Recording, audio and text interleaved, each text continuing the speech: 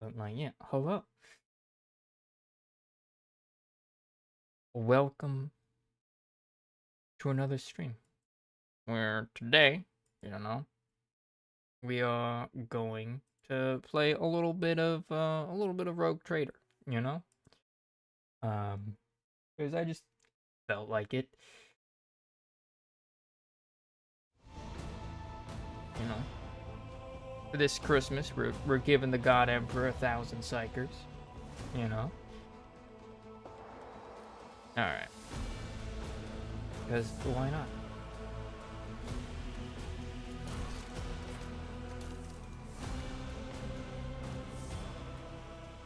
Alright.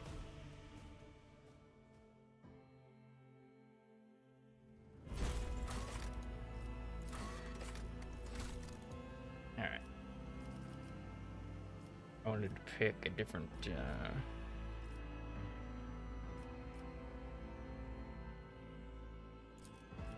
looks pretty good. Different character art from like this one. And like kinda crazy looking, you know?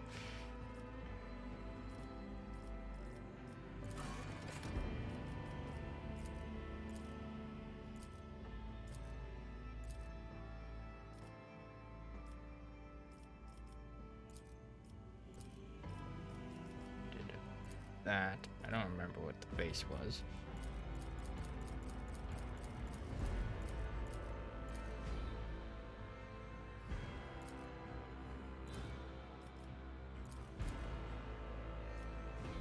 That one.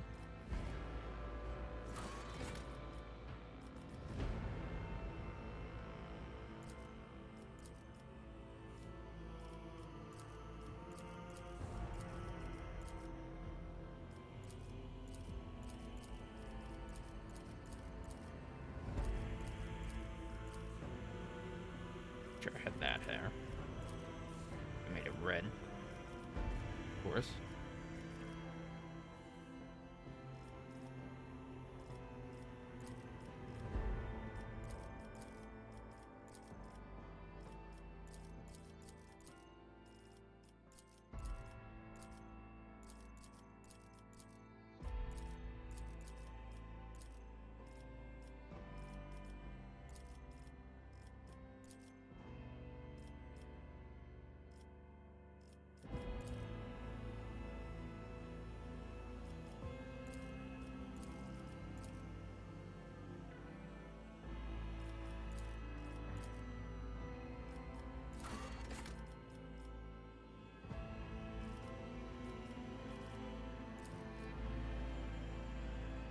So I did learn that we do have this, so we can have multiple.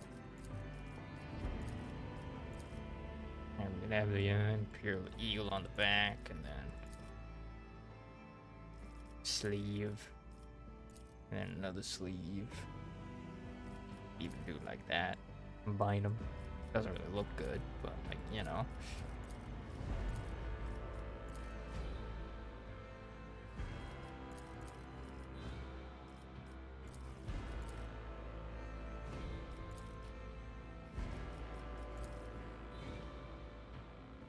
Orkies.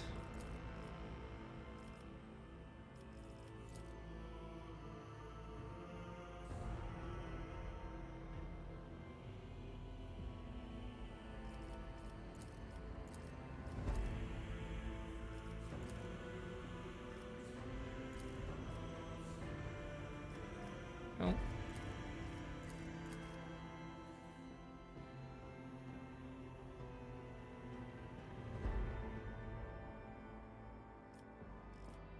Looking at that, and I was like, is that a barcode?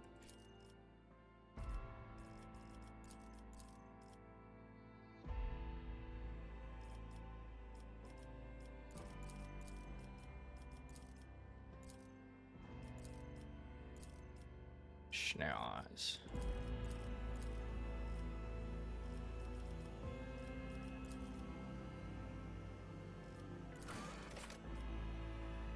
We need to investigate. Stay faithful, and you will be rewarded. Let the macro cannons sing their deadly litany. This could be an opportunity. Blood and mayhem shall be our...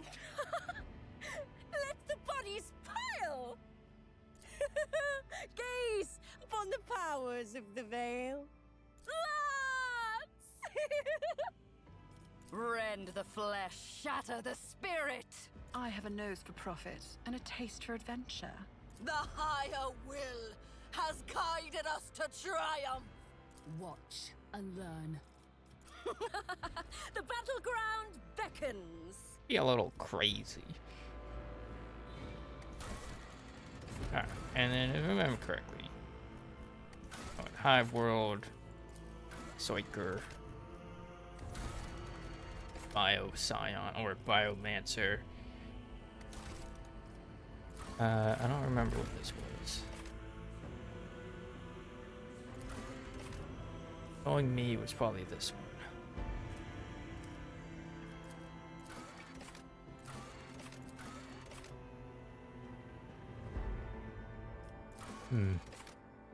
Some of the mystery of a powerful, psychically active Xeno artifact, you managed to destroy the creation of countless enemies of humanity.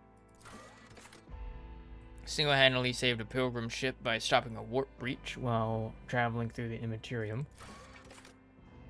Power of your sorcery crushed a demon of the arch enemy and drove it back to the warp with illustrious glory.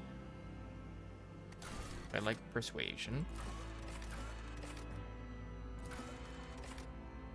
You're accused of being possessed by a warp entity and forced into exile, leaving your soul forever scarred. Your sorcery caused a warp manifestation aboard a void ship, claiming thousands of lives in the end. Of importance. Believe I was an operative.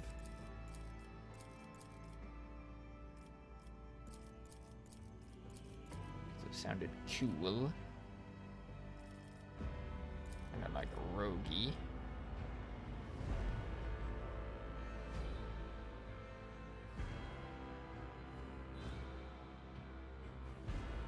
Not letting me like scroll up and down.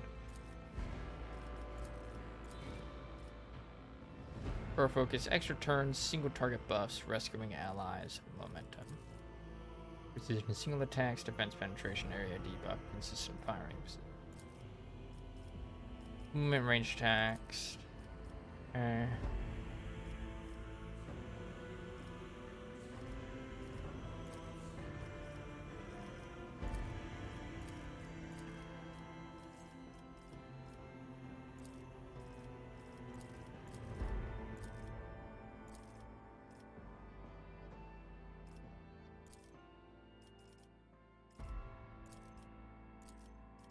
strategist. Taken hold. The Grand Strategist chooses one combat tactics area. Every allied inside that area gains additional turn with 1 AP and 2 MP. Taken hold. For every enemy that was killed in the selected combat tactics area, this AP is increased by 1.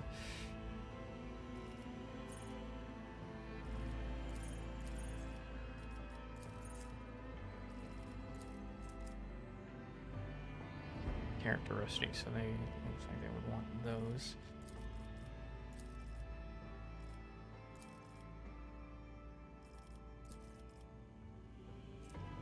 Abilities, final.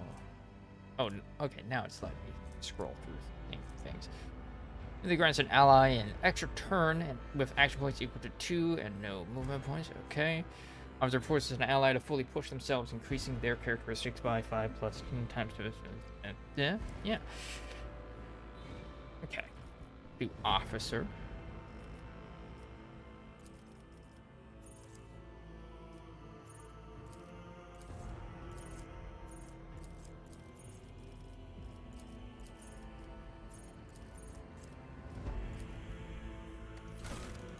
Characteristics.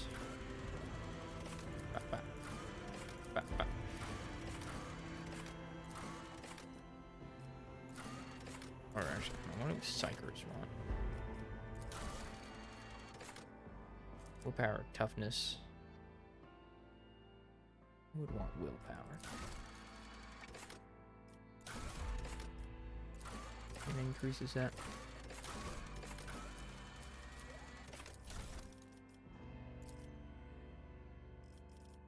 Toughness.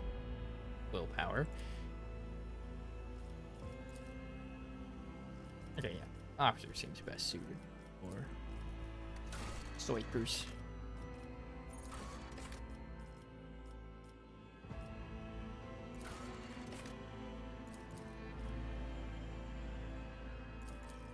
Okay.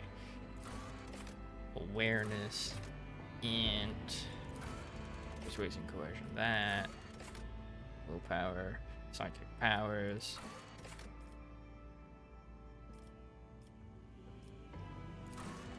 I'm gonna go with that.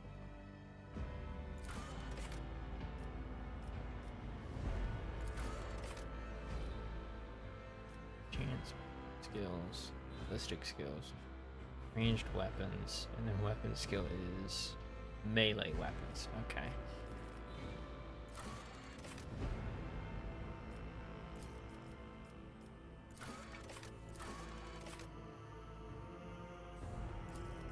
Initiative.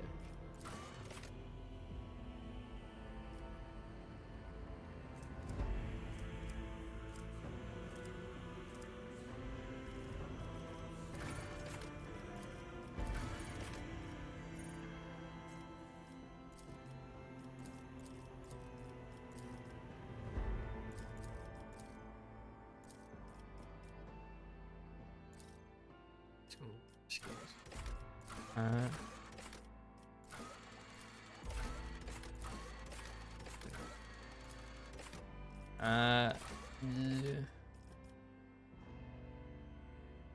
Reduces enemy dodge chance against your character's attacks. Okay. Reduce melee weapon, their dodge reduction is equal to half of that. Put up.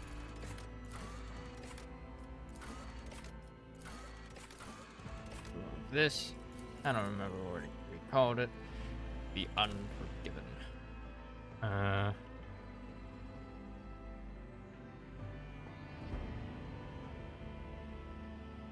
The hardest part. Estimated number of souls. 25,000. I love how they just like souls, not like personnel, but souls.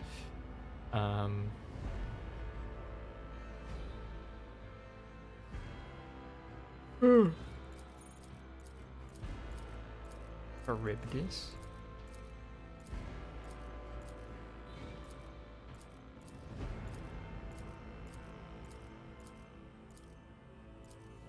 Given Trailblazer.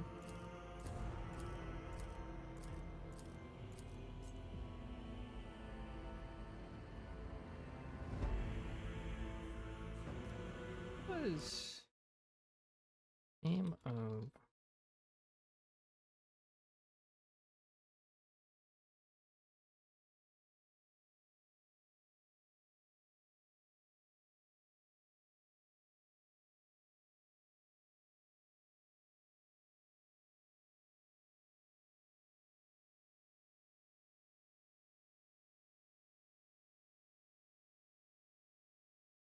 right mythology, the Argo.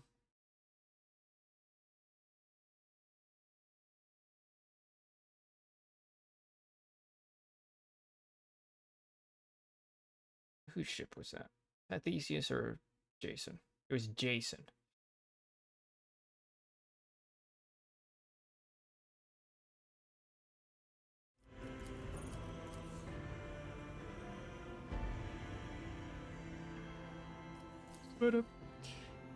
The Argo.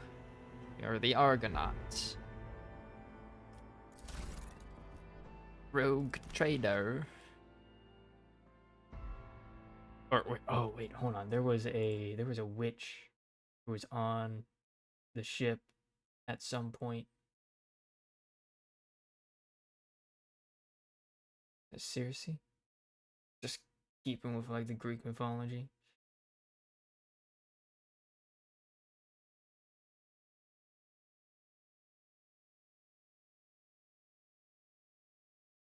The Argonauts. Medea. I think it's who it was. Mistress Argonauts.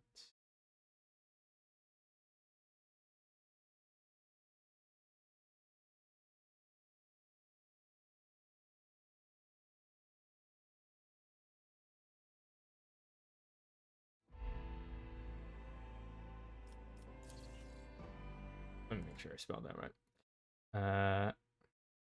Very turn.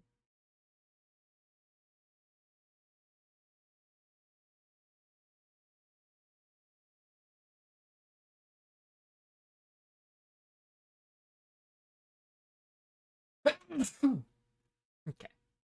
Yeah.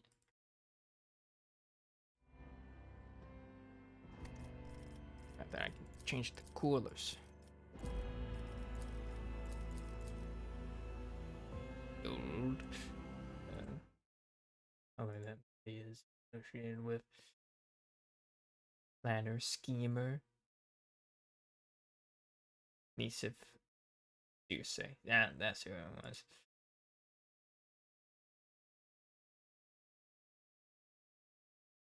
I mean, the golden fleece was what Jason was looking for. Sure could do gold. Purple.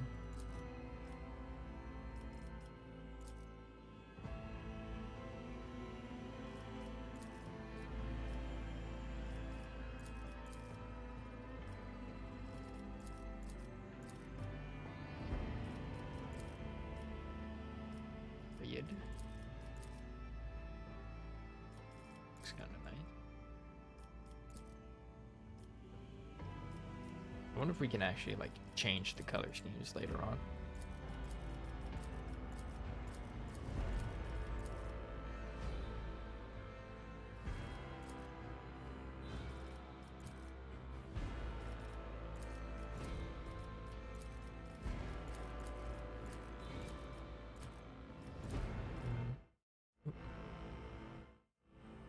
Add the game.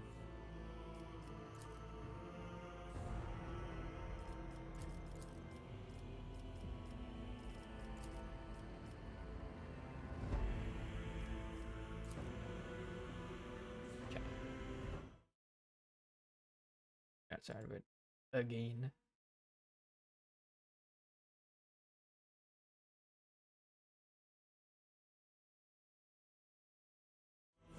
Alright. We'll go blue this time.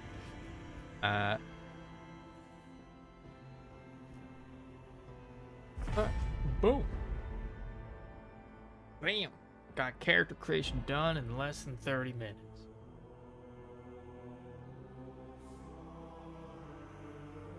Then again, I was just mostly recreating the character I already made.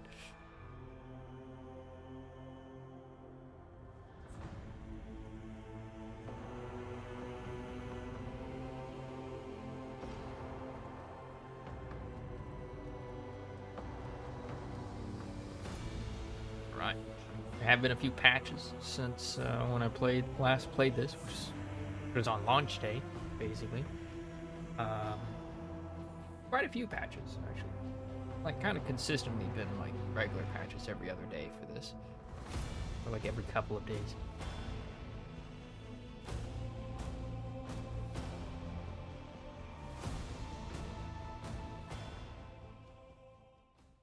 Of course, I didn't really play much of it last time. We just did character creation. So whether or not performance has improved, I have no idea.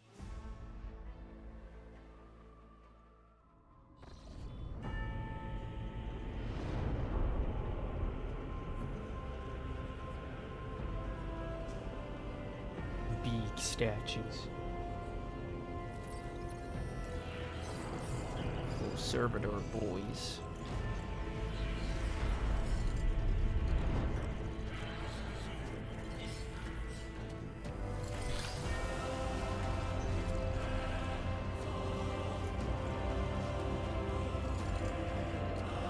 Valankius.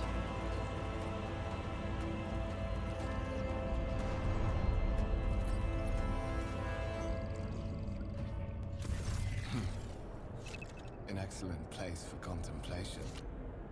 One has the best view of the cathedral from here. Mesmerizing, wouldn't you say? An impeccable manifestation of the God Emperor's sublimity. The man who has approached you is gazing down into the depths of the vast temple on one of the lower decks. God Emperor. the guide, the ruler, and the higher power to which humanity offers their prayer for aid and deliverance. Most would be driven mad with despair if they knew the truth. We met. Truly an awe-inspiring sight. Frankly, such excess can be tiring at times. All this ostentatious luxury, this laughable pretense. It is enough to make one think that the architects meant to compensate rather than glorify. Have we met? You have a particular reason for disturbing me?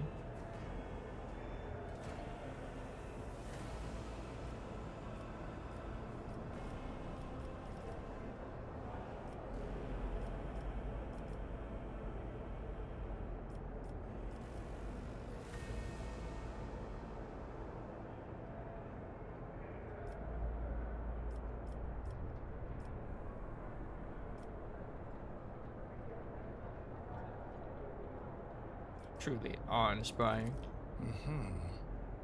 That is the purpose of all temples to the God Emperor, to inspire awe and reverence. For it is the duty of his servants to persevere in their tireless service until they are presented with a chance to give their very life for the master of humanity. The man nods in satisfaction as if your words have confirmed some thought he had. He sighs and turns to you. Allow me to introduce myself. Conrad Voigtveer, Master of Voigtveer. Whispers, in the employ of Her Ladyship Rogue Trader Theodora von Valencias. At your service. I haven't had the pleasure of speaking with you in person before. Voigtveer bows his head and focuses his attention on you. Rogue Trader, subject of the Imperium with a unique hereditary title. A rogue trader is tasked with exploring and exploiting the still uncharted regions of the galaxy for the benefit of mankind. My name is Medea, and so as to avoid any misunderstanding, I am a sanctioned psyker. I am aware of that fact. It would have been unacceptable negligence to have overlooked such a detail when compiling your profile. Fate bestowed upon you powers of witchcraft, and a duty to use them for the good of the Imperium. Yours is truly an unenviable lot. Voigtveer nods gravely. I will be frank with you. You may forget your past titles, no matter who gave them to you, or what their origins are.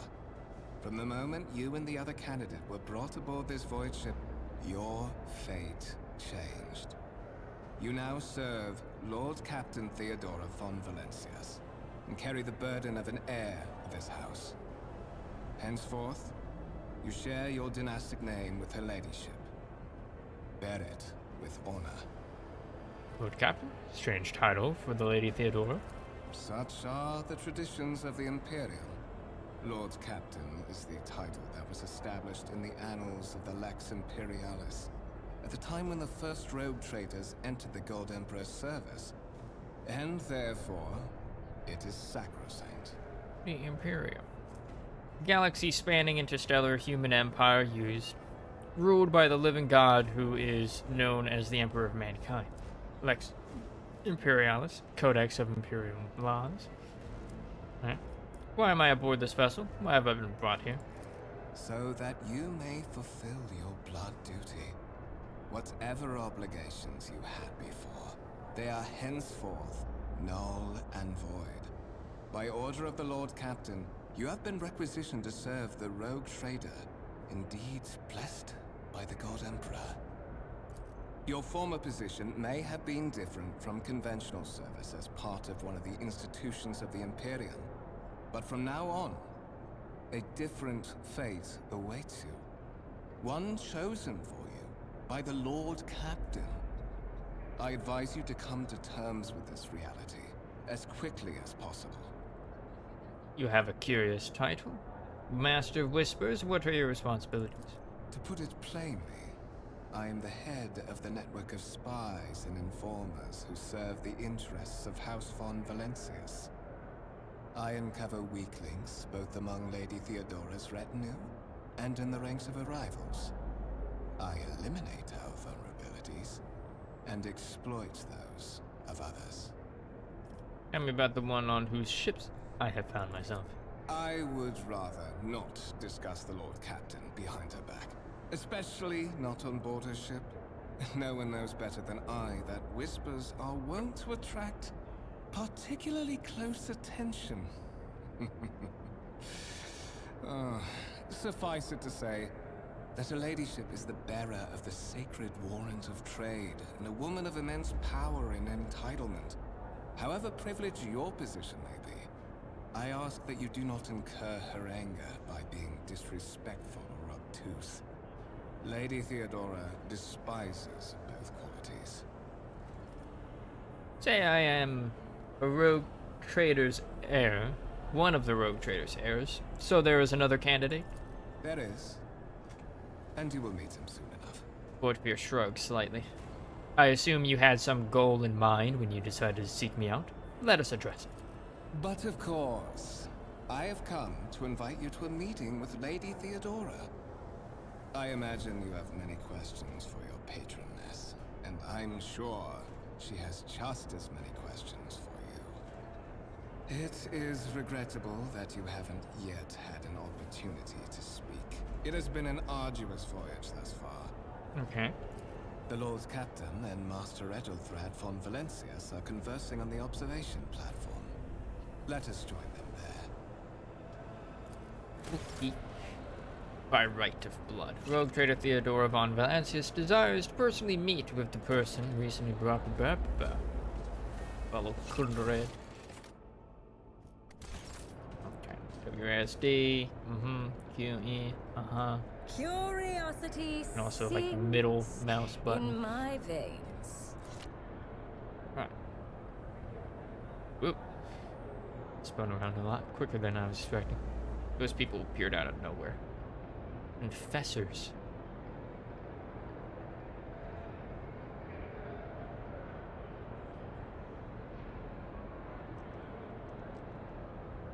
Oh, each of the statues is different.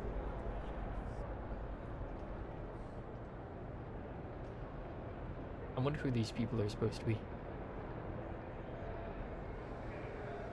Like ancestors of the Valancius house? Or does that text read? I don't know. It's too small.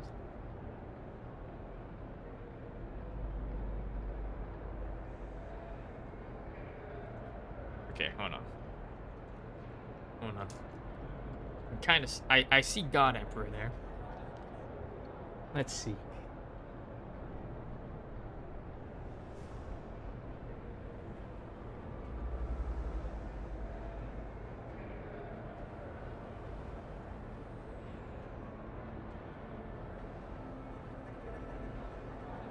See Imperial Creed at the end there.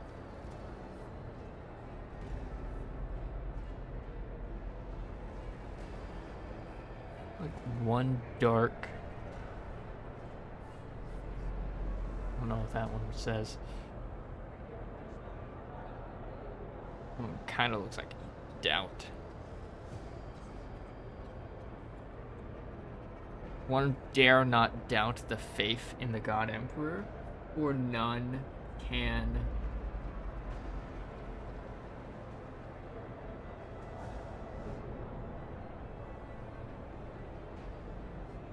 something.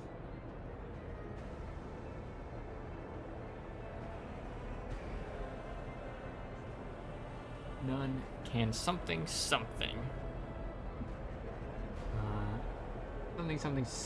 the depth of his something.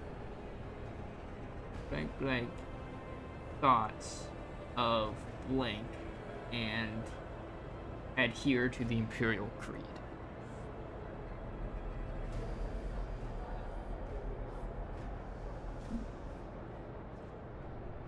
The depths of his purpose. Something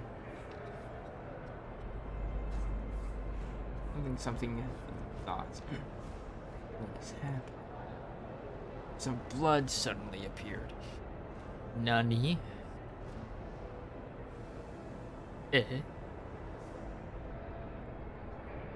That's not spooky.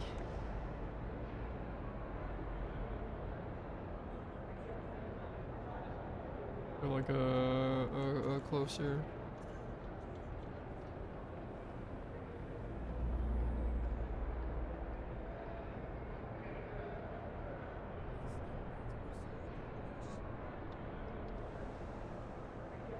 I don't know what that one is. Might.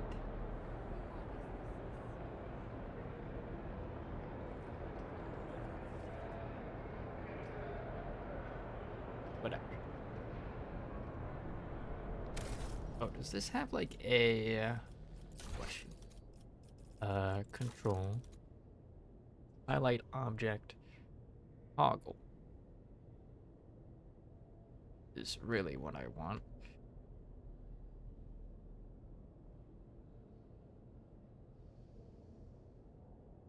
It does not.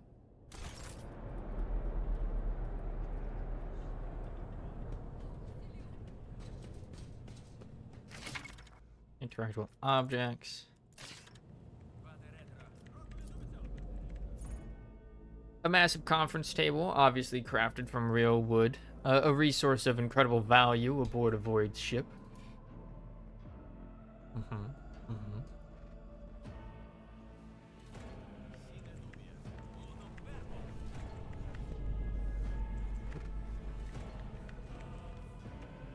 I heard the Seneschal gave the senior officers another public dressing down recently. I don't know what it was for this time, but Rosarian would latch onto any slip-up as an excuse to give someone an earful.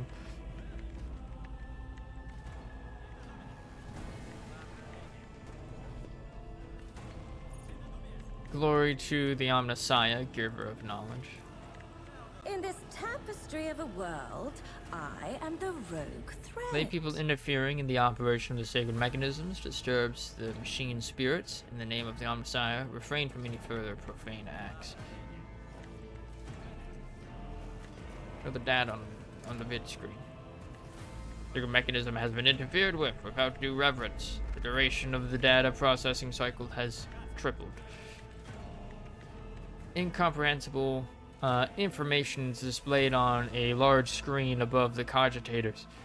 You can make out references to unfamiliar systems and worlds among the numbers and logisticer symbols.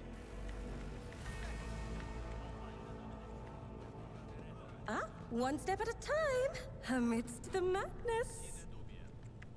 If I see you raise your head again, I'll hand you over to the tech priest for servitization. The crew member is hard at work, bowing his head in fear and avoiding even looking at you. Oh, hold on. More text. Thought begets heresy, heresy begets retribution. To question is to doubt, ignorance is a virtue. My armor to... courage? Contempt. My armor is contempt. Truth begets hatred. I like that you can actually read the texts. How long do we have to wait for an audience? How many days has it been already?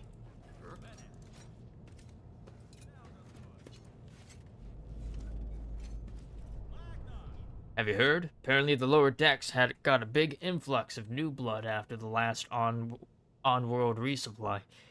Is there some pestilence spreading through the crew? So that's why we had to make up the shortfall? Last time it was blue leprosy that cooled our ranks. Oh. That don't sound good. You hear the stuttering words of a prayer to the God Emperor. May his will strengthen my heart. May my humble deeds be for the benefit of humanity. Candlelit altar with a copy of the 2348th volume of the Lex Imperialis, the Codex of the Sacred Laws of the Imperium. Legal text seems a bit bloated.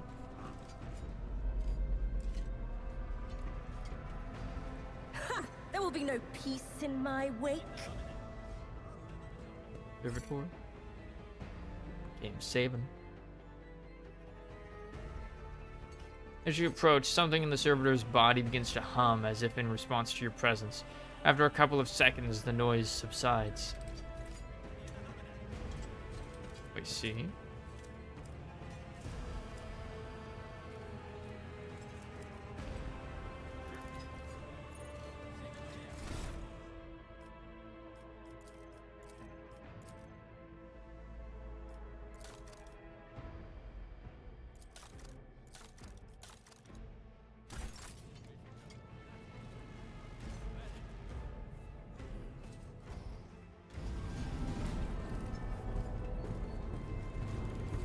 One of the Fon Valencia's trophy rooms.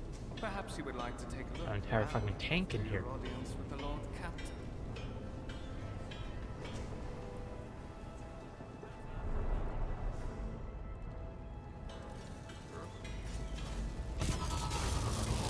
What's happening?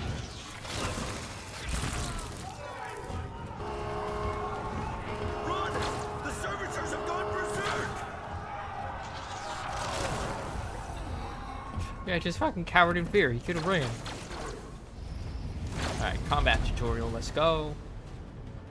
Into the fray we charge. To survive in the grim darkness of the far future, you will have to face enemies of all kinds and fight for your life.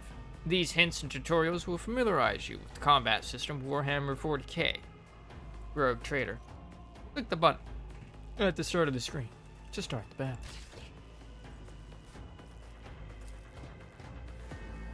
Get him.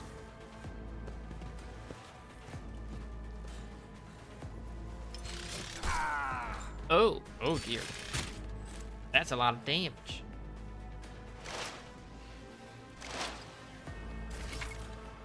Movement in combat.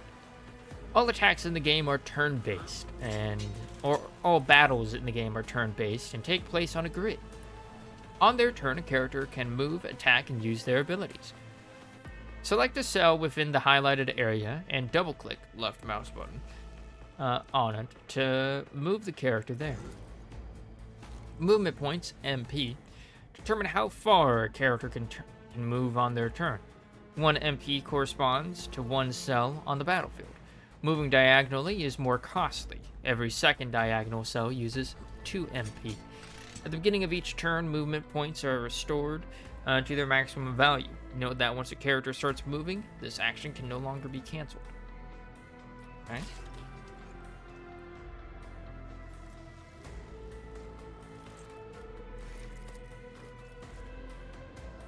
%45 chance. Is there like an effective range that's given? Effective distance 75%. What does that mean?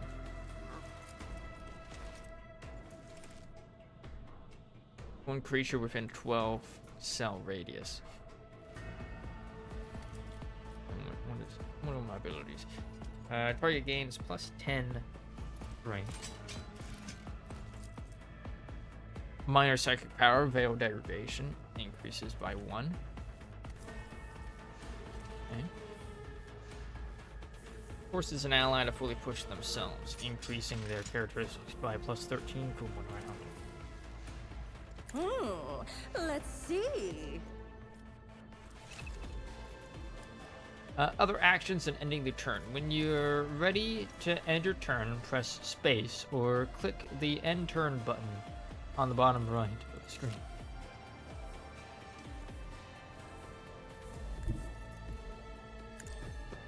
So you double click to confirm.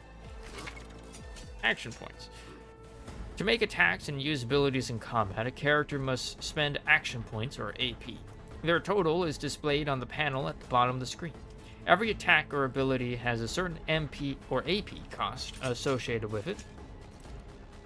The cost of the number of squares next to the icons of attack actions and other abilities indicate their AP cost.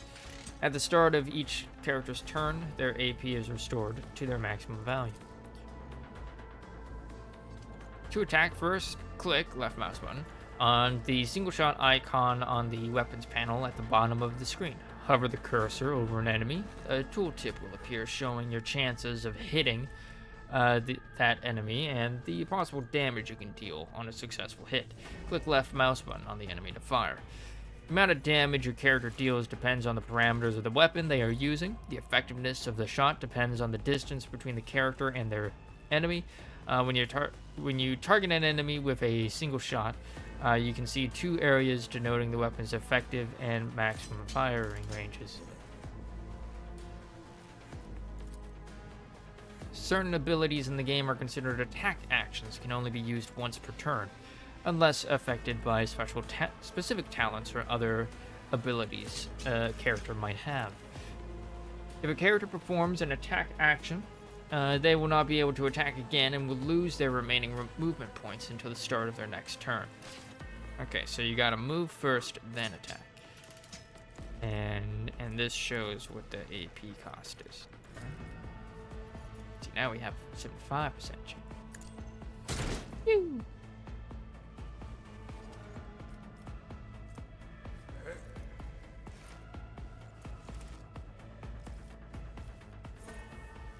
Enters space. What's this? Momentum. Veil. Okay.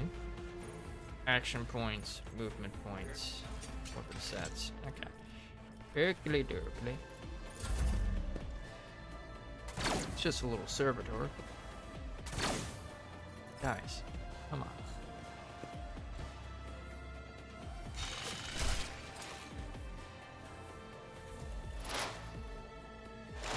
Because you ain't doing shit.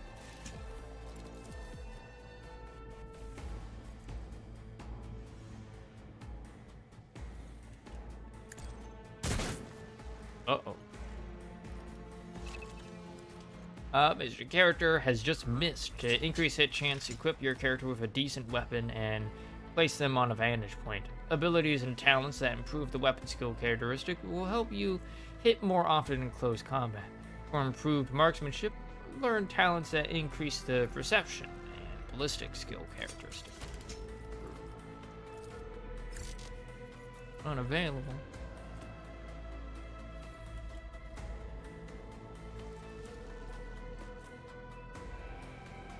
Character becomes the target of voice screen. Cannot be targeted. Oh, buy it again for 2 turns.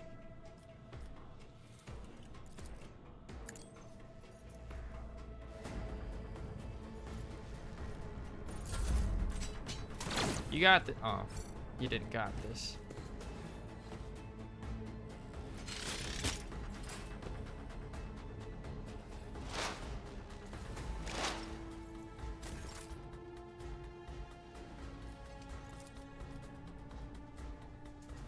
Five.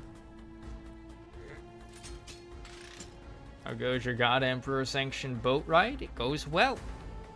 Got a malfunctioning servitor here, you know?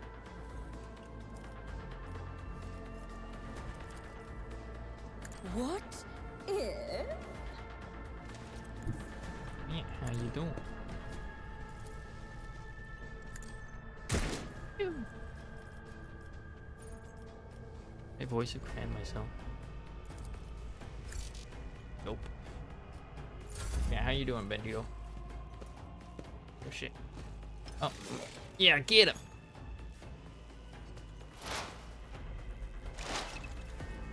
Attack denial. You got 6 days off? Nice. I can scarcely believe it. On a day like this. For such an accident. Servitors malfunction on the officer's deck at exactly the same moment when the rogue trader and her heirs are gathered here. I have blocked all passages between the upper and lower sectors of the residential decks. If this is a deliberate attack, it should stop the culprits from advancing their plan. Got 6 days off? Nice. I also took the week off. I don't go back to work until the 2nd. Might play some BG3. Noise. Attack denial. Characters with melee weapons block adjacent enemies' ability to perform attacks with ranged weapons. Pistols and shotguns are an exception to this rule. Those can be fired at point-blank range. Alright, without taking his eyes off the bodies on the floor, Voigtveer removes the Voxcaster from his belt and speaks a few quick orders into the device. Then he turns to you. What's a Voxcaster? A piece of technology used to communicate over short distances or to record sound. Okay. There's like a walkie-talkie.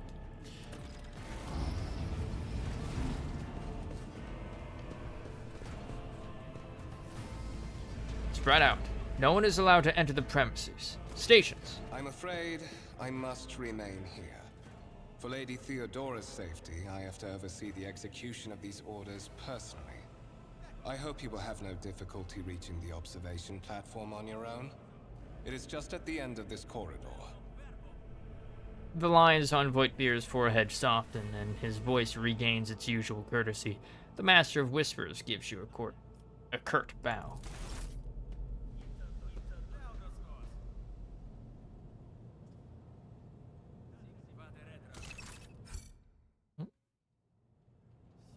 Game froze a little bit there.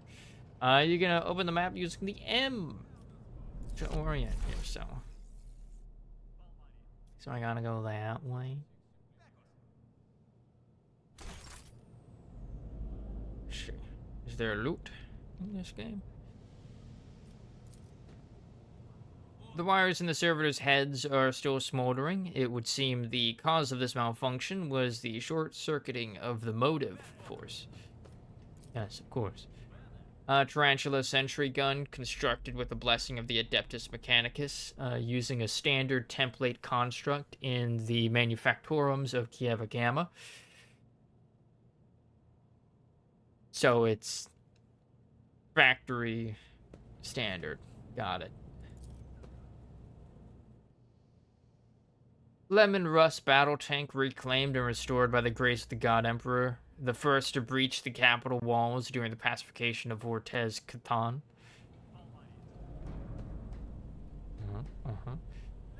Remember's hard at work.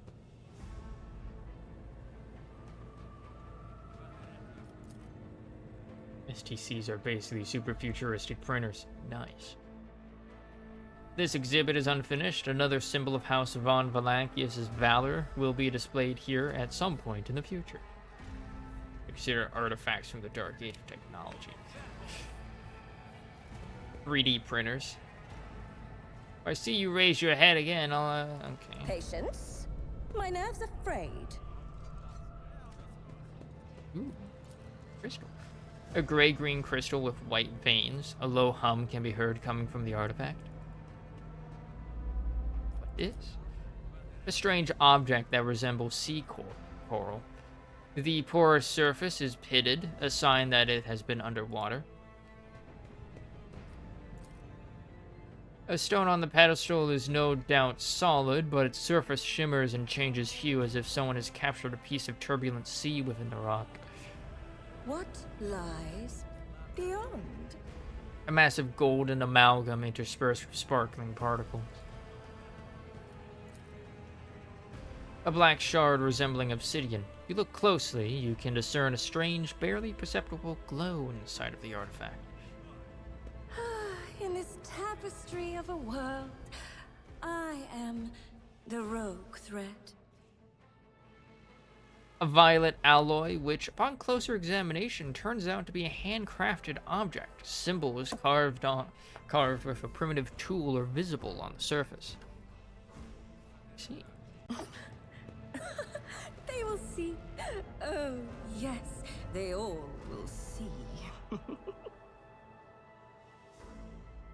Your ladyship, do not worry. All threats have been eliminated. It is absolutely safe here. I don't trust that. We're in Warhammer 40k. I don't trust anything being safe. These windows look into the next room, not outside the void ship. You cannot make out anything through the cloudy glass, only the weak light filtering through from that side.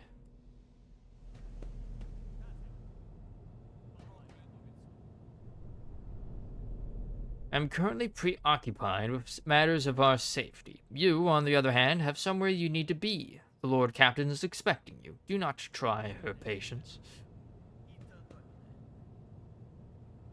Curiosity Okay. sings in my veins.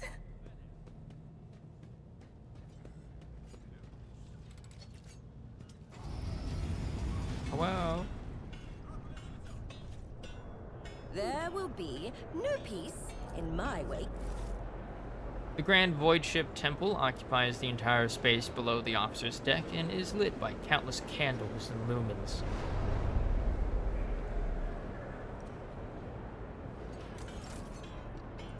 Nice. Fine, sweet.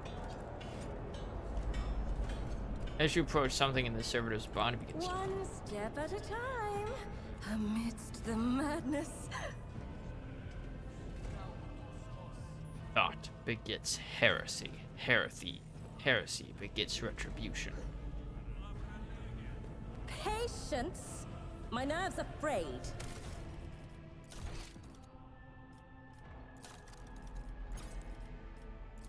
Cool.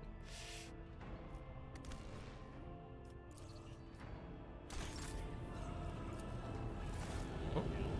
The lifts carrying people around the decks move with a loud grinding noise.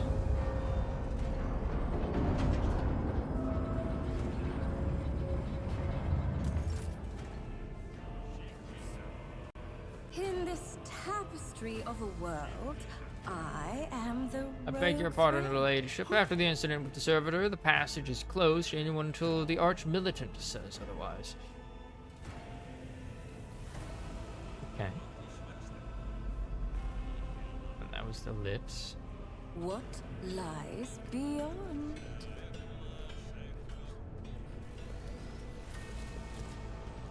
Tech priests.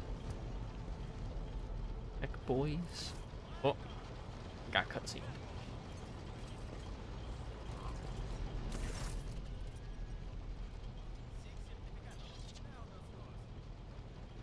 Oh. No voice acting. Voice acting budget's gone. Got it. All right. That is simply irrational, Lady Theodora, says the man dressed in peculiar garb, his voice tight with tension. His face, half of which is covered by sin skin, is twisted in a grimace of displeasure and disbelief. Assimilation into the trade structure would be political and economic suicide, practically an admission of heresy. The tall, gray-haired woman pins him with her gaze, her cybernetic eye flashing crimson. Then suggest an alternative that will satisfy me. I have described the situation, no worse than my seneschal could have done. Make a decision. What will you do with Ion 6, Ethelthrad? Survey the room. Your first impression of Ethelthrad, who appears to be about 30 years old, is of parchment-like skin stretched over a tightly bundled mass of sinew, implants, and bone. The nervously twitching fingers, the face twisted by a slight tic, and the jerky movements are all signs of some illness or defect that has taken over his physical form. Implants. Augmentation. A mechanical or electronic cybernetic substitute for biological limbs or organs. In stark contrast to Ethelthrad, Theodora von Valancius's features appear as if they were carved from marble, eternal and indestructible. Head raised high, proud posture, hands clasped casually behind her back. Everything seems to emphasize the difference in status between her and Ethelthrad. Behind the two of them, you see two more men. One is a gray-haired officer of impeccable bearing, who is studying the contents of his data slate. The other is a behemoth, bristling with holsters and baldricks containing all manner of weapons. Data slate? An electronic digital storage device similar to a tablet computer. Wow. Our second candidate has joined us. The dry female voice and the powerful feeling of being watched force you to look at Theodora. The rogue trader is looking straight at you, and her gaze, like herself, is predatory and impressive. Or like herself is predatory and impressive. Medea, approach and give me your answer. passive skill checks. Your character's skills reflect their knowledge capabilities. Some dialogues automatically initiate passive skill tests. If such test succeeds, the new information will be revealed or a hidden dialogue option will unlock.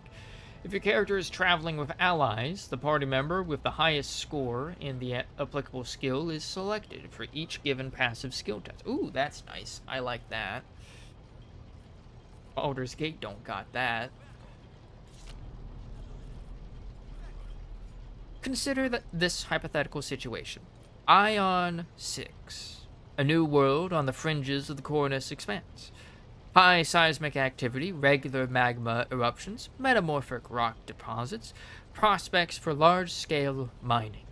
The world is populated by natives who worship some heretical underworld spirits that protect those who offer them sacrifices.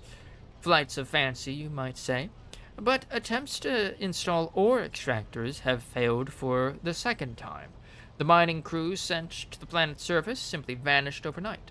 My question to you is, what would you do with this poisoned treasure? Alright, let's see. Xenosalor? Those spirits could well be the natives' name for dangerous aliens. I would first verify if that is indeed the case, and if the population of Ion 6 engages in Xeno worship. There are ways to confirm whether what is happening on Ion 6 is witchcraft or not. It might cost several psykers to do so, but it will give us the answer. I believe I could use my personal abilities to ascertain whether there was sorcery on Ion 6, but it would require going down to the surface in person. These reports of spirits certainly sound like evidence of heresy. However, I would put my interests first. No matter what means I would have to use, the riches of Ion 6 would be mine. Ion 6 must be purged. For the good of the Imperium, I shall exterminate the heretical beliefs and otherworldly powers that rule the native apostates. I do not know? Question mark?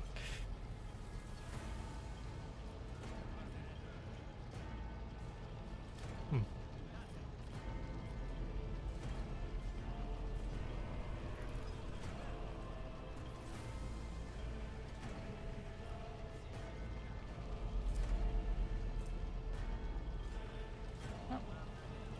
65% chance of difficulty modifier.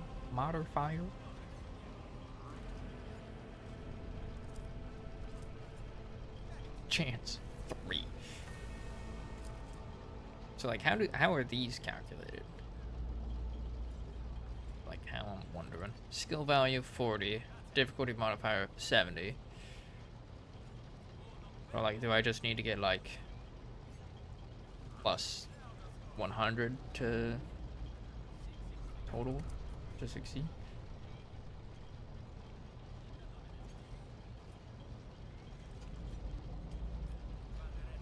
We'll go with warp. Theodore smirks. Thorough, but presumptuous. It took me a great deal to find one psyker who could serve me well for many years, yet you speak of several. Adolthad looks at you with the warmth of a snake.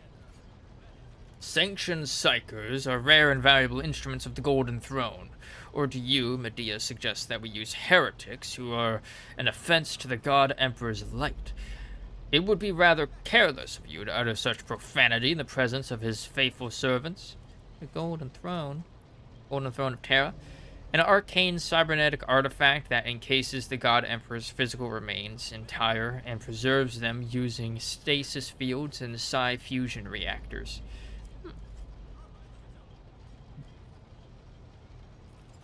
I gave you a straight answer to a simple question, which, as I understand, was still more than you could do, Ethelred. We are both servants of the God Emperor and Lady Theodora. Does it become any one of our status to engage in petty feuds? I find your tone most disagreeable, Ethelred. You will kindly alter the manner in which you address me, or else you will live to regret the consequences. Shut your mouth, Ethelred, before I decide to shut it for you.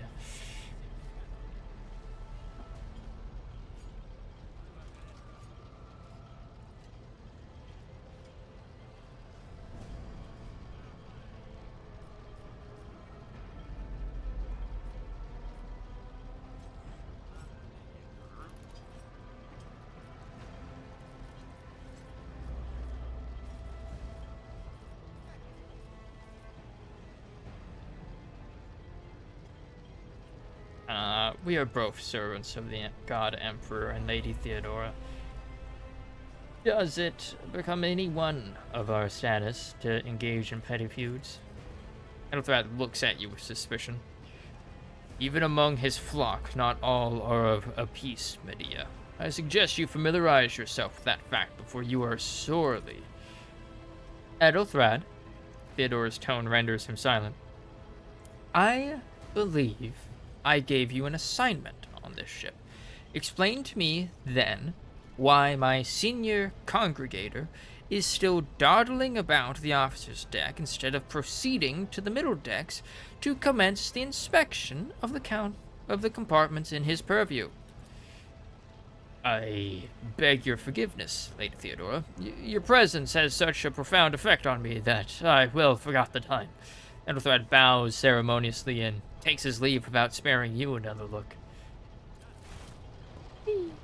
Chamber Speen.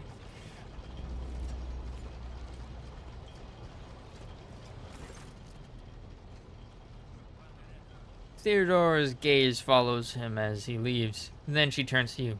So, Medea, why are you here?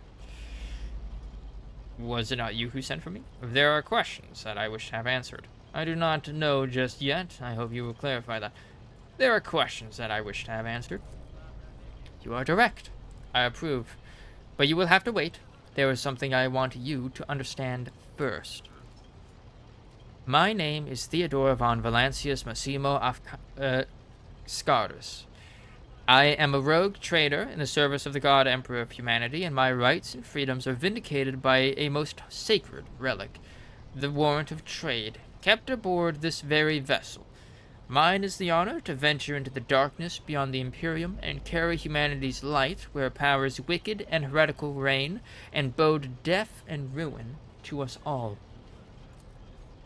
It is my decision alone to determine the fate of whatever I find past the bounds of the explored void. Every world I discover, along with all there is to find thereon, resources, people, riches, and mysteries, is mine by right. I command millions of lives, rule over numerous planets, and possess fortunes that no planetary governor or commander could dream of amassing. And you, Medea, are one of those with the Van Valancius blood in their veins, and a rightful claim to this inheritance when the hour comes.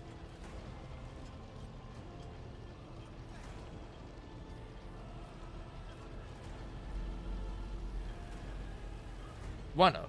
Does this mean there are other heirs? Naturally. Some have yet to arrive on board, but you have had the pleasure of meeting one of them.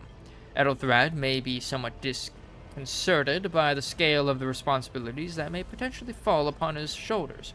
However, I have a good feeling about him as a candidate. Blood right alone is not enough to earn the high honor of becoming the bearer of the warrant of trade. Nonetheless, your abilities and talents may yet prove useful, if not for the role of Lord Captain, then for that of their closest ally. Theodora sighs and looks away pensively for a brief moment. Alas, even those responsibilities can at times be too challenging for those who share your blood. Conrad Voigtveer served me for many years before he made his mistake.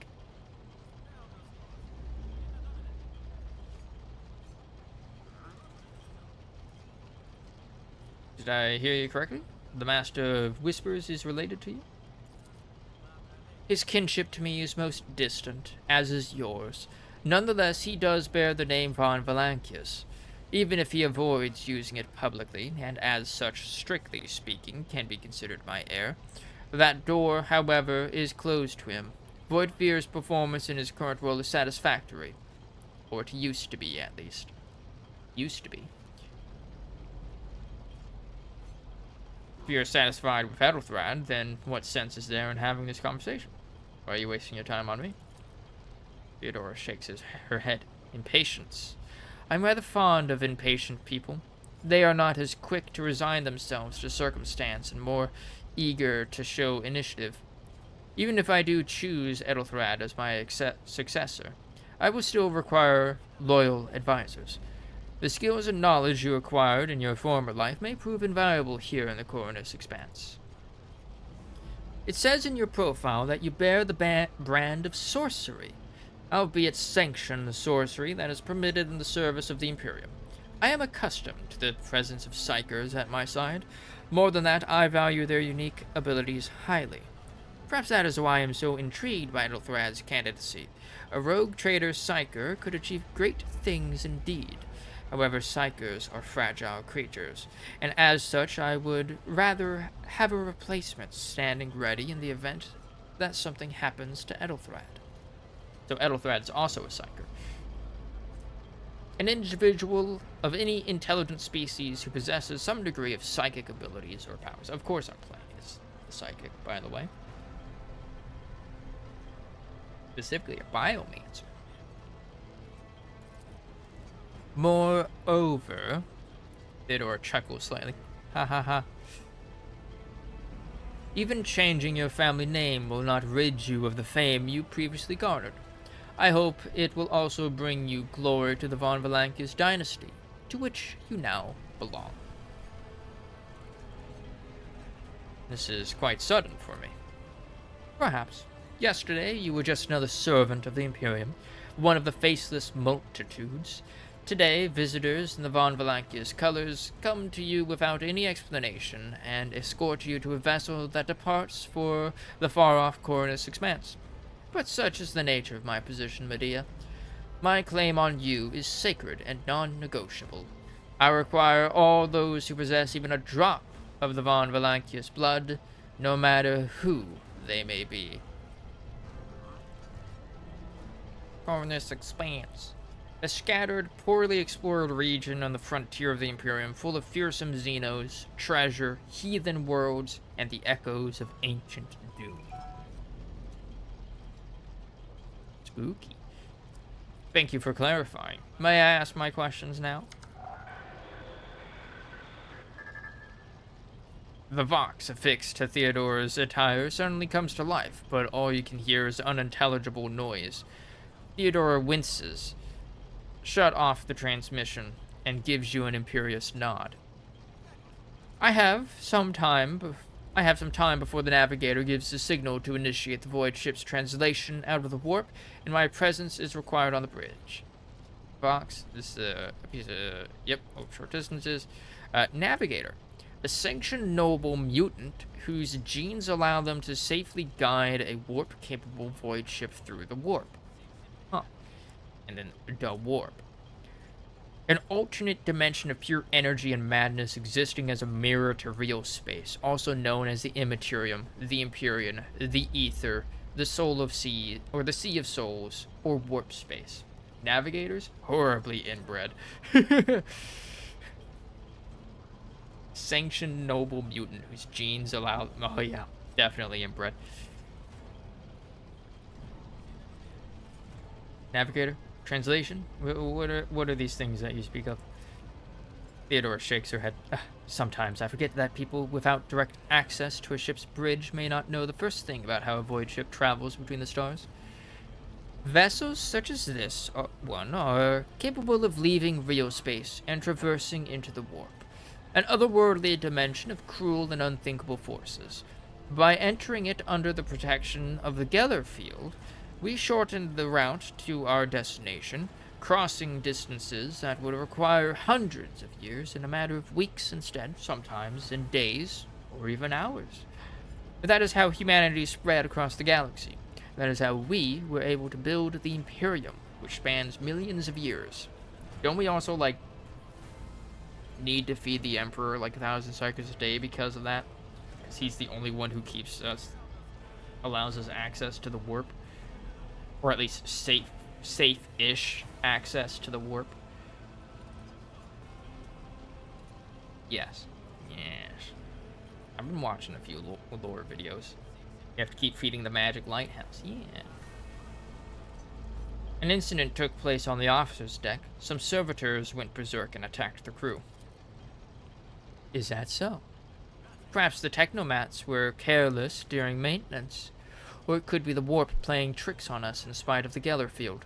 Or perhaps there is something to all The stories about the ship being possessed after all.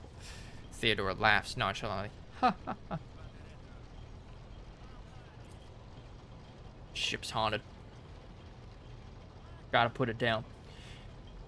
The gray-haired officer gives the rogue trader a look of cautious disapproval. Lady Theodora, for the God Emperor's sake, surely you do not intend to start repeating idle rumors spread about by uneducated riffraff? Enough, Abelard. Such hearsay amuses me. Adira eagerly retells me everything she learns from the whispers of her unseen advisors. She turns to you. This ship is thousands of years old. It has enough hidden nooks, malfunctioning cogitators, and unused compartments to make ignorant folk speak of specters dwelling inside the bulkheads and plotting against those who yet live. Cogitators? Any type of digital computer in the Imperium. Man, okay. Where is the ship headed? The Rykad system, the domain of rogue trader Winterscale, one of my peers and rivals. Only 3 rogue traders exist in the Coroner's Expanse, and each of them possess resources comparable to mine. Perhaps you will one day assist House von Valancius in surpassing both of them in affluence and splendor. I set the course for Rykad on the demand... Theodora grimaces. She gives you a stern look, then shrugs. For a very specific reason. Perhaps I shall yet apprise you of the purpose for this voyage, but now is not the time.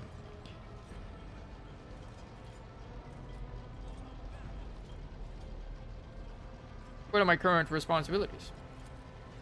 Observe, learn, absorb.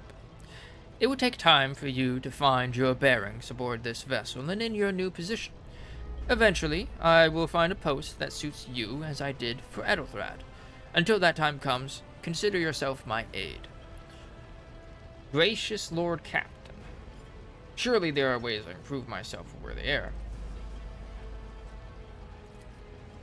You can start by not asking questions of this sort. I have no need for sycophants. I will draw my conclusions when an opportunity to prove yourself arises. As for when you will be granted that opportunity, only the God Emperor knows. I have no more questions. In that case, I shall head to... Theodora's vox awakens once more. This time you pick up shouting. The Lord Captain freezes, listening to the vox cast, then nods and draws her weapon. Disturbances reported on the adjacent decks. Seneschal, if the need arises, protect the new blood. She glances at you. It is possible that the chance to prove your worth may present itself sooner than you may have anticipated.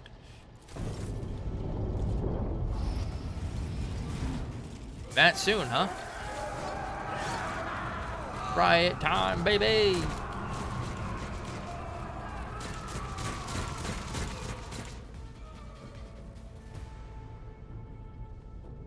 Oh, glorious spectacle of your demise! All... None of them!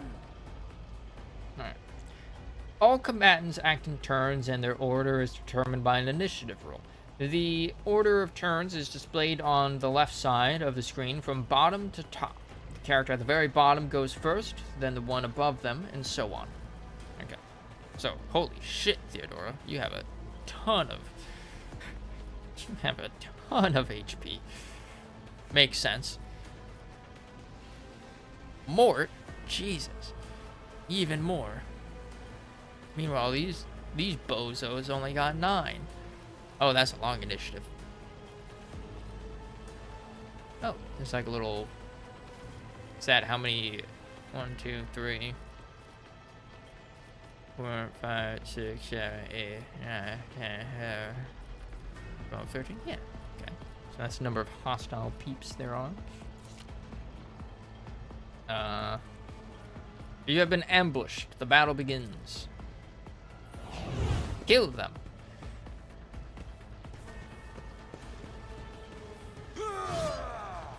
Wow. Missed. Oh, shit. Melta scorching. I've suffered worse.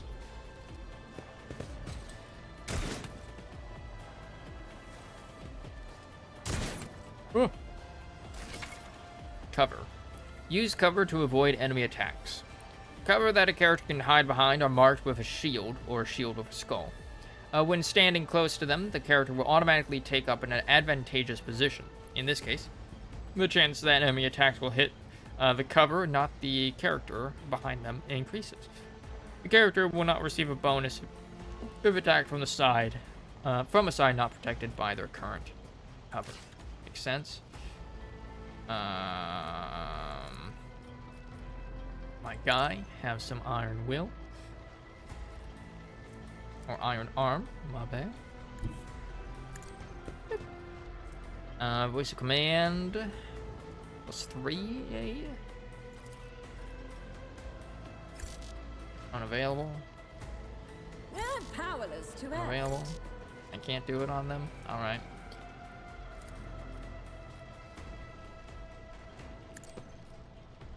Heretic. Down with the heretics. Doom Trader. You performed 500 critical hits with your party. I'm sorry, what? I'm sorry, what? Was that a tracked achievement? Or did it say I got the achievement? Hold up. That don't seem right. Your character has just landed a critical hit that deals increased damage equal to the character's critical damage stat. Character's critical damage is 150% of their normal damage by default. However, certain talents, effects, and abilities can increase it. Each weapon has its own critical damage stat, which is added to the character's total stat value during the attack. Nice. I won't sully myself with that. Space ends turn. Whoa. Oh, he almost hit their ally. Brace yourself, Abelard. He's getting fucked up. Oh, he dodged. Pain and duty go hand in hand.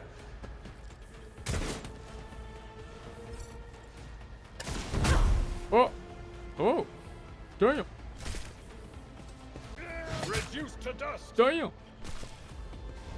Oh, One charge? to a target. Oh, he just killed 3.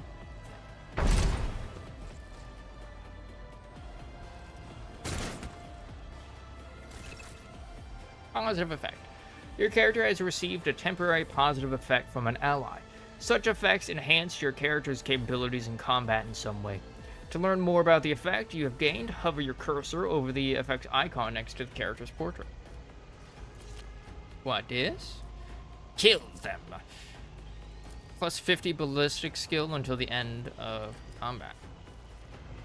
Who am I supposed to kill?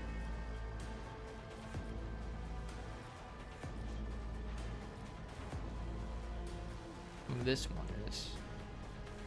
Alright, we'll get this guy, since he's kind of behind cover.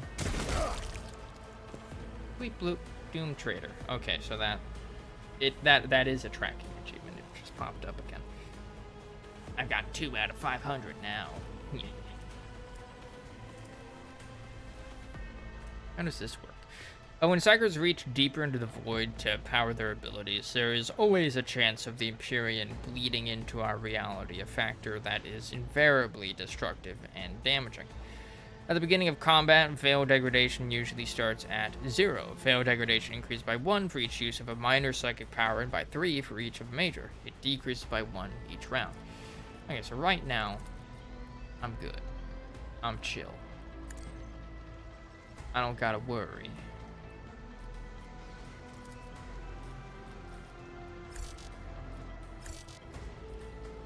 Really doesn't want me using my voice of command thing, huh?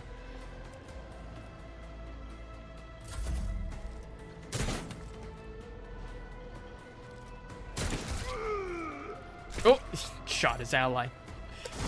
Okay, so I've suffered worse. friendly fires thing and Get to the heretic. yes, bullet penetration, I guess is a thing. It goes through enemies. So now the Imperial Guard show up.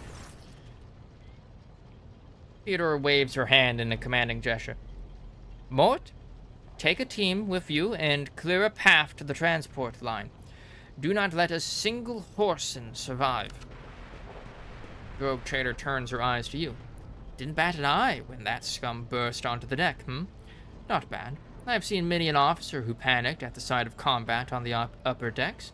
A false sense of security offered by their position makes them that much more vulnerable to the harsh realities of warp travel. She looks at the Vox in her hands. All you can hear is lifeless static. The incident with rampaging servitors may be connected to what is transpiring now. Possibly. Quite likely. Theodore winces and flicks the switch on her Vox a few times. We will investigate at a later time. Right now, we need to isolate the affected compartments and try to assess the situation. You know what's happening? From what we have seen, Medea, I can speculate that we are dealing with some variety of madness induced by warp travel. Seneschal is astonishingly calm for someone who just survived a sudden attack. Such episodes are not uncommon among voidsmen who have found themselves outside the boundaries of real space, though such episodes seldom spill onto other decks. Theodora clicks her Vox a few times. The casters are not working, or have been sabotaged. Either the warp is toying with us, or someone went to great lengths to cut the ship's communications. I will need a direct channel to the engine seer primes before I can get a sense of what we are up against. Whatever it may be, keep your weapons at the ready. I imagine it may be some time before we no longer need them. How could there be armed people in the ranks of the crew who would dare to attack the Lord Captain? Seneschal gives you a gloomy look. Trust me, Medea. This is hardly surprising for a crew of thousands. The lower decks are a fertile environment for discontent and heresy, no matter how one tries to incinerate any seed before it can take root. All it takes is a hint of warp influence to cloud the minds of normally obedient cattle. Sporadic riots on the lower decks never reach these compartments. Theodora's anger causes Seneschal to shrink slightly. No, the tumults of the rabble are always contained within their own territory. This is too well organized. It is spreading too rapidly. Your orders. She breaks eye contact with you. Mort has gone on ahead to clear a path for us. If you want to make yourself useful, go after him and see if the Arch-Militant requires aid. And be quick about it. Find the Arch-Militant.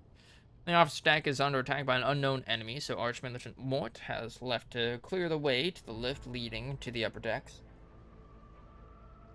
The officer has not returned yet, so it is time to find out the cause of this. Abelard, check the latest communication reports for the upper decks. Report from the engine seers. Request for a cargo transfer. There, I see an alert about loss of communication with decks 8 and 12. No loot?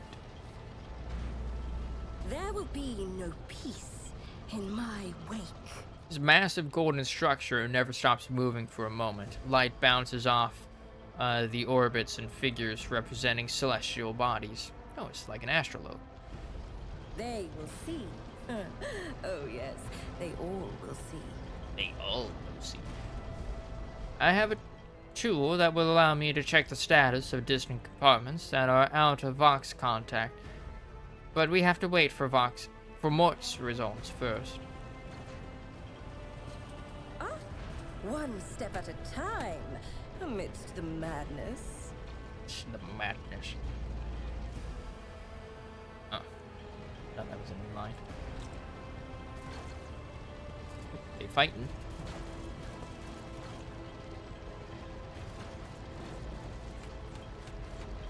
Curiosity sings in my veins. Deck Enforcer. Heretic Cutthroats. Probably can't fight them. Oh, that reminds me. Quick save. Should be saving more often. Oh, what lies beyond? A door here. Oh, there's Mort. Mort! Casually approach.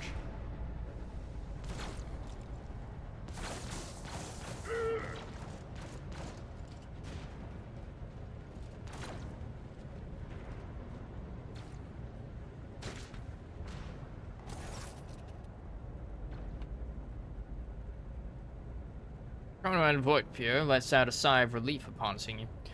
Thank Providence you are alive and well. Always on time, eh, Conrad? The moment we finish chasing the riffraff around the deck, you show up. Always just after the fighting's done. You could set your chrono by it. Conrad pointedly looks away from the Archmilitant to you. Mort, pull yourself together. The Archmilitant looks back at you. What? Did the Lord Captain send you to chivvy us along? We're all done here. I'll report right away. Mort pulls his Vox from the belt and hurriedly reports on the situation.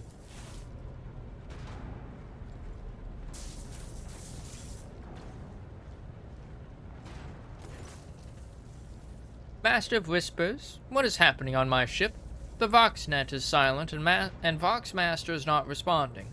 Armed assailants have stormed the officer's deck, and my arch-militant just destroyed several more heretics on the way here. Is this a severe case of warp madness? Have some of my crew lost their minds and forgotten who they are and whom they serve? Report." Voxnet. Oh. It's just the same thing. I have not yet received word from the Engineerium regarding any Gellerfield failures, but communications were already unstable half an hour ago. Now they have ceased altogether. Whatever the cause may be, the consequences are spreading fast.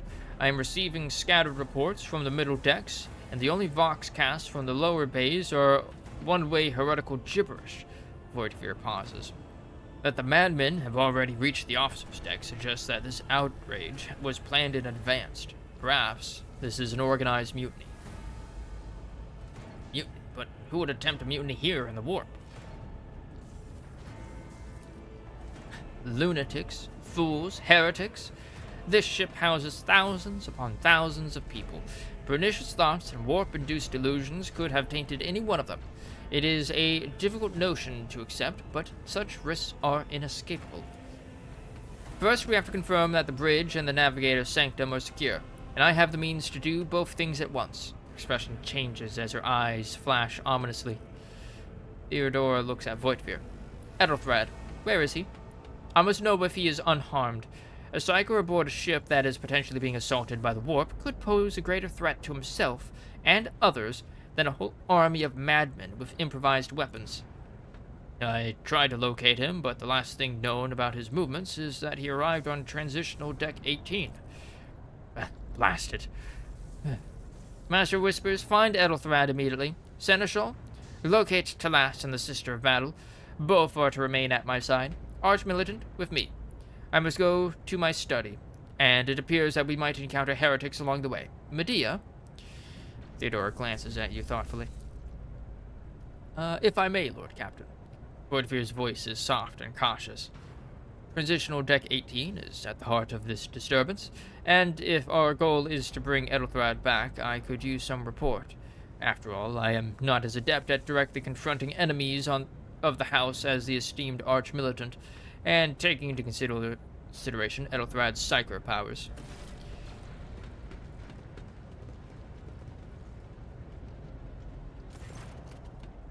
Then it's settled. Medea, find Ethelthred and bring him here, in whatever state you find him. This elevator, she points at the massive doors, leads to restricted compartments such as my personal chambers and the bridge. Do not let me down. I require you both. Do you understand?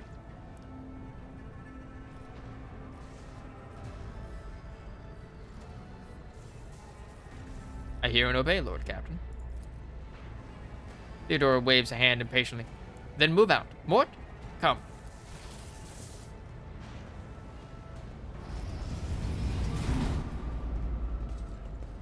Off they go.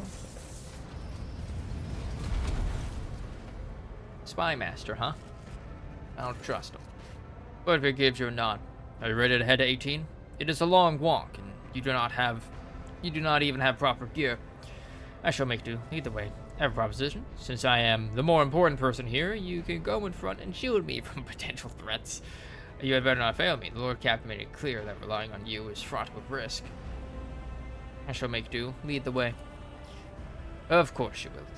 He rummages in his pocket for something. Lady Theodora would never have someone she couldn't rely on as one of her heirs, but that is no longer relevant. With a pop and a sharp crackle, something hits you in the abdomen, and you are consumed by unbearable, gut-wrenching pain. Immediate betrayal? As expected of Warhammer.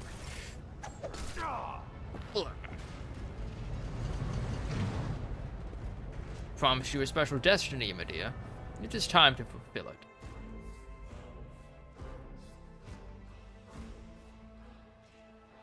Character falls unconscious, they receive a trauma. This reduces their characteristics or inflicts an additional negative effect. Oh boy, we can be traumatized. My favorite. Press any key.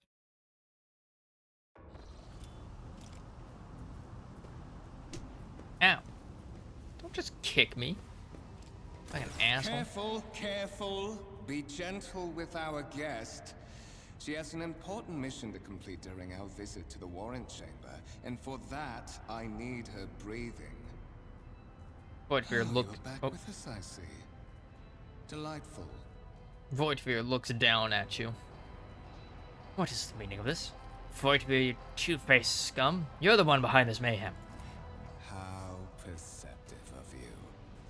I'll help you with the next insight. I need you here for your blood. You have the option to share it voluntarily, or I will squeeze it out of you myself. We are in the anteroom of the Warren Chamber, this void ship's most hallowed vault. There, beyond those gates, lies the relic that gives Theodora all of her power. The sacred Warrant of Trade. Only one obstacle remains on my path to obtaining it. The gates of the chamber are guarded by the Sentinel, an ancient device that will only open the door to a true heir of the dynasty. I expected to do this part myself, but never mind. You will offer your blood to the Sentinel. Warrant of Trade. This sacred relic document that affirms the preeminent rights of the rogue trader throughout the galaxy.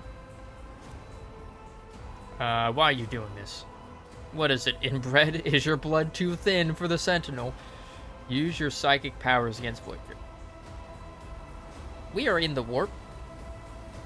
I don't think that's a good idea.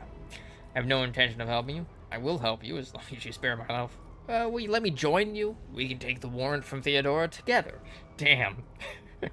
Immediately double-cross Theodora. Why are you doing this? Why? Because I am following an order. What is happening on this ship right now has been in the making for a very long time. All that remains is to obtain what my master sent me for. The Warrant of Trade. So we now know he's working for somebody. Is your blood too thin for the Sentinel? On the contrary, the Warp's blessing has raised me too much above your kind, Fon Valencius. The Sentinel refused to submit to me. But you can help. After all, isn't that what family is for? Ooh. Coercion. What sorry, pathetic excuse do you even have for your apostasy, you sordid, wretched piece of grok shit? Ooh. Ooh. You can get spicy in here. Wretched. What do you know about wretchedness? Theodora's cur. Are you hoping to buy a grain of her indulgence with your blind loyalty? Oh, I know this delusion. But thank the gods it no longer has power over me. Humanity can rot. I no longer serve mortal kind. He's a heretic. Something, either your tone or the venomous words, throws Conrad off for a moment, as hateful fury blazes from beneath the mask of a cold professional. Once my work is done, I'll make that pompous wench Fon Valencius watch as I sacrifice her entire dynasty and commit their fate to the gods. And you will be the instrument by which I will accomplish this righteous act. Voidbeer hesitates for a second and then produces a strange weapon, a blade without a handle that shimmers blue in the light. Oh, skill test and dialogue. One of the available dialogue options requires making a skill test. Unlike the passive tests, which are made automatically, in this case you can decide whether or not to select an option, the consequences of which will depend on the result of the associated test. Success or failure affects how the dialogue will develop. Depending on the context, you might change the course of the conversation, alter the character's attitude, or perform an action whose consequences will only become apparent later. However, your cursor over the dialogue option that requires a skill test, or hover and you'll see the tooltip detailing the chances of success. The number after the skill's name indicates the difficulty of the test. Once your character starts traveling with allies, the party member with the highest score in the applicable skill will be selected for each test. The blade flashes in the dim light, and drops of blood appear on your palm. For a brief moment, you feel nauseous, your head is spinning, and then quiet whispers begin to flood your mind. More and more sourceless voices echo each other, drowning out your own thoughts, replacing them with a singular urge. Go to gate. Go to the gate. Go to the gate.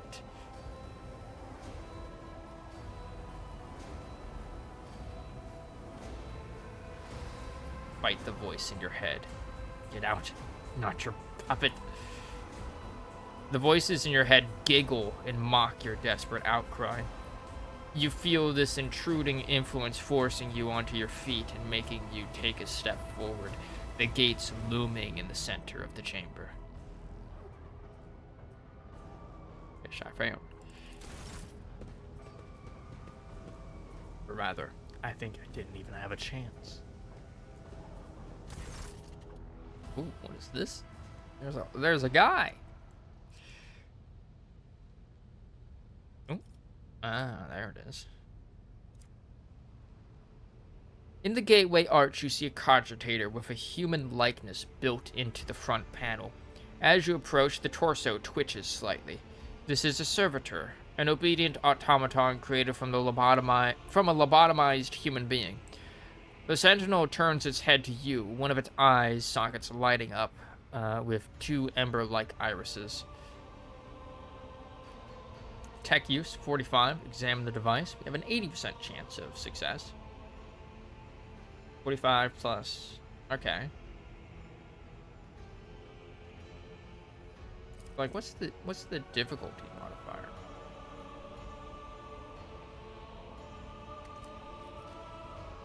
Examine the device. Succeeded. Ooh, we get XP for succeeding skill checks. You carefully inspect the design of the gate cogitator. What immediately catches your eye is the strange alloy that was used as material for the machine's components, some of which are unfamiliar to you. You suspect this might be some kind of archaeotech relic. Archaeotech. An incredibly rare and powerful piece of technology from humanity's ancient past from the Dark Age. The servitor on the gate begins to move. With the screeching and groaning of metal, it leans forward, closer to you. Its lower jaw opens with a drawn-out shriek, much wider than the jaw of a living human could. The servitor's mouth is filled with sharp, metallic fangs that glint in the dim light. The vid screen to the right of you lights up, showing strings of mysterious symbols on a green background. A whisper runs through your consciousness, insisting, demanding sacrifice. The voices that filled your head after Voitvir wounded you with his blade did not go away. On the contrary, their source coiled itself into a tight knot somewhere in the depths of your mind. Examine the sentinel. Servitor looks noticeably different from the ones you were used to. Its skin covering is stitched together with copper thread, and it has metal hinges in place of the standard joints. It seems that the creators of the Sentinel did everything to ensure that the service life of this unit would be much longer than that of ordinary automatons. Look for anything that could be used as a weapon. You look around in hopes of finding at least something that could work as a weapon. Your search is in vain. The chamber anteroom is completely empty and in perfect working condition. Nary a broken panel or protruding piece of rebar in sight. Look back. Did you forget something? I suggest you hurry. Place your hand into the sentinel's maw. Yoink. The sentinel's jaws clamp around your hand, puncturing your skin, sinking into your flesh. A few dark drops fall into the servitor's throat, and immediately you hear humming as the servo motors start up and the pumps stir into motion. The vid screen of the cogitator flickers. Several long minutes pass. The sentinel's jaws remain closed, and you're beginning to feel sick. Perhaps if you were to lean against the gate, you could catch your breath. Maybe even close your eyes and pretend none of this ever happened. High levels of caustic humors. The subject is in a state of heightened stress. Do you require assistance? You do not understand where this quiet voice is coming from, crackling like static. Is it the sentinel? The cogitator? Is it a figment of your weary mind? Whichever it is, you can clearly hear every word. Who is this? Genetic code identified. Child of House von Valancius. Do you require assistance? You hear the voice again, and this time you realize it is coming from the two speakers built in the sentinel's shoulders. You hear a displeased grunt in your mind, as if the lurking entity has sensed something that is not to its liking.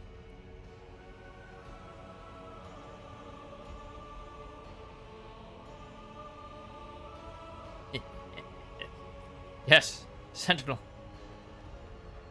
Traitors threaten my life and the safety of the warrant. Pain shoots through your head and subsides just as quickly. It would seem the entity coiled in your consciousness does not have the ability to do you any real harm. Request accepted. Initiating defense protocol. Hell yeah. Fuck these guys.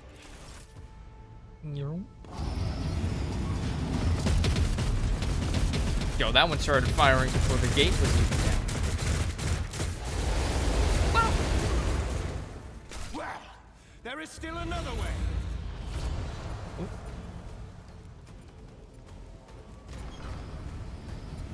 Why did it open? I just said the place was being threatened. Why did it open? What is this? Old injury. Stack 1 of 20? An injury that wasn't healed in time. It can be healed with a med kit, but it requires passing a Medicaid skill test to succeed. Too many injuries reduce the character's resolve and cause traumas. Visit the void ship or try to use med kits to remove the injury. Wow, I'm already in a void ship.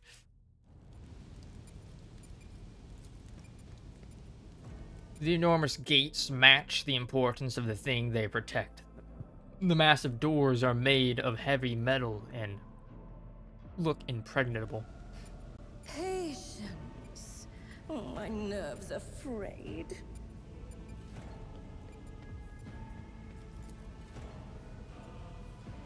A lot of these little guys around here, and oh, big, and it goes down too. Into the abyss. That's a big contract.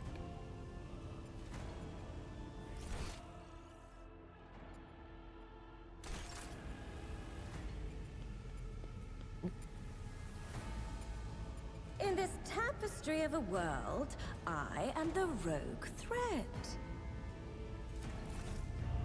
Let it be known that by my will and by the true words of this document, I appoint this person to be the bearer of the to be the paragon of humanity, unbroken by adversity, to walk bravely first, to triumph over nightmares untold. I hate auto-advancing dialogue.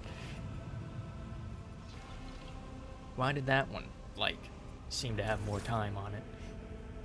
Escort the child of the house to safety. The servo skull's creaking gradually turns into comprehensible words. What madness is happening here? Who are you? Who addresses me?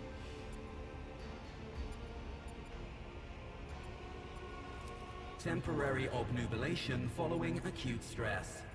Mobile unit of the Warrant Sentinel standing by. Are you the Warrant Sentinel? Mobile unit of the Warrant Sentinel designed as a personal escort of the child of the house and a means of communicating with the rogue trader's subjects. Oh, so, Mobile there was a unit word there. standing by. Obnubilation. That's a nice word. Obnubilation. Process or fact of making dimmer, darker, or obscure. Okay. Medicine. The obscuring or dimming of awareness or mental faculties. Ah. Learned a new word today.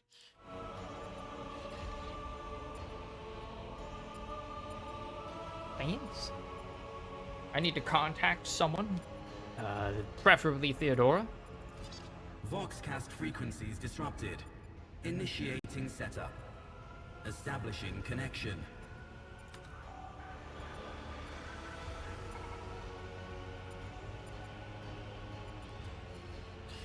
In place of the mechanical screeching, the servo skull's vox projects the voice of Theodora von Valankius, distorted and ridden with static, yet still recognizable beyond a doubt. Vox Master, restore communication with the Navigator's Sanctum.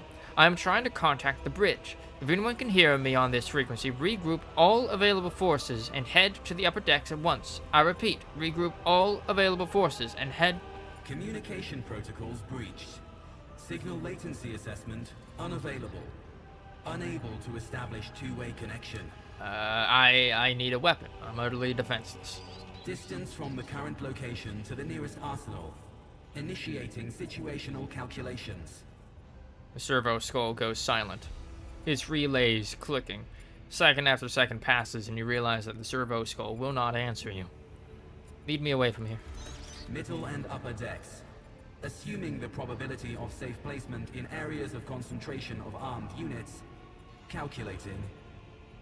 To prevent unauthorized units from breaching the warrant chamber, preemptive sealing must be initiated. The mobile unit will start executing the received order immediately after the safety of the warrant is secured. Servo skull twitches and makes a few clicks. Okay. Journal. Finally learning about the quest journal. As the game's story unfolds, you will see notifications at the top of the screen indicating that the status of your current objective has been updated, and the new information has been added to your journal. You can open the journal by pressing J or clicking left mouse button on the notification at the top of the screen. Journal entries help you keep track of current events and guide your character on their journey. The Quests tab tracks the progress of the main story. Here you can find information about any quests you have accepted and their current status. Use the journal to help yourself understand where to go on the next steps of your adventure. The Rumors and Contracts section also contains important information. You will learn more about them later. Fox Skull. Let it be known that by my will and by the true words of this document, I appoint this person to be the bearer of the warrant of trade and bestow upon them the dynasty and their dynasty the great mission.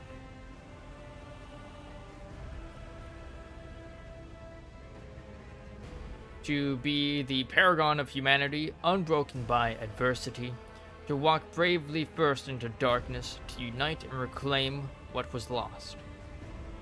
To triumph over nightmares untold, to hold boldly the reins of fate, to walk steadily the road of thorns, through pain to greatness.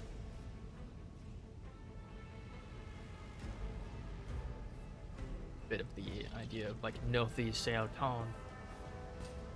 Or not that one. That means know thyself. Fuck. What was the other one? Seal the warrant chamber, right?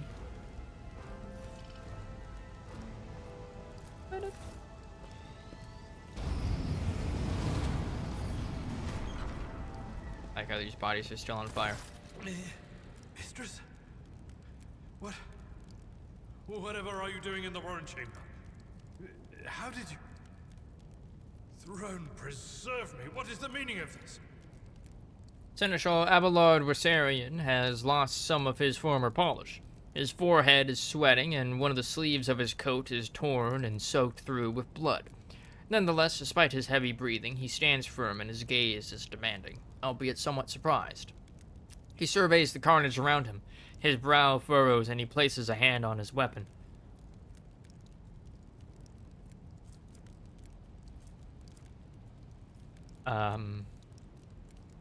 Conrad Voigtveer is a traitor.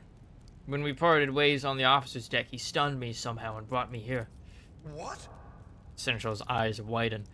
Has to take revenge on Theodora for something, and trying to reach the warrant was somehow part of the plan.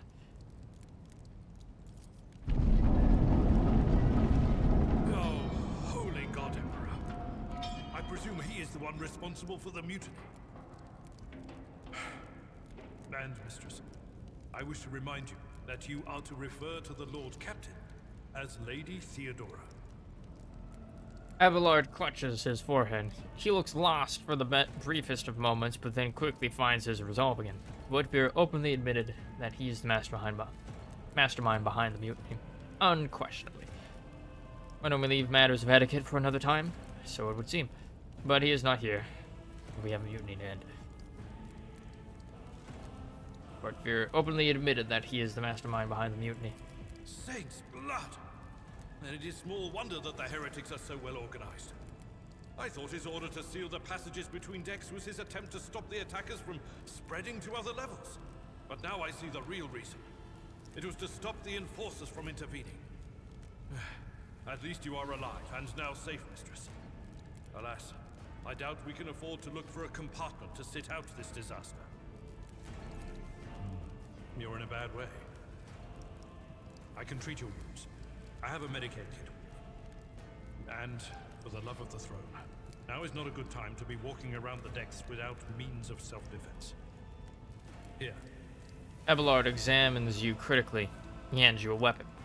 A stout revolver, a sword, an armored body glove, and a medkit. Armored body glove. Adeptus Astartes equipment. What?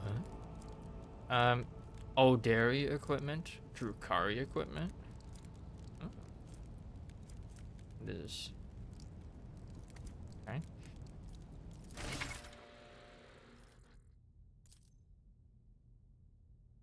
While fighting, your character can lose some of their wounds. Your character has suffered an injury after being attacked by Conrad.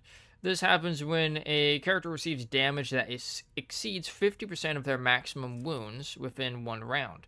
The exact percentage of wounds a character must lose for this to happen may vary depending on the difficulty of the game you choose. Injuries reduce the character's resolve. Resolve influences how efficiently and for long characters can fight. Okay. When a character initially suffers an injury, it is considered a fresh injury during the first 3 rounds. Once 3 rounds have passed, a fresh injury becomes an old injury. A fresh injury can be healed using a medkit without passing any skill tests. Old injuries can be healed with a medkit, but they require the character administering the treatment to pass a Medicaid skill test to succeed. Use medikits to restore wounds and heal injuries. Note that when a character loses all of their wounds, they fall unconscious. Medikits. Once the combat is over, the wounds of all party members are replenished automatically, but any injuries they may have sustained remain. This can be healed with a medikit. Medikits can only be used by characters who have the Field Medic feature, base skill of Medicaid, or have taken Medicaid skill advancement at least once. Whenever a character uses the medikit in battle, the Medicaid skill test determines the number of wounds that will be restored as a result. Abelard can heal your character's injury. Click left mouse button on Abelard's portrait. Select the medikit on the panel at the bottom left of the screen. Then use it on your character. Abelard needs to be standing right next to your character for him to administer the treatment. Inventory. You've got new items. All items are added to your inventory. You can open it by pressing I or clicking on the bag icon on the right side of the screen. Finish one. or this one. It's on the left side, not the right side.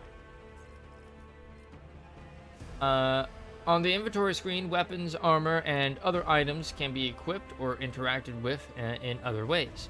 Medkits can be used to replenish wounds and heal injuries. Okay. Medikit. Oh, you can see like the little effective range of them right there. This wound will make a fine scar. Except Abelard's aid. Right. My right to blood. Find a weapon. To the ordinary, I am an enigma. Huh?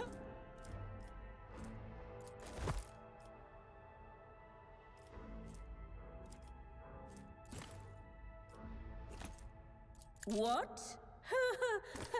No.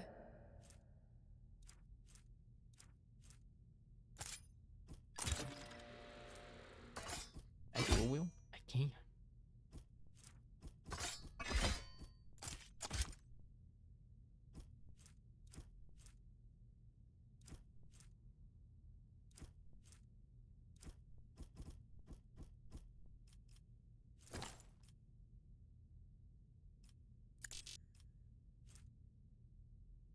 Oh, I don't have the skill for it.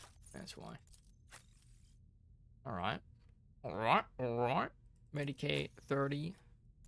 He apparently does, though.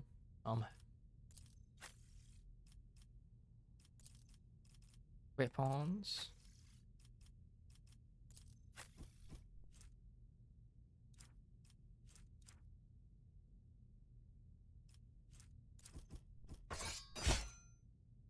Okay.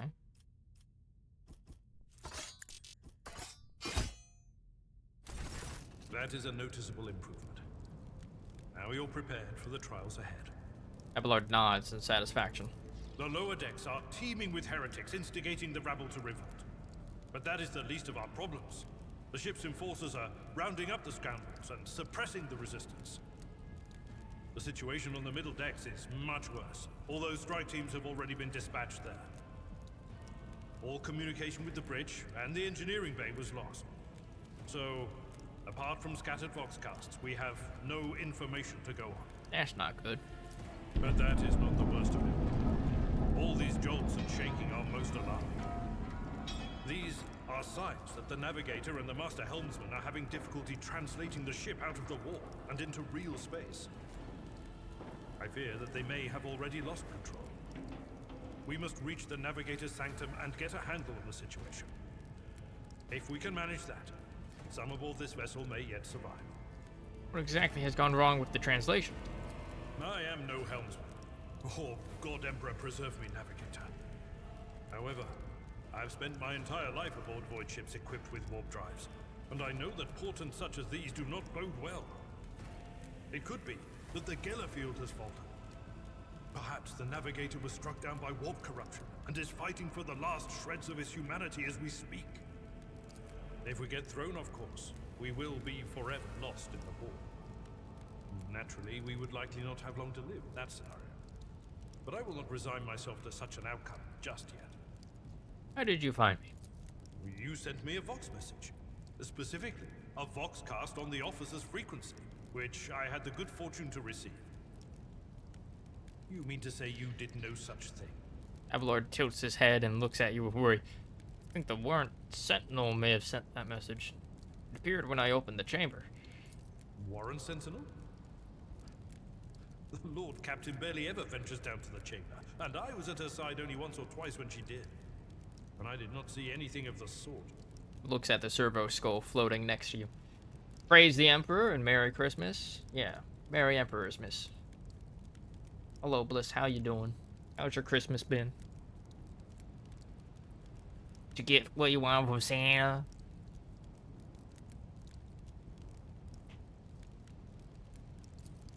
The Warrant Chamber is an ancient and rather sacred mechanism that the ship's tech priests treat with the utmost reverence.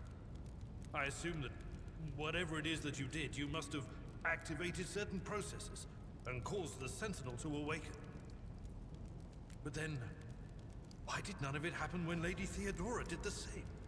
frowns. I'm the protagonist.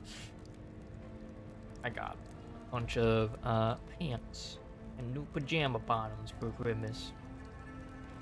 As well as a box set of the Witcher series of books. And a thing to put on my wall.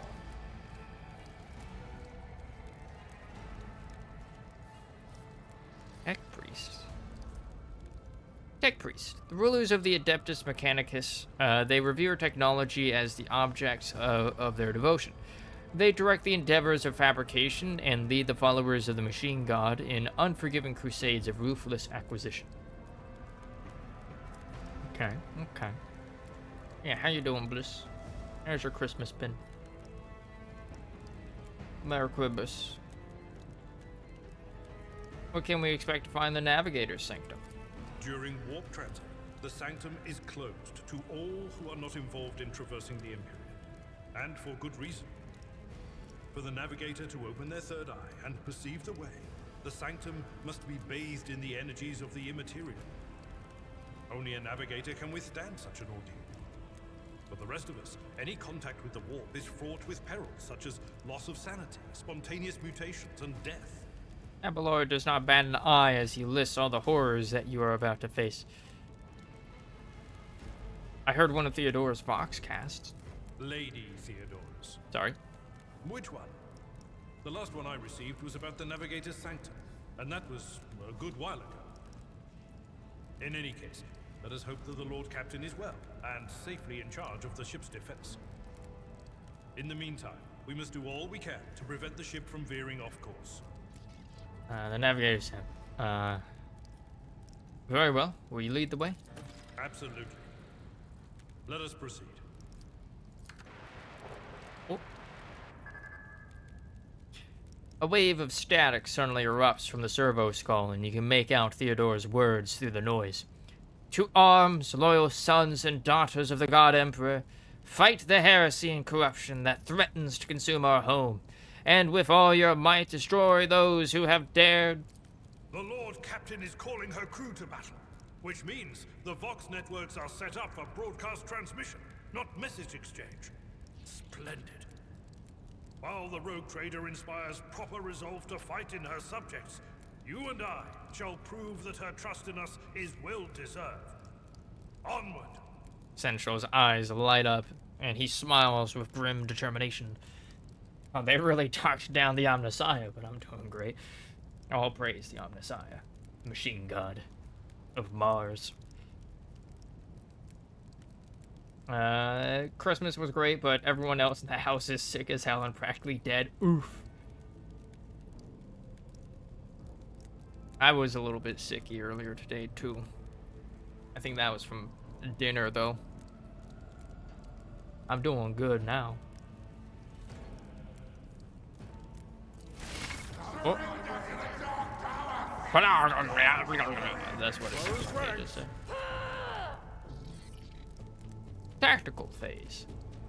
Combat begins with the tactical phase, during which characters cannot attack or take other actions, but may try to take up advantageous positions.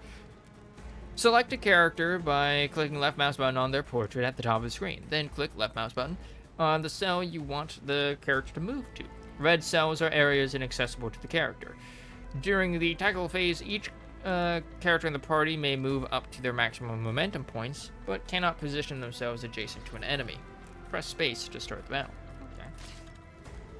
Alright. Let's see. 24? Man, you got fucking... like... yeah. You got fucking debuffed. Currently doing a gauge check to see if I want this game. Well, can you watch it? It is a CRPG, a la Baldur's Gate, but it is not cinematic like Baldur's Gate is. So we back to my CRPG classics, baby. I am a psyker, so Abelard, please take care of them for me. I'm gonna stand in these candles. And I'm gonna have you go right there.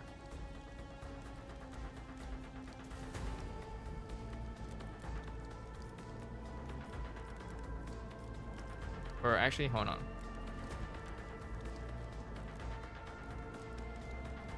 One, two. Let's have them waste their movement a bit, like melee guys. Any of them even have non-melee? This guy has a gun.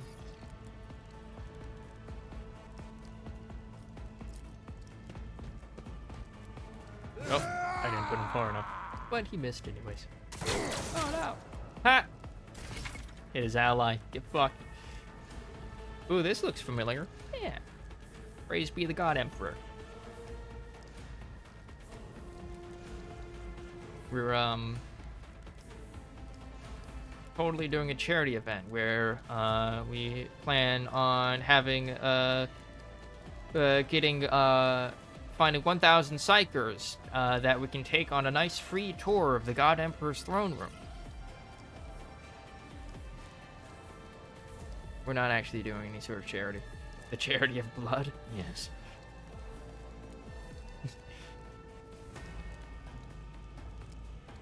The combat abilities of characters differ depending on their archetype.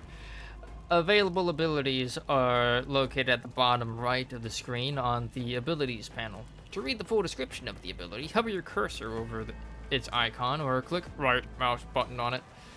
Click left mouse button on the icon to use the ability. Before the ability is used, you will get to review its estimated outcome while hovering your cursor over a character or an area of your choosing.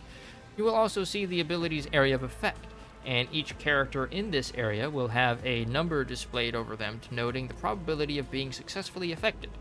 If the ability's effect is guaranteed to work, the ability's icon is displayed instead of a number. When you are ready to use the ability, click left mouse button again to confirm your choice. During your adventures, your characters will gain new abilities and talents as their power grows.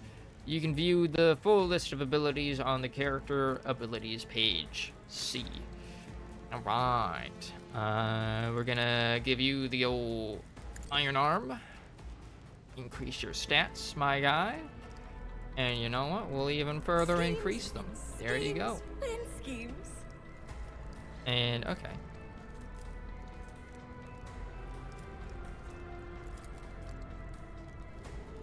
I could attack that guy. Did you make a new character? Yes, but no. I basically just made the same character, but with a different portrait. 56. 28. 56. Oh, okay. Yeah. Oh, might as well get this guy. Doom Trader.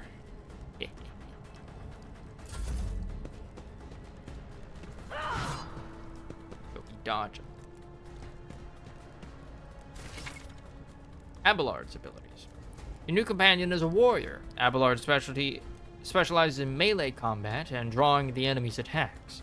Charge is a unique warrior ability that works only when they are using a melee weapon and is not considered an attack action. Use charge to close the distance between you and the enemy and deal damage. Click left mouse button on the ability's icon and choose a direction to charge in. If an enemy is in a direct path of charge, Abelard will attack them and will still be able to use an attack action afterward if he has not used one this turn.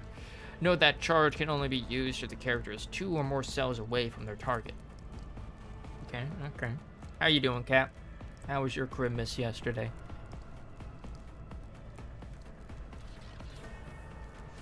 Did Santa visit you? Give you gifts or coal?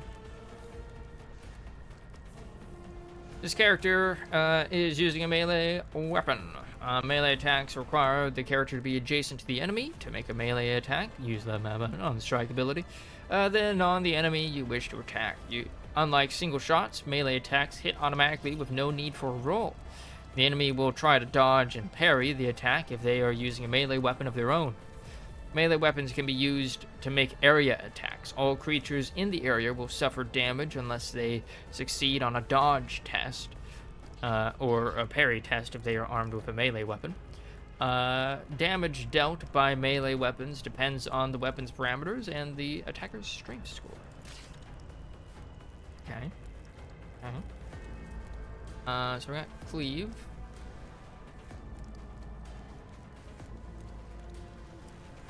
If I move here.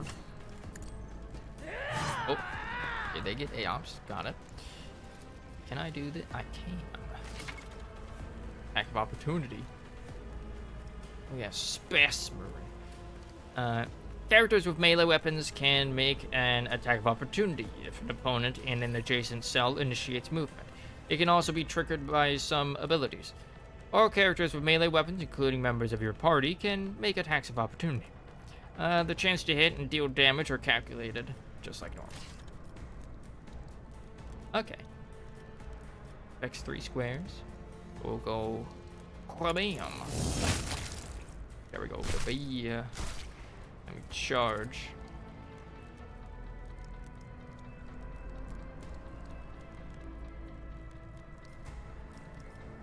Go this guy, or this guy, or this guy. What's this?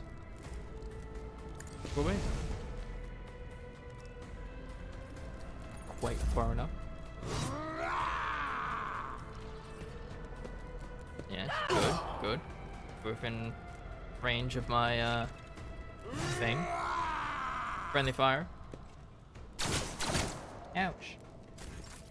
Be careful. Companions can get hurt by your burst shots or area attacks. To avoid friendly fire, keep an eye on the trajectory of the shots and the area of effect of area attack abilities. Okay. Okay, he's still got that. Good, good. 2. I need to get closer then. Does it not want me to go to that square? The storm approaches. What's this? Reload.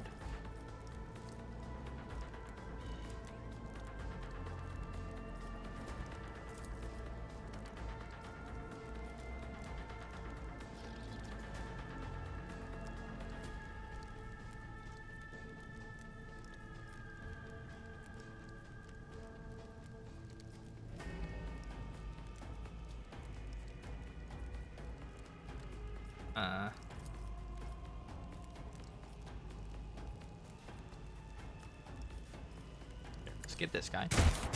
Oh, never mind. Let's not get that guy until the end of combat. Does this stack?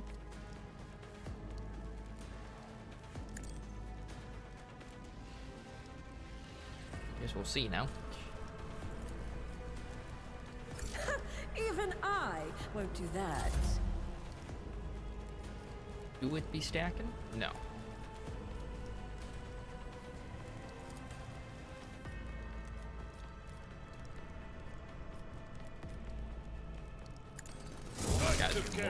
No, he parried again.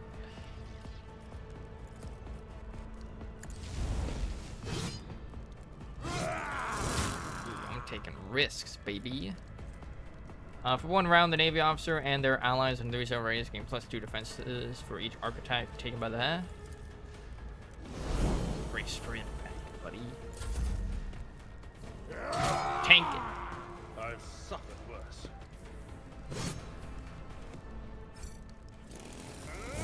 Yeah, get him.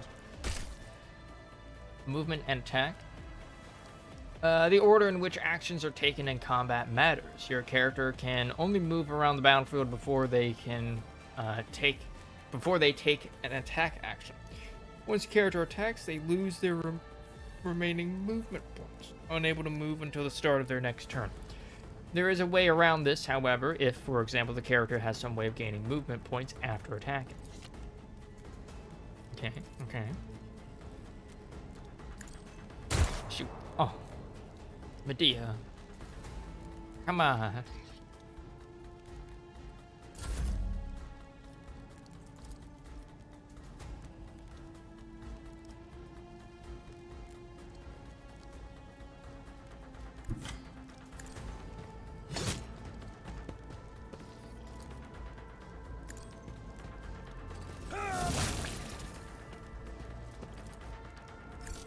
Target's too close. Damn.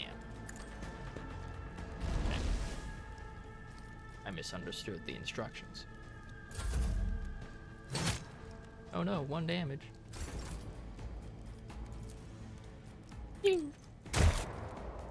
Medea, please.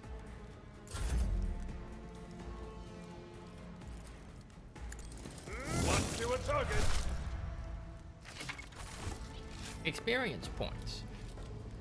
You can advance the level of your character and companions. Prevailing in battles, exploring the Cornus Expanse, and completing quests earns you experience points. Once you have accumulated enough experience, your character gains a new level. Click on the arrows symbol on the character's portrait to open the level up screen. Each level gained offers your character new progression options, which include new abilities, talents, skills, improvements, and other enhancements. Your companions gain new levels at the same time as your character. Thank God. Even if they are not included in the active party, thank God. Thank the God Emperor. During your journeys, you will increase their level later. Praise be the God Emperor for synced leveling. 1 rank available. Okay. Available skills. Persuasion, commerce, coercion, carouse, lore, imperium.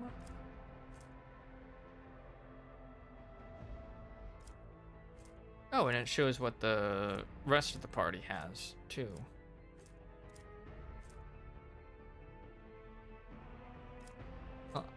Somehow I'm particularly adept at this.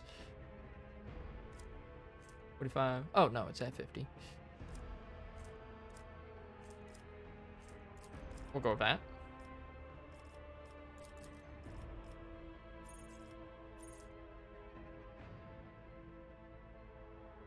Level 3, I get that. Okay.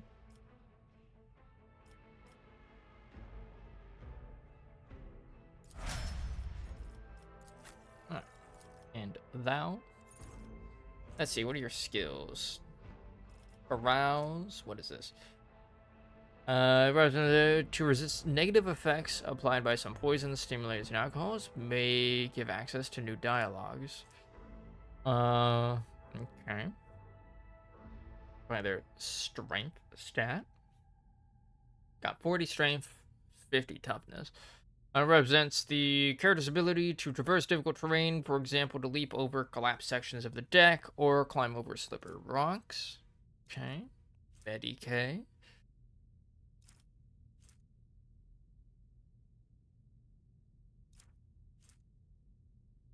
Let's make him a bit tanky.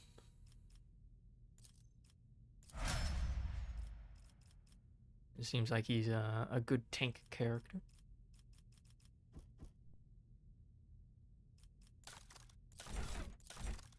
How do HP be going up, though? I noticed it didn't really go up there. Went up. Mine went up by 2. Ah.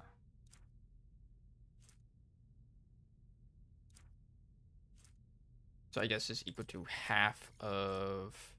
No?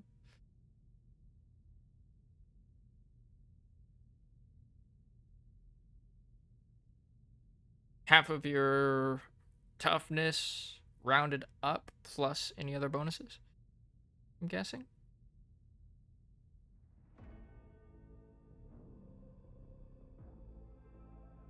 And like 35, 36, 37, 38. No.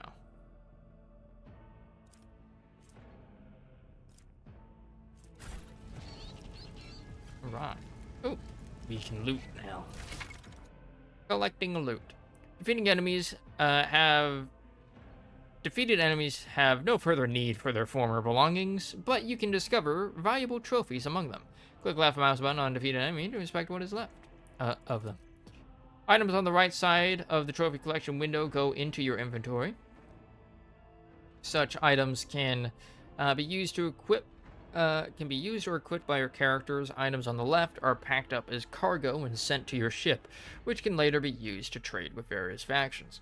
You can move trophies from one side of the window to the other by double-clicking left mouse button on them or by dragging them over using left mouse button. Alternatively, you can use the buttons at the bottom to mass transfer all items to cargo from cargo to your inventory and vice versa. I'm like, hold on.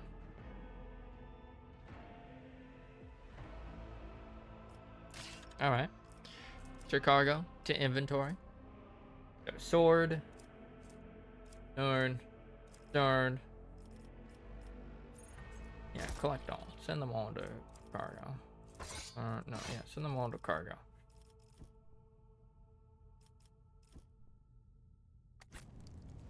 We've already got those.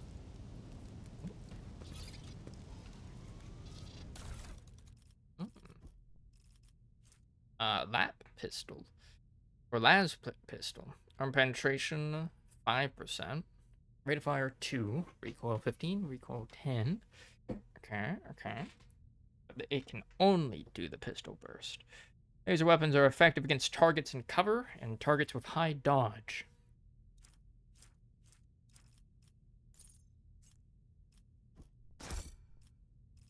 Right. Ranged weapon capacity. Melee weapon capacity. What does this mean? Cargo is for storing loot that is not valuable enough for a mighty rogue trader.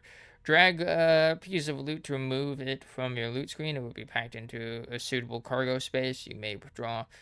Selling full cargo to merchants improves your reputation with their faction. However, all loot inside that cargo will be lost. Oh, okay. I see.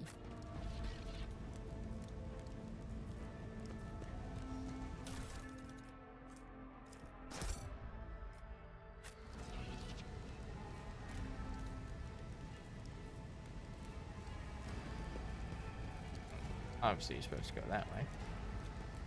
But what about this way?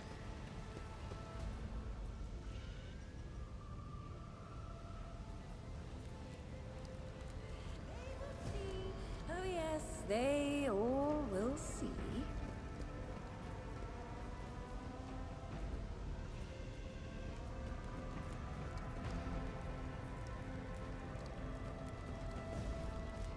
Navigator sync.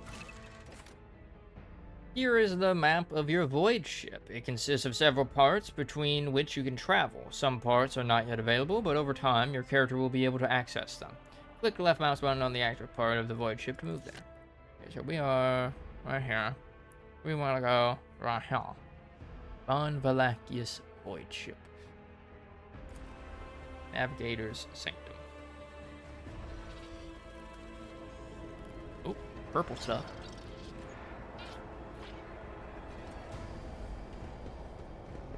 The navigator sector directly along the passageway. I pray to the God Emperor that we are not too late. Ah, one step at a time. New friend. Amidst the madness. New psyker friend. And so she will enter the halls of the blinded guide and witness the radiance of the final dawn through the cracks and fall victim to a whim of fate. Woman before you whips around and gazes straight at you, her eyes glowing with otherworldly light. Mistress, watch your head. What? Idira, would it be too much to ask that you phrase your soothsayings plainly for once? That was too close. Hold on, wait, what?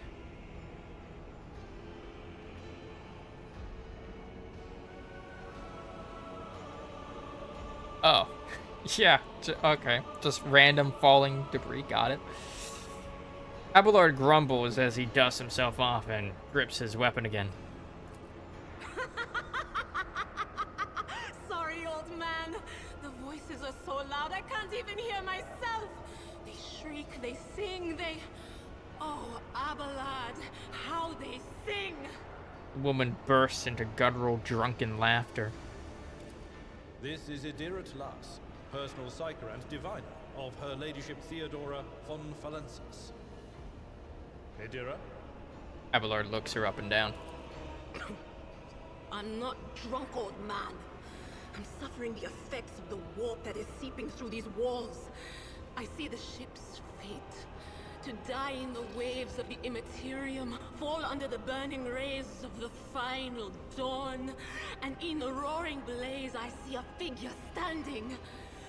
Who is it? I have no answer. It's me. It's me, the protagonist. Hi. The entity in your consciousness shrinks and crawls in deeper, its claws scraping against the walls of your mind as if the presence is trying to hide from the seer standing before you. A diviner, are you? The voices from beyond the threshold whisper to me. Sometimes their murmurs are clear, they grant insight. Sometimes they drive me mad. But I am patient. I know how to listen and discern. But now, with this clamor around me, too many voices, too loud. Hera nods, yet her gaze is directed somewhere away from you. And you, Fawn Valansis, are a sorcerer too, just like the other one. Lady Theodora must have grown so fond of psykers she wants one to replace her. Theodora turns her head to you, her vacant eyes flickering like embers.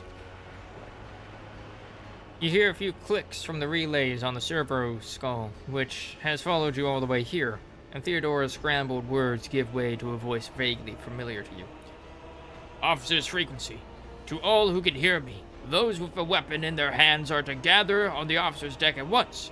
I repeat, gather on the officer's deck at once and prepare to launch a counterattack. That's Edelthrat. Oh, Emperor's Providence. The other heir lives as well. Quickly, we must head to... Not so fast, old man. If we drown in the warp, Lady Theodora's heirs won't be any good to us. If Edelthrat's like me and hasn't yet surrendered his mind or body to the mercy of the warp, then he can still hold on a little longer without us. Am I possessed by a demon? Is that what that consciousness is? Am I already a heretic?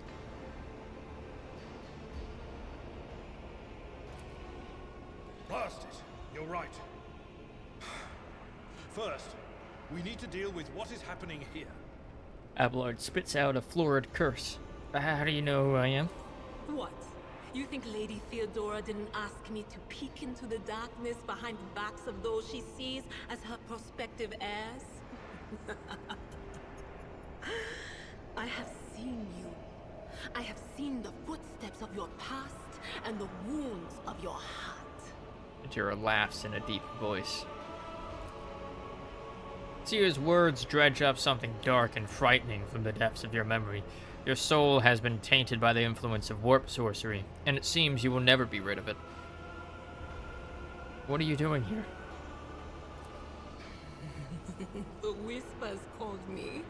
The ones I could make out among all the screams and screeches. Those who are rocking this boat hit us where it hurt. They went after the navigator, our guide through the warp. Other whispers called me to the enginarium, but it was too late. I heard the cry of our master Cog, and the silence that followed. What? You don't mean the engine Seer Prime is... Said, without a doubt.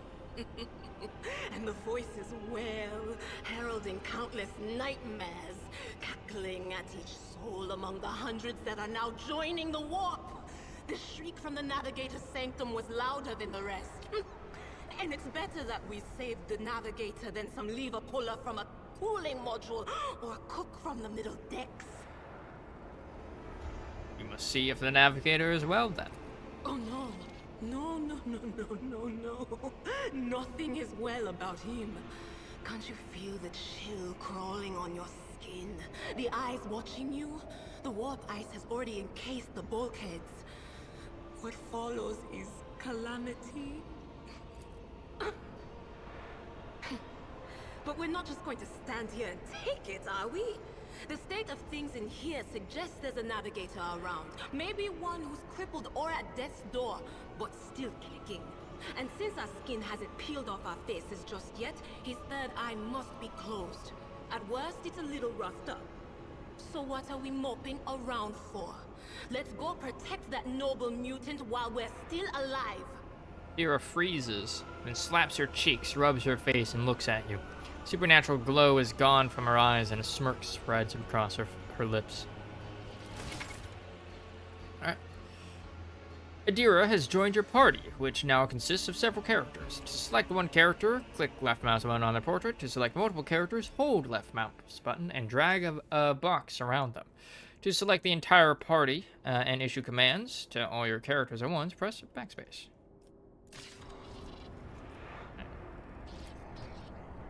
A piece of pipe left a noticeable dent on the floor. What lies beyond? Can I move this guy? I cannot.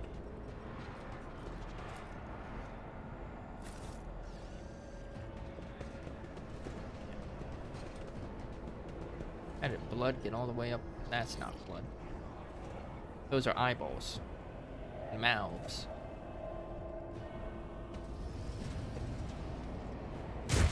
Hurry! Destroy this field! Don't keep our master waiting.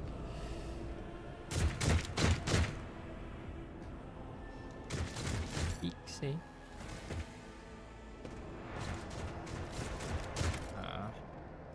Formation.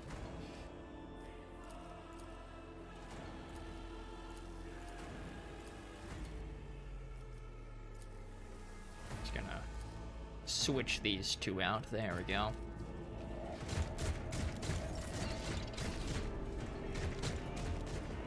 Have our tank at the front, you know? Psyker heretic? Oh. Oh, baby. Okay. Adira. Right there. Me. Can't move there, apparently.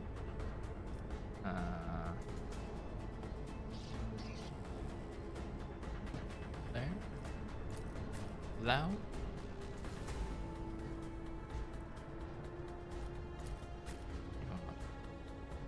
Let's get you right there. You right there. Abelard, be right here. Adira's abilities. Adira is a psyker and an operative. As an operative, she can study opponents and identify their weaknesses, and her psyker abilities allow her to deal damage to them. Analyze enemies is an operative ability which applies the exploit effect to all enemies within the operative's line of sight at the start of each of the operative's turns.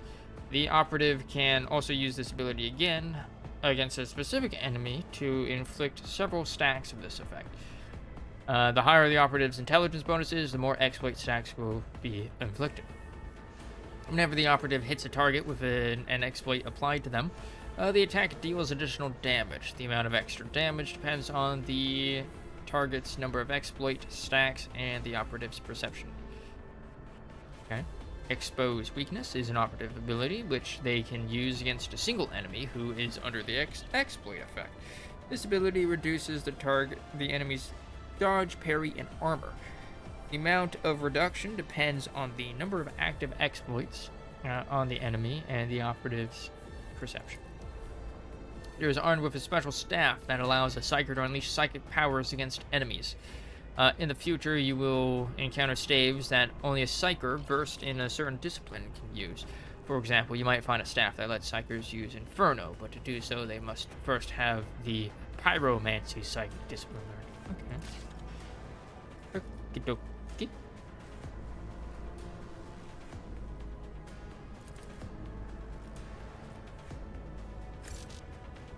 No line of sight. Damn. Sharpshooter. Don't like that. Alright. What does this do? Forewarning. Psyker increases the target's dodge and parry by +10. No line of sight. I'm stuck behind a chair. Alright. Lightning.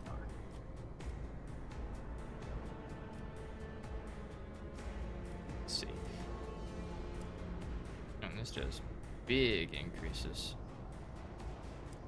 Already at 9. Big veil. +3. Oh boy.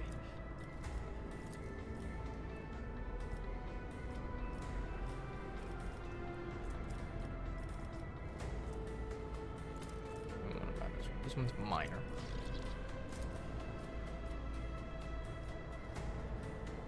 With the sharpshooter. Oh, your sacrifice is inspiring! You can use the hologram to gauge the effectiveness of your intended actions in combat before taking them.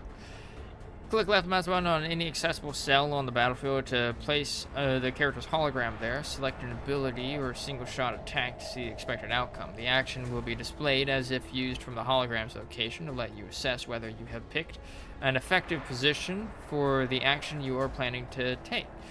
The hologram also lets you see if the enemy will be within your line of sight after you move to the selected cell. Oh, that's nice. Click left mouse button to confirm your choice and execute the selected action.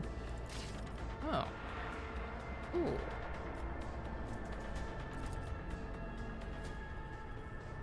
Oh, she got fucked up.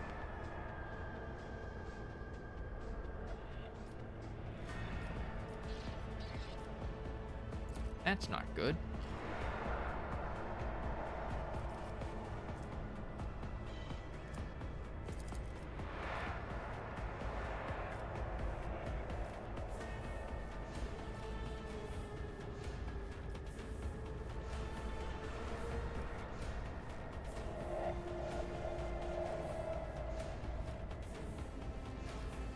There you be, cover.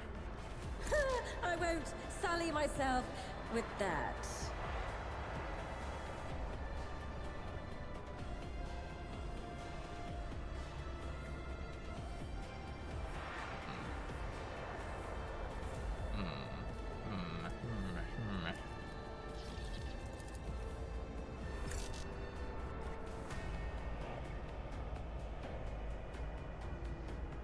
Point there.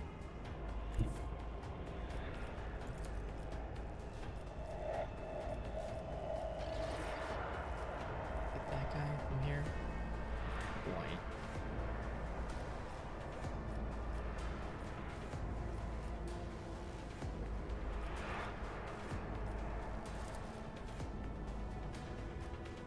Risk damaging our boy there.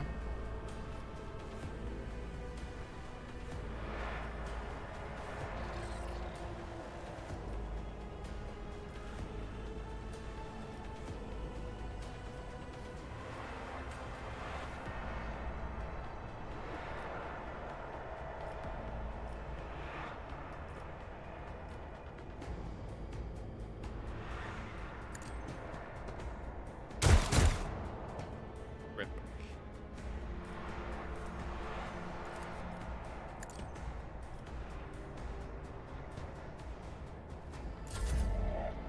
Okay. Damn, we don't quite have.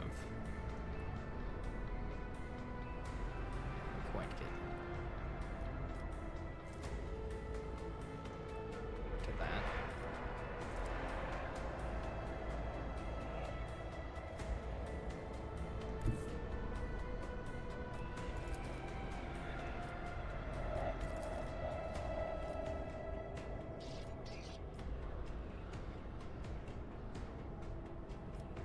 Just had to be My place is at the positioned fort. there, huh?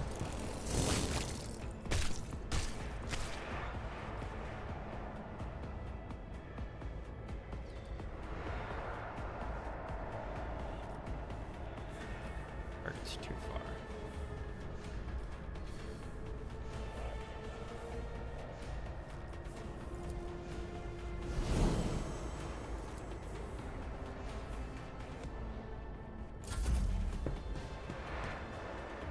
Nice. Nice.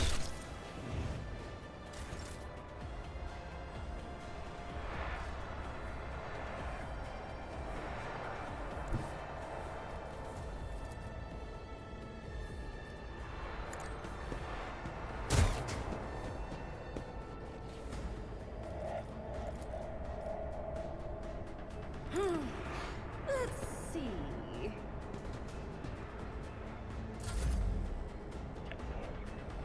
Think I do that. Ah. object there makes so that we can't.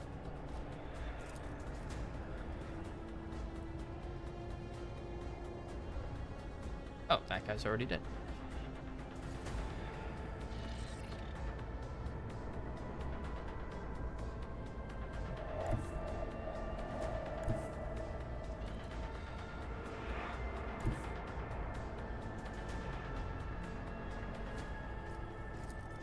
At your beck and call. Reduce to dust. Victory is imminent.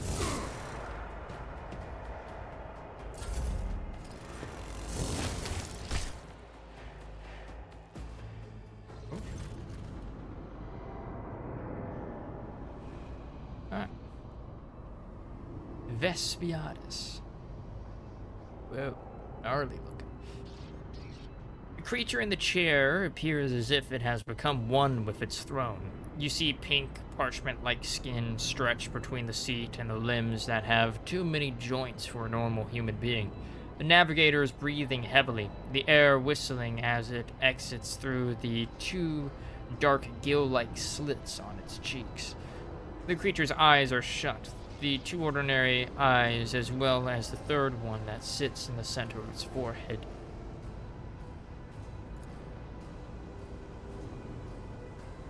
I believe Master Vespiadi thus still lives.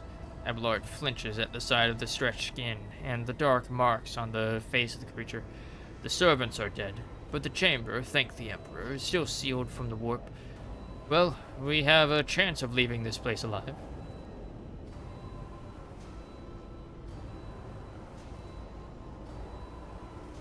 What is wrong with him?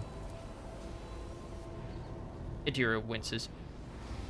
Wounded, exhausted, fighting back the endless horrors of the warp that are forcing their way into his head. Pick one.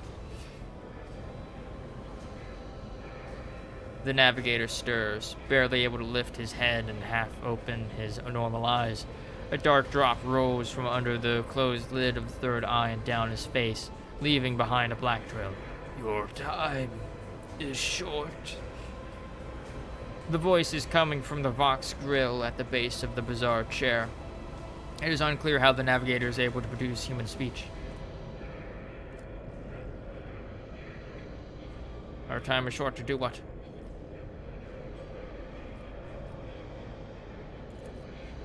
Suddenly, the navigator's body starts thrashing in place. It lurches forward, then falls back onto the seat, then thrusts forward again as its bones crack and its skin tears open. However, the fusion between the body and the chair appears to be stronger than these wild impetuses. The mutant remains seated, but leans as far forward as he can, his layered raiment slowly turning crimson. The gill slits burst open, forming two hideous screaming mouth-like pits. Fall to your knees, mortal, and behold the final dawn.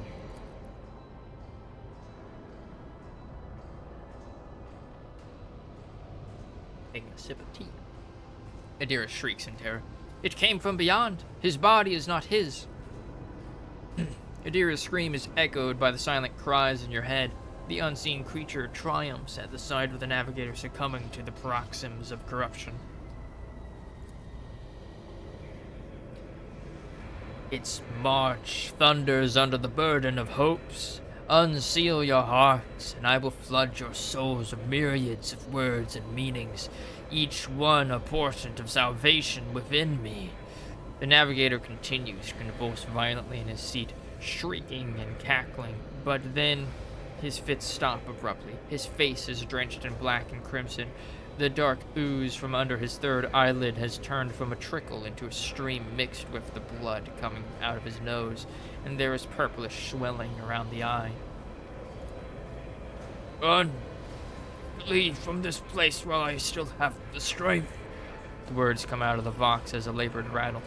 I can contain the intrusion, but not for long. We must begin the translation. Leave the warp. Can't be done without the Master Helmsman's help.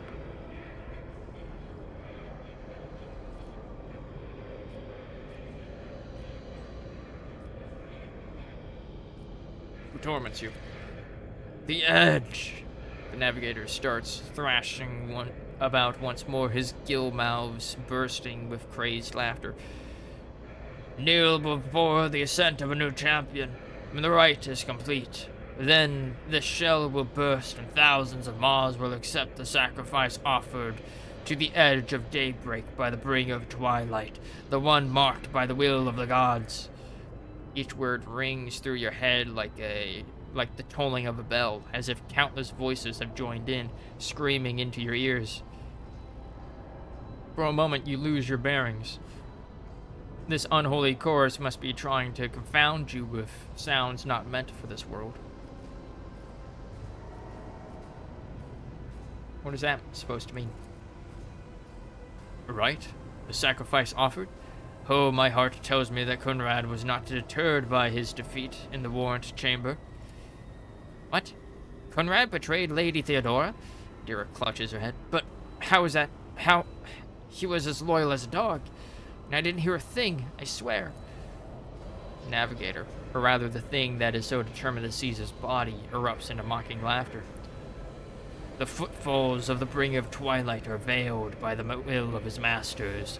Tear out your eyes, she who is to become the champion's servant, for you need them no longer. Want to help you? Tell me how. The navigator takes a ragged breath. Run! The sanctum will be sealed. I will hold it off. Hold on, and wait for the signal from the master helmsman. Then I will commence the translation, so run! Run! Navigator's still alive, but barely so. What do we do now? Seneschal gazes at the figure in the chair. The ship can only begin the translation with the assistance of the master helmsman, if he is still alive. It is worth a try. We must get to the bridge, but we will need support. Only option is to fight our way to the officer's deck and join forces with Ethelthrad and his people. I believe we will find Lady Theodora there. She must have heard the call to arms that the servo skull relayed to us earlier. Adira reaches her hand out towards the navigator, but pulls it back at the last moment. Vespiadus, good luck, and thank you. The navigator does not give a response. Black tears mixed with blood are streaming from under the closed eyelids, and the vox at the base of the chair is bellowing out static interspersed with distant echoes of otherworldly laughter. Navigator appears dead. Only the slight movement of his chest and the twitching of his eyelids let you know that he is still clinging to life.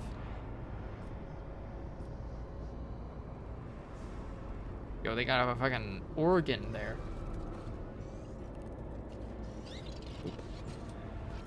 Need a loot.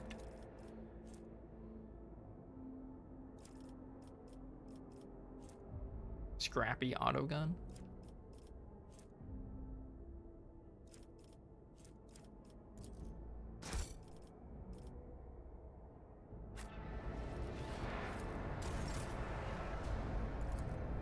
Alright, do it. You need some wounds getting healed. The stars are my canvas, and anarchy is my brush. Ooh, psychic staff. Damage 4. Ruler of this staff, power level 6. Gains the lightning arc ability. The ability is also available in its heroic act and desperate measures versions. Power level affects the damage of this power.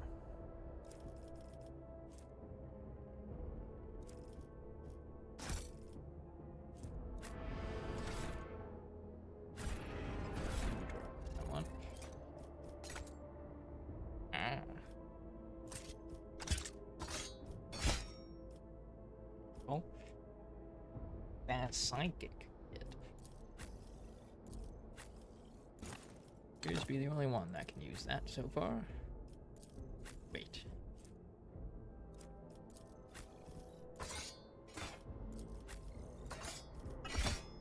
And do.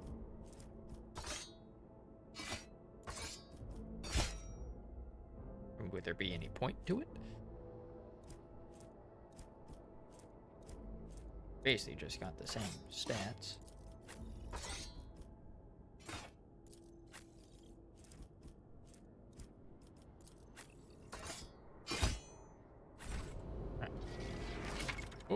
alternative weapons. In combat, a character may need to use different kinds of weapons, which can be prepared in advance. Open your inventory, and prepare different weapon sets. To switch to a different weapon set, press X. Swapping weapon sets in combat does not cost action points. Nice. Curiosity sings in my veins. Broken ribs. Can only be fully... can be removed and fully healed on the void ship. Oof. In this tapestry of a world, I am the rogue thread.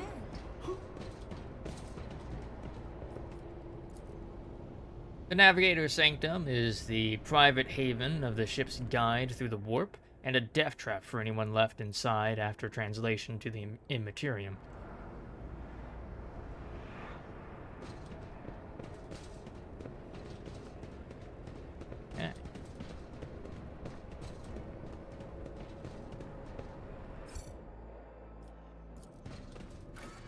The decks.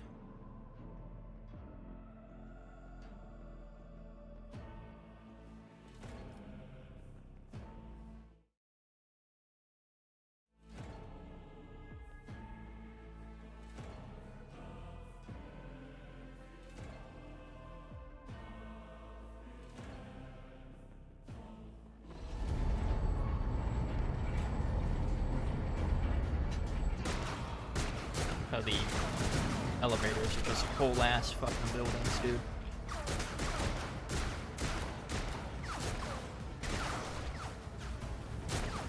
Ship's as good as ours. It's all over for you. Oh, yep, all over, huh? I shall pity not your enemies. Sister I of shall battle. heed not their pleas. Somebody shoot these. I shall betray not your tenets, nor stray one step from them. Fuck them up. Not your gaze from me. Leave me not without your grace. I told you he would protect us. My God, my light, my emperor.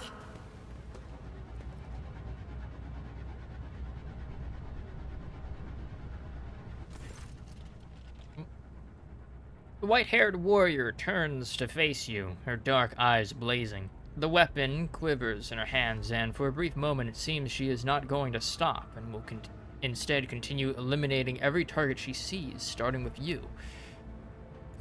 Sister Argenta. Sister Argenta, it is a relief to see you.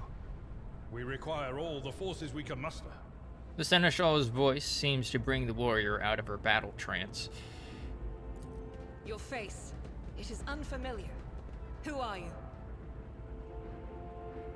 The young woman called Argenta lowers her weapon and scans your small party with an intense gaze. Then she sets her sights on you. Media von Valankis, Lord Captain's heir. Just who are you to be so brazen about your inquiries? The hour is dark and daunting. The ship abounds with corruption. The faces of friends who are twisted by smears of heresy. The eyes of comrades ignite with the archenemy's hunger. I will do what I must to halt the advance of the Dark Forces. But in these dire moments, little can be trusted. So I must know, why are you here?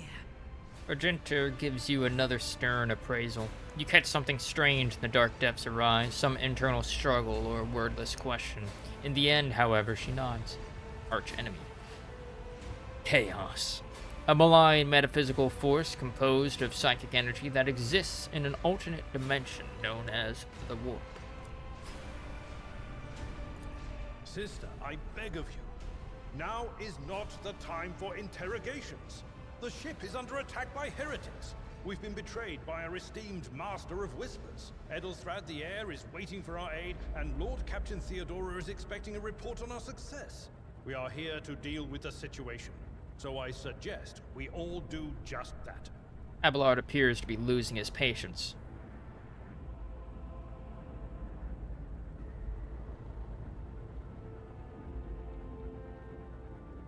The Seneschal is right.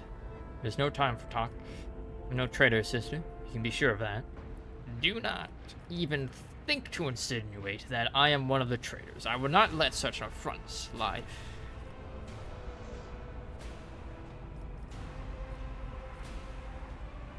The Seneschal is right. There's no time for talk. Very well. We may leave it at that. For now. Argenta raises her chin proudly.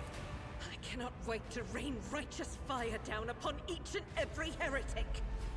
Lord Imperium succeeded. What is a warrior of the Adeptus Sororitas doing aboard a rogue trader ship? Your order serve the ecclesiarchy, do they not? Sister Argenta is a guest of the Lord Captain. And that story deserves its own time and conversation. Under more appropriate circumstances. Abelard shoots her a quick glance. Enough idle chatter. I am where I must be, and that will suffice. Who are these people with you? Overseer of Middle Deck AL-84, my lady. We were rounding up everyone we could find in the attack compartments, but we ran into an ambush. Just about every enforcer fell. These are the survivors. What is happening on the officer's deck? Massacre, my lady. And heretics are not just killing the crew. Some kind of blight is sweeping through the decks, filling the air. I saw people going mad the moment they breathed it in, screaming about their dead comrades, tearing out their eyes. I implore you, my lady, be on your guard. That's not good. We must get to the main hall of the deck. Through this door. I shall join you, for it is my duty to the God Emperor to destroy this heresy. Argenta nods to the passage to your right. We will follow. For now, we will hold off any heretics who might try to crawl in through the cracks to join the main assault. And we'll take a look at the generators while we're at it. Those villains made a mess of the cables. Oh, I wish we had a Tectomat with us. But we'll see what we can do without one. Good to hear it. Sister? Ready. May Terra's light illuminate our path through fire and darkness.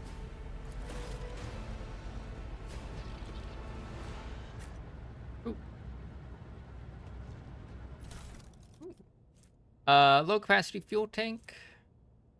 Fat meal kegs. Ooh, well maintained. Ooh.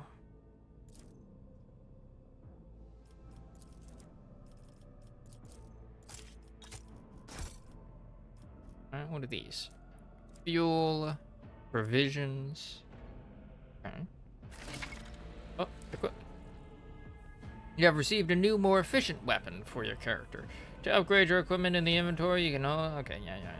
You will find and purchase new equipment often on your travels, so do not forget to update your character's equipment in order to make them more powerful.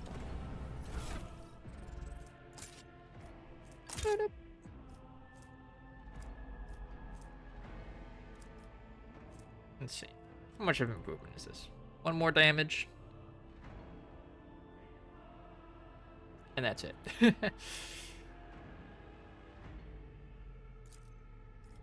Add that to cargo. What do you got? Mesh chest plate. Okay. An unfading valor. This Godwin pattern bolter was given to Sister Argenta on the day she took her vows to join the Order of the Martyred Lady. Unfortunately, despite its illustrious name, the gleam of its metal has dulled after years of travel and encounters with horrors untold, and the sacred prayers engraved on the barrel have been worn smooth in places. With every shot it fires, another spark goes out in the halo of sanctity that surrounds this noble weapon.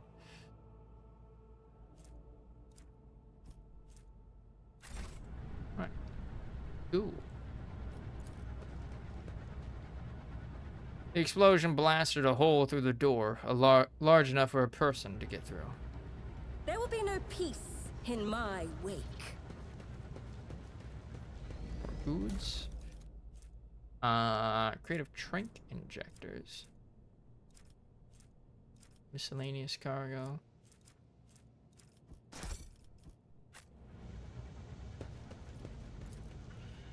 The doors will not move an inch if it is blocked. Formation. We can do this now.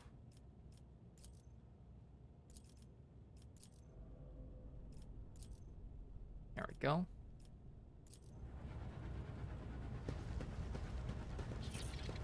Patience. Oh, my nerves are frayed. See? Check this one. Make sure there's no other loot I'm missing. Generators hum softly. When you draw close, your skin begins to tingle from static discharges. They will see. Oh, yes. They all will see. My character just sounds so ominous.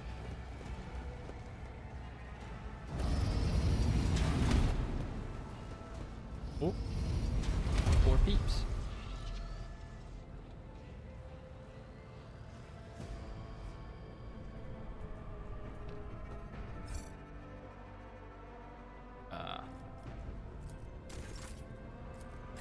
Sister, would you like to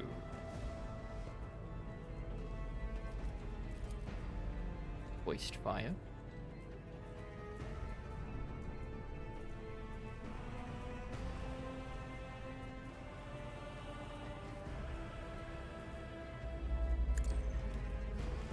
Suffer not the heretics to live. I will level you!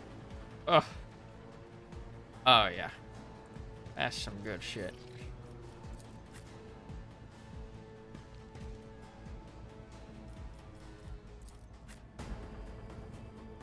We just took out like an entire fucking wing of them.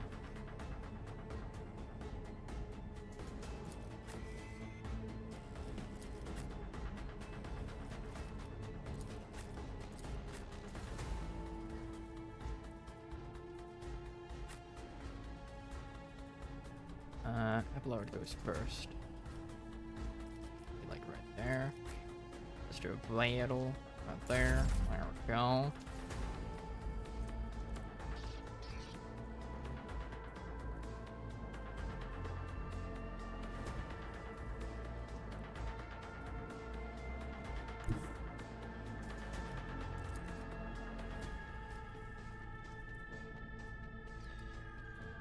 Oh, that's a chair. I'm like, what's going on here? Oh, there's like a little model of a ship there. Okay. Do that. Follow my and that. lead. Oh! Awkward.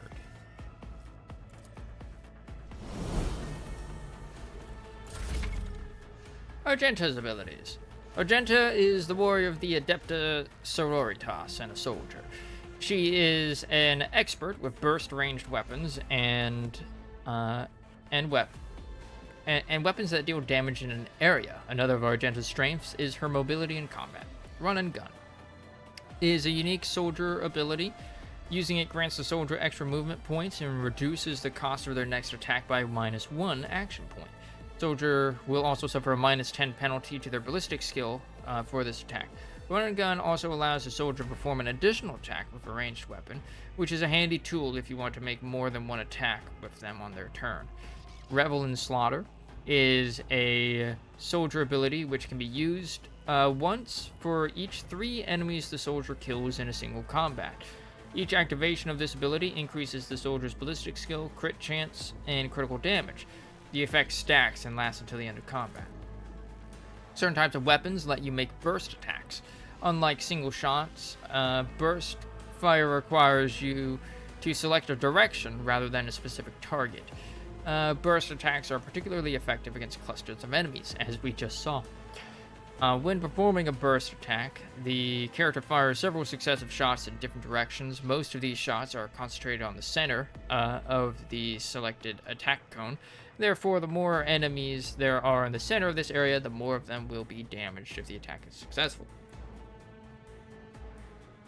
Our shots fired after the first one are less accurate and have a higher chance of deviating from the central trajectory. Be careful. Burst fire shots can hit allies if they are standing in the direction of the attack. Yep. Alright. Furious. Let's see. Run and gun. Grants momentum equal to 6. The ability. This ability also grants an additional 3 momentum for each enemy that is either in a 5-cell radius around the Sister of Battle or was hit by her this turn. If the Sister of Battle hits a demon or chaos cultist, the additional amount of momentum doubles.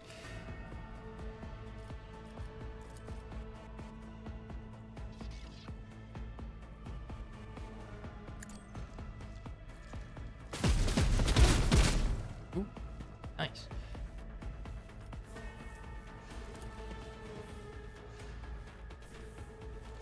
Okay.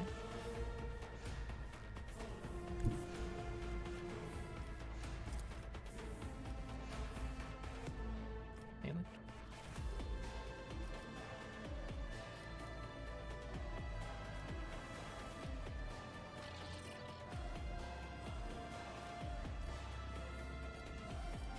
Or 345.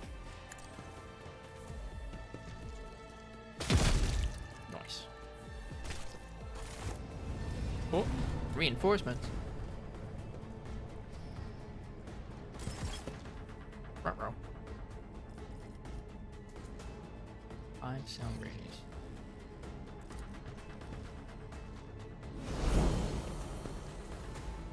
Oh, I was hoping that would like kind of show a AOE thing, but it did not. A lot they coming.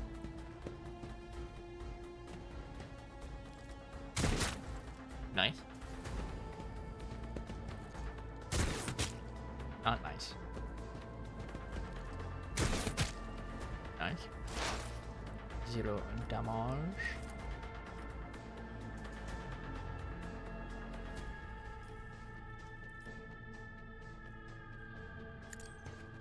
Oh wait, shit. Shit. Yep. I'm like, wait a minute.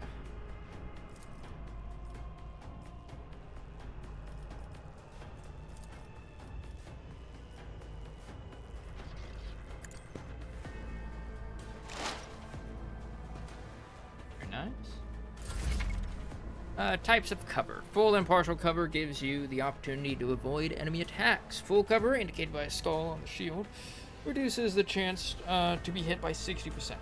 Partial cover reduces it by 35%. At the same time, the chance to hit a character behind cover may vary depending on the difficulty of the game you choose. Some cover can be destroyed by melee attacks, area attacks, or other abilities. Destructible cover has a durability bar above it. A single shot can penetrate through any cover. Okay. What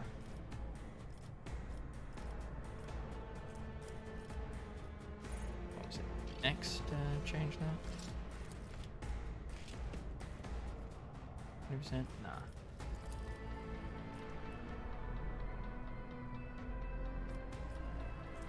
Nah. Voice of command.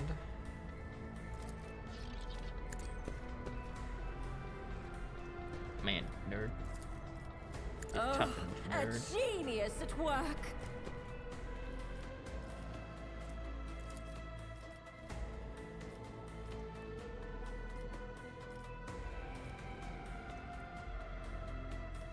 This guy. Fuck.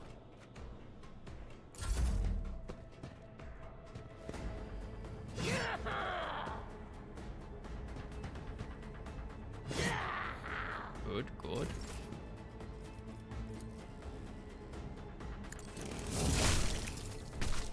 Didn't get that guy.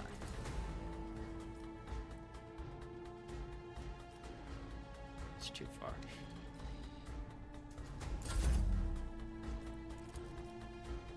As the Emperor commands, I act.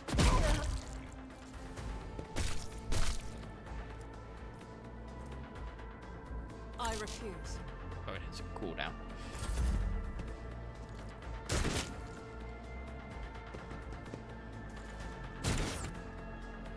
Don't shoot at me. Just a little guy. My ears are ringing. Was Nice.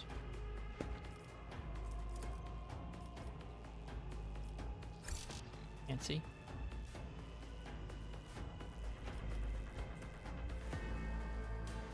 Ah. Yes, is an action.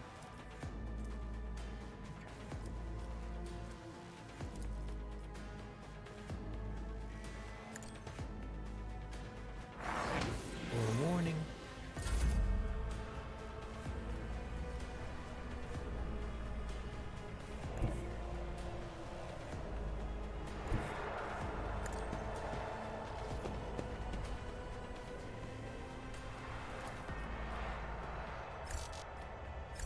What? Darling, no.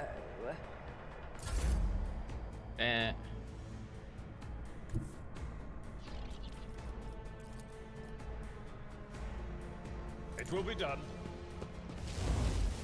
Charge. Let's go.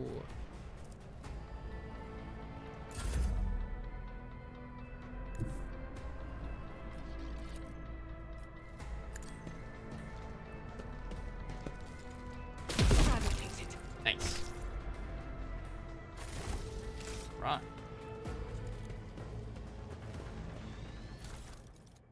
There's a lot of things.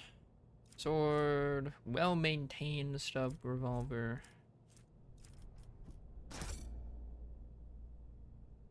What happens when we're like at 100%? Oh, it just starts like another one. Ah. Okay. Neato. An exact replica of the Von Valankius void ship sits on the pedestal. Labels indicate the main compartments and decks of the vessel.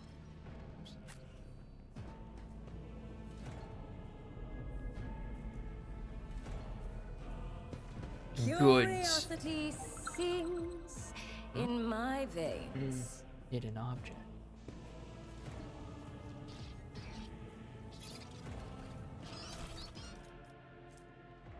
Machine right set of sacred oils and cogitograms that can appease the keeper of any technology, provides an additional opportunity to call out a machine spirit and interact with a device, an expendable item.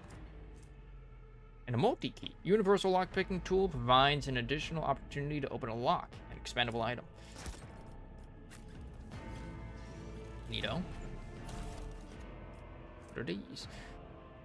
Golden Decay. No item description. Possessed Demon Engine Heart. Heretic Trophies. Why the fuck is that here? Rolls of synth leather.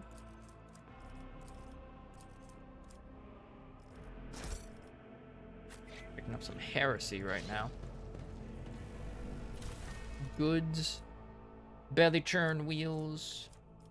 Machine spirit vaultlet. Set of icons. I don't know what those words mean.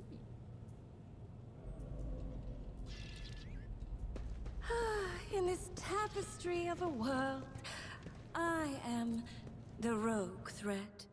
Titles and authors are printed in gold on the spines of the books. The library contains works of Imperium theology, law codices, biographical sketches, and chronicles of the greatest military conflicts of the Cornus Expanse and the Calixis sector.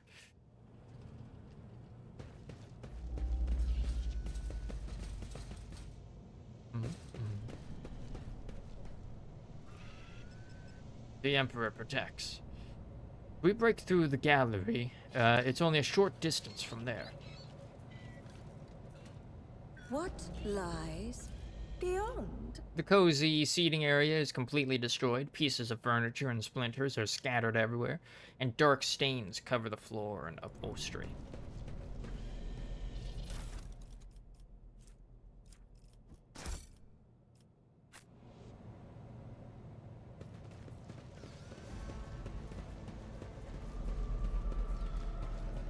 Take assailants.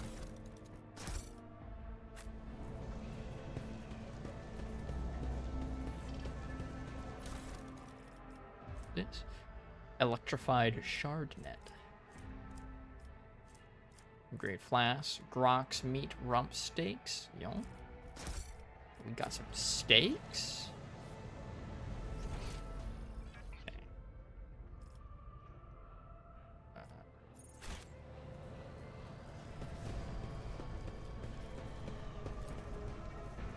Cogitator is silent. It seems that its machine spirit is no longer being powered by the motive force. One step at a time, amidst the madness. Skill tests and interaction with the environment. You open a jammed door, click on the icon. The character with the highest tech use will make the skill test. If this test fails, the door will remain closed. Particularly bad result of a tech use test can cause the door to become permanently stuck and impossible to open. Ooh. So that sounds like a quick save. Uses logic. Oh, thank you for the follow. Welcome to the guild. Patrash. I don't know how to pronounce that. Logic, machine right. I mean, we got a 95% chance. Yes! Genius triumphs! D100 system. Welcome to Warhammer 40k Rogue Trader. Hope you enjoy your stay as I read a story to you about our Lord and Savior, the God Emperor. Praise be to his name. May his guiding lighthouse see our way through the immaterium. Greetings from Belgium. Ah, welcome. Hope you're having a good day. You had good holidays if you celebrate them. Your character is about to make a tech use skill test. I can read. In dialogue and during exploration, you will often make various skill tests, and their result might determine how successful your character's efforts are. Make hidden dialogue options appear or reveal new information.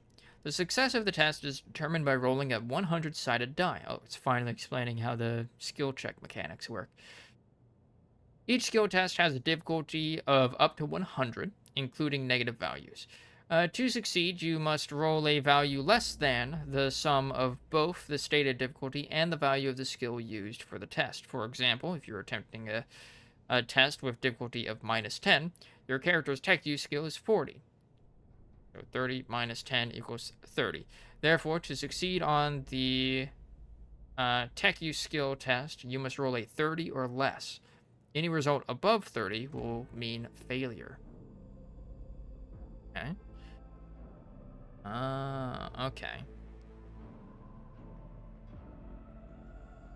Note that difficulty is calculated from greater to lower values. The greater the difficulty value, the easier it is to pass the test. Okay. It is easier to succeed on a difficulty 40 test than on a difficulty 10 test. Okay. The higher a character's skill score, the easier it is for them to succeed on tests. Skill scores depend on the character's respective characteristic scores, skill advancement on level ups, and any bonuses the character's equipment might offer. To succeed on various tests during gameplay, develop different skills for your characters and their companions. There will be no peace in my wake. Hello? Ooh. Plasty crystal cores. Servo skull anti-gravitic impeller. That sounds neat. Catechism of Saint Drusus. 4 copies of it. Oh. Aw. Holy Gifts cargo. Anointed Purity Seal wax bottles. Yo. Xeno artifacts. Yo. Ooh. Mechanicus creations. Out of junk items. Melt a charge. Explosive devices suitable for eliminating flimsy obstacles. That sounds pretty neat. Operator's gloves. I'm an operator. The wearer gains a +3 bonus to tech use. That's me. I'm an operator. Ooh. They do actually have like visual changes stuff. Kind of like my previous gloves. My usual gloves, rather. +3, +5. What's the +5 from? Oh wait, no, I'm an officer, not an operator. You have an operator? We're gonna see what the classes are again.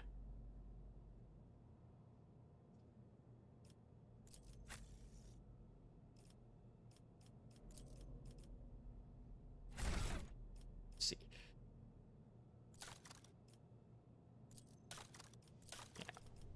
Officer, warrior, operative. There we go. You get these. Never mind. You have a low score, so we'll just keep using. These are mine now. Curiosity sings in my veins. Multi-key, tech use, demolition 90. Save.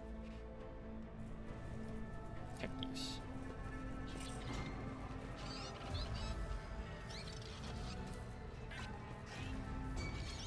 Ah, okay.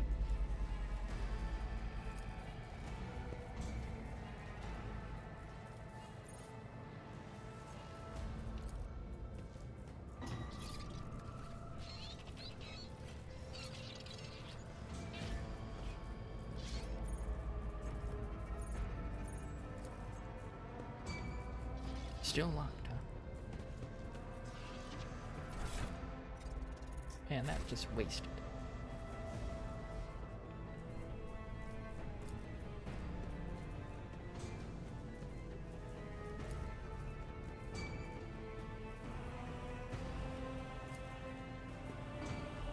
I'm really To don't. the ordinary, I am an enigma. Really don't want me opening up that door, huh? They will see. Oh yes, they all will see. Blow up the door. I have to blow this up?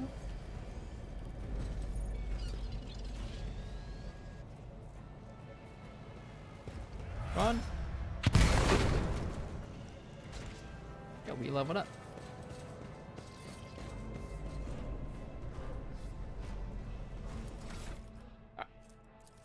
Hey yo, we leveled up.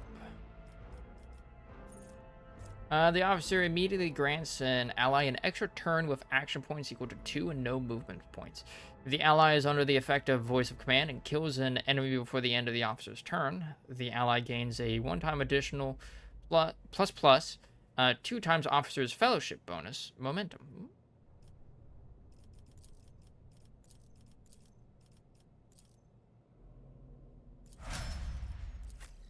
Okay.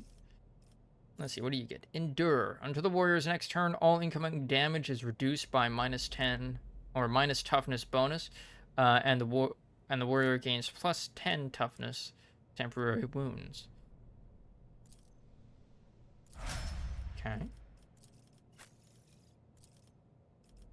Expose weakness. The operative removes all exploits from the target to decrease the target's dodge, parry, and armor by -10 plus exploit stacks plus perception bonus until the start of the operative's next turn. Okay. Sister. Revel in slaughter. The soldier immediately removes the winded effect. Until the end of the combat, the soldier gains the following bonuses. Plus 10 ballistic skill, plus 5, plus 2 times agility bonus percent, critical damage, plus agility bonus percent, critical hit chance. This ability becomes available after the soldier kills 3 enemies. The kill counter is not reset between rounds. Cool.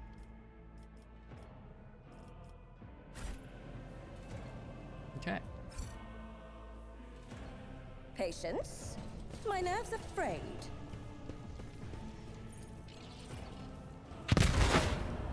Oh, we unlocked that. Ah, power supply.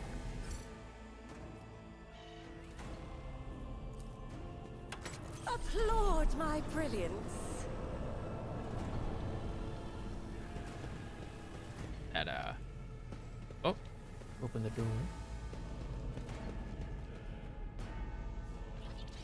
In this tapestry of a world, I am the rogue thread. Oops.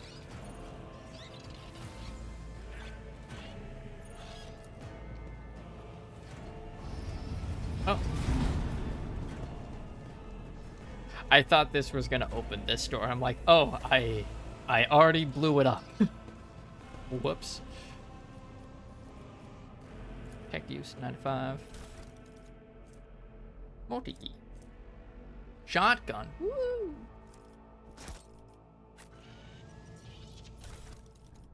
Med kits. Can anybody else use this? Other than...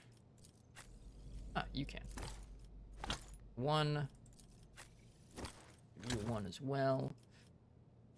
What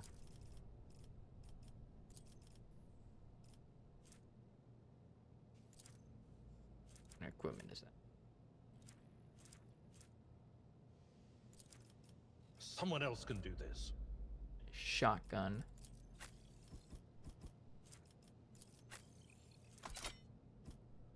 Oh, he's kind of specialized.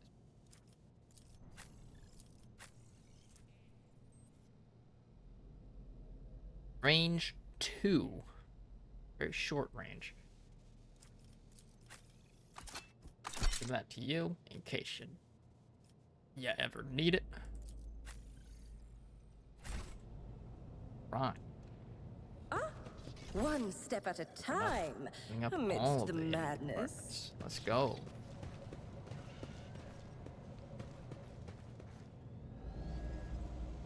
Alright. Oh. Oh no. Heretic.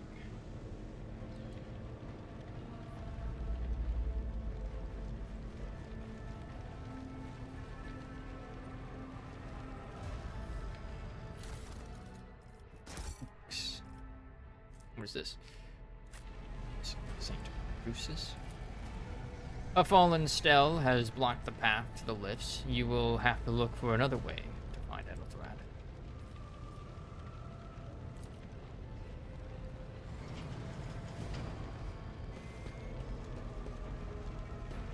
Elevator. Deck officer's helmet plus 5% armor.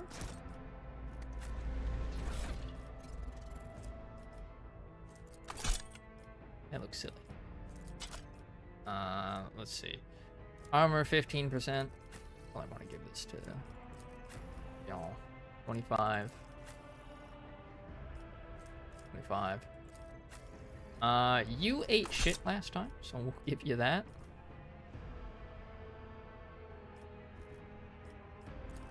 They're away. Psi rating. 1. Psi rating. 0. Why are you 1 and I'm 0?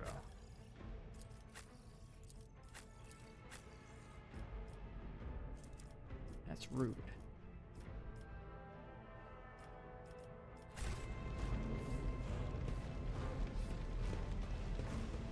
Curiosity sings in my veins. Attention to detail is the key to success. Benches and even the cogitator, torn from its proper place, are stacked in a rough semblance of a barricade.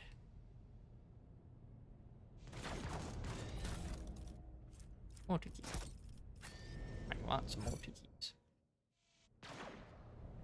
Sick. Oh, remembers. We're about to get attacked.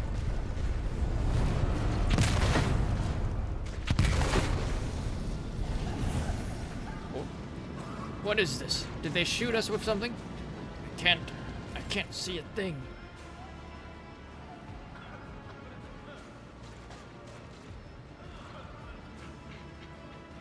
The roar of the flames rings in your ears, and the choking smoke makes you cough and gasp for air.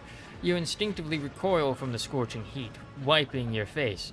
A moment later, a hazy silhouette forms in the raging wall of fire. You are surrounded by ear-splitting noise and screaming, yet you distinctly hear the sound of footsteps, and then you see the figure walk out of the fire towards you. It is Theodora von Valancius. Her expression is calm, terrifyingly so for someone whose body is engulfed in an inferno. One of her hands is resting on the hilt of her power sword, the other is raised in an inviting gesture. Are you lost, my heir?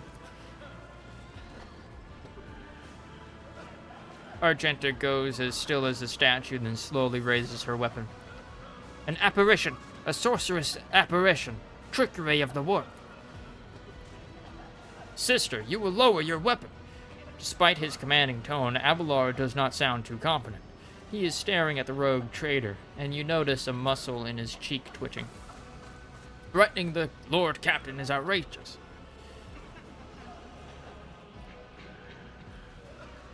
How did you get here? Aren't you in pain? Pain is but a reflection of one's weakness, Medea. To renounce weakness of spirit in pursuit of greatness is the only path to heights worthy of a rogue trader. Theodora watches you without blinking. Her snake-like gaze almost makes you forget that the fire searing you Forget about the fire searing you, leaving burns on your skin. I can lead you out of these flames, Medea. Show you a path, rid you of pain, give you a weapon so that you may defeat your enemies. Decide. Your mouth begins to salivate. Each word Theodora speaks is like music to your ears.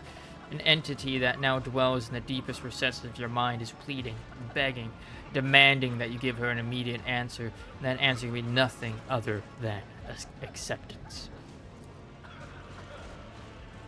Do not listen to this abomination, Medea. If there is naught but his light in your heart, if you are resolute in your faith, then step into the flames. The Emperor protects. His faithful will not be deterred by either darkness or deceitful promises, nor will the fire burn those who carry the torch of faith in their souls. The void with you. We need to follow Lady Theodora before we suffocate in this furnace. The people... Abelard looks back at the coughing, confused people around you. Medea, the survivors from the middle decks. We must help the crew. Lead them out. Find a way around.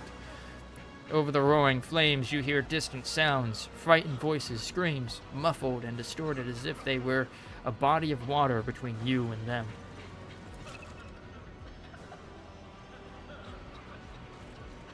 Then we'll miss our chance to meet up with Adira breaks off and starts coughing violently. Her knees buckle, and she looks like she's about to fall. Medea, what are we waiting for?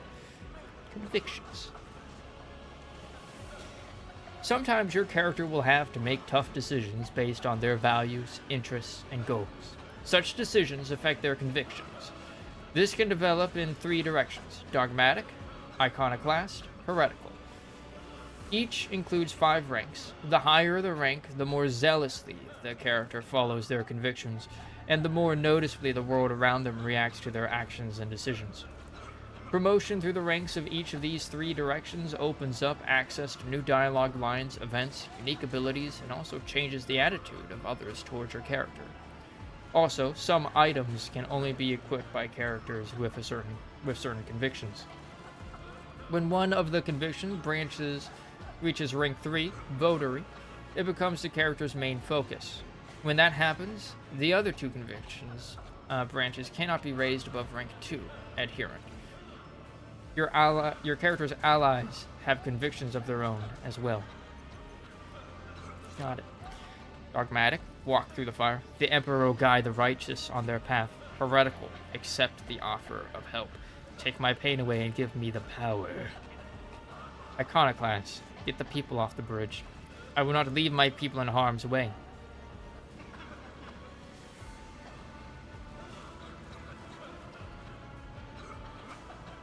Boy, I wish I knew I was going to be making a big decision. This game doesn't let you save during cutscenes. Okay. Or during dialogues, rather. Okay, what kind of person do we want to be? For the Emperor? For chaos? Or for the people?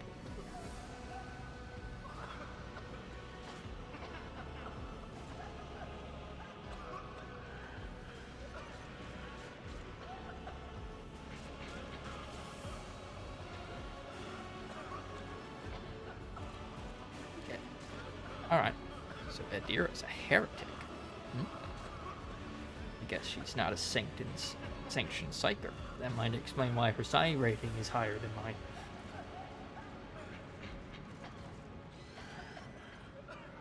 Alright.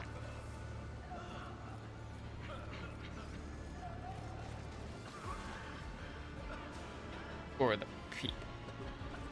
I will not leave my people in harm's way. You look away, and the illusion breaks. The unbearable heat instantly makes your skin burn, and the voices of the people beyond the shroud of smoke grow stronger and hopeful once you and your companions rush back, barking orders and guiding the survivors. In your determination, you completely forget about Theodora, and when you turn your head, you see nothing but a bellowing fire. Iconoclast, plus 15. Maximum of 550, huh? Belief in the value of human life and freedom. Freedom. Oh, that's going to lead us against the Emperor at some point. Faith in the power of goodwill, capable of overcoming the horrors and dangers of the universe without the need of artificial prohibitions. The desire to seek out common ground and compromise rather than uncompromising destruction. Emperor's not going to like that. Free will? Oh, no. Back. Fall back. We will go around.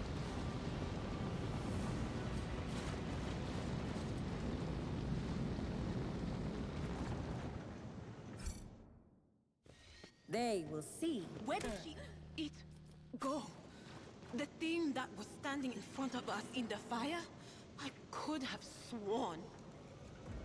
To the same place all unholy visions go. Do you want to follow it, witch? Oh. Thanks for getting spicy over here. 1 Iconoclast. Above the thundering guns. The rogue trader and 2 random allies start combat with temporary wounds equal to their own resolve. What's resolve again? Okay. No. Iconoclast. Heretic. Oh, she's like 45 heretic. Oh, they're all at 45. She is not at 45. She's at 200. Grim Determination. Absolution. Path of Redemption. Grim Determination. Rogue Trader and their allies gain a plus 10% chance to survive with 1 wound instead of falling unconscious. Adherent. Absolution. Burning. At the start of every turn, the affected target suffers 10 damage and must pass an agility resistance test with a -10 penalty to stop burning. Oh, in the first round of combat, all critical hits scored by the Rogue Trader's party inflict burning. In addition, all fire damage suffered by enemies is increased by +1 for each rank of conviction. This one's just like flavor text. Votary. When one of the conviction branches reaches okay, Path of Redemption. Any momentum expenditure by the Rogue Trader and their allies, including heroic acts, is reduced by 20. Heretical. Resource preservation. Rogue Trader and their allies gain a plus 20% chance to save a combat stimulant or medikit after using it. Destroy the weak. For the first round of combat, everyone in the Rogue Trader's party gains a 25% chance to regain 1 AP after killing an enemy. However, triggering this skill immediately manifests psychic phenomena. Does not reset the cooldowns of attacks and abilities.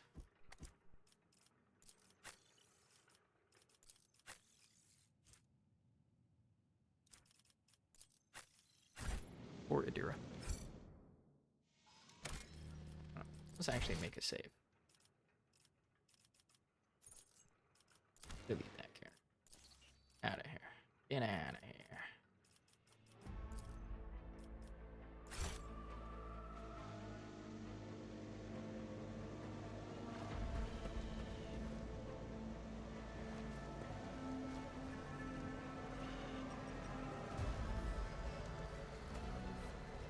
Crash the platform. Ha! There will be no peace in my wake.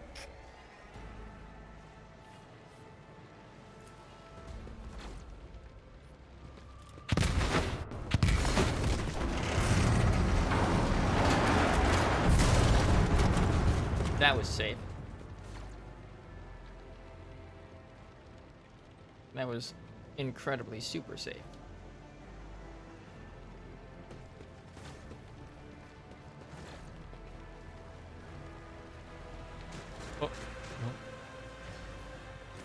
too late. We are too late.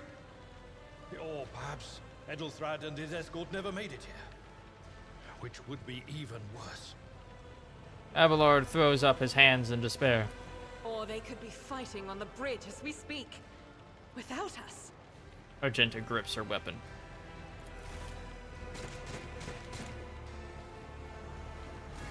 My lady, I beg your pardon for interrupting. The people are asking for orders. You came back to save us. So now we will follow you through thick and thin. The officer quickly bows. To the bridge. If Edelthrad is there, then he requires immediate assistance. Turns to you. There is one thing that I find most troubling. The Lord Captain's voxcasts. They are still coming in, even though it would make sense for Lady Theodora to be on the bridge right now, at the head of the counter-assault. I feel uneasy. What if the Lord Captain is besieged in her own chambers? With your permission, I suggest that we confirm for ourselves that she is not. We can use the same elevator that Lady Theodora and Mort headed for earlier. Okay, makes sense. Reach the secret lift.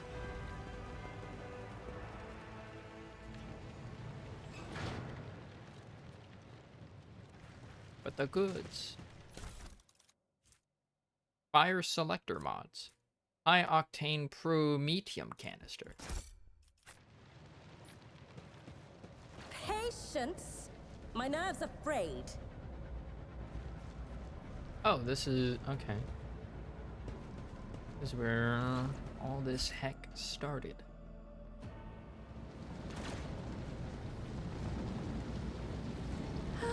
In this tapestry of a world, I am the rogue thread. The generators hum softly.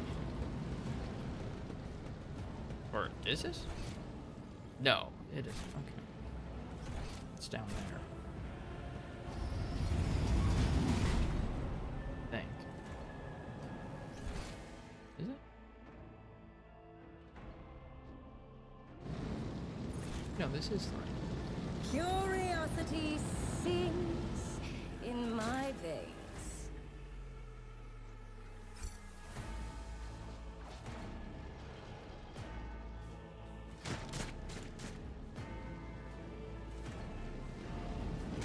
They will Oh, see. we can't go that way. Oh yes, they. I'm like, why are all you will see. stuck?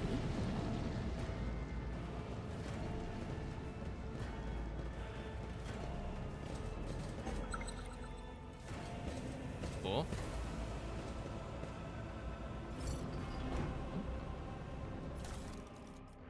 This adamantine hilt guards, yo. Are we already getting adamantine? Adamantine at level 3. There will be no peace in my wake. What happened? I accidentally paused.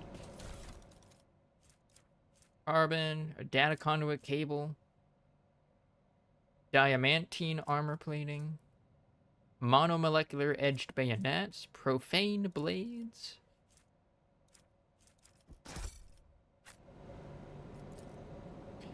This clearly does not serve as a stateroom. The generators, machines, and crude wall paneling indicate that it is a maintenance module room rather than an area for receiving guests.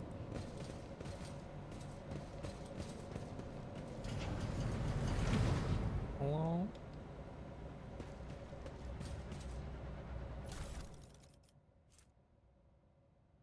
Lex Mechanics goggles.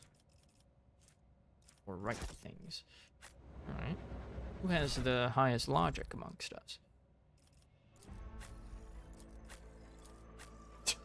Nobody.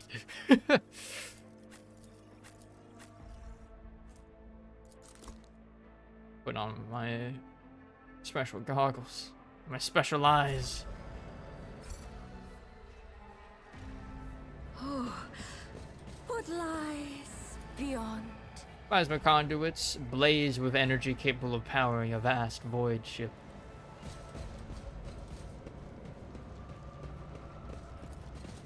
Lord Captain's quarters.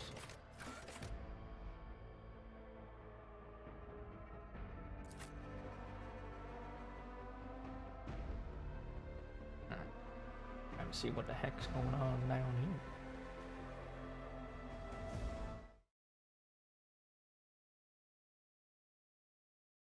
Actually, I think before we continue, I think we'll take a break.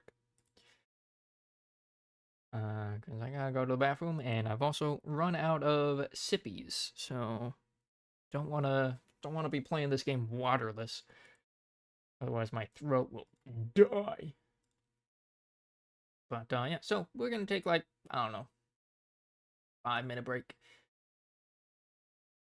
Boop. I am back. I got some water, and I had a little muffin too. I was a bit hungry, no? Was a chocolate chip muffin, or actually a banana bread chocolate chip muffin. All right, anyways, to the upper decks. Toughness. Good. Provides characters with bonus wounds. It also affects the carouse skill. Base carouse is equal to toughness. Wait. Ooh, fountain. Find Theodora von Valen. Oh. Dead dude. You're gonna check out her bathing chambers. Oh, my nerves are frayed. Oh, we can't go into it. No swimming in the fountain. On the bed. One step at a time. Oh. Amidst the madness. It even...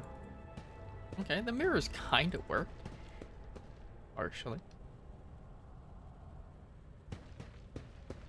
Right there.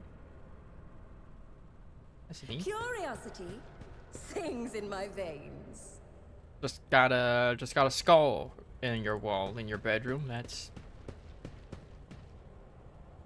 Warhammer. Not foreboding at all. Oh. Dead guy. Oh. She's been moited. Blasted.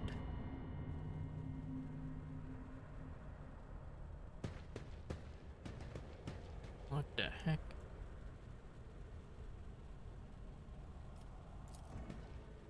A bizarre fragment hung on a trophy board. The light, smooth surface of the object is dotted with dark spots and crumbling holes. Kind of like shaped like a shark head. In this tapestry of a world, Oh, or I am the rogue thread. ponder it. Doesn't want me to ponder it. Warp energy. Oh, she got a collection, dude. Yo, she got a fucking sword.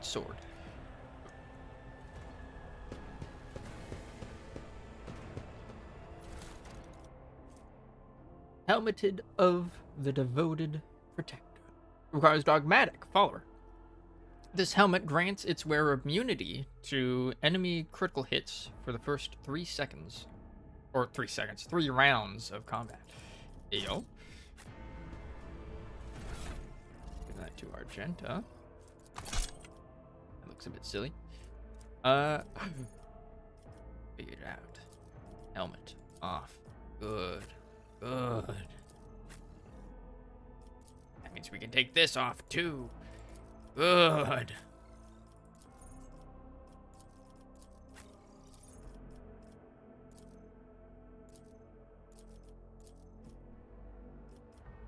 Nice. This doesn't count as a helmet. I still got my cyber eyes. Items and convictions. You have found an item that can only be equipped by characters of a certain conviction rank. You can open the character menu to see which conviction your character follows. Note that both your character and their companions have their own convictions. You can check what conviction a character adheres to on the Convictions tab in the character menu. See. Convictions change in direction and rank based on how the game's story develops and during important plot decisions.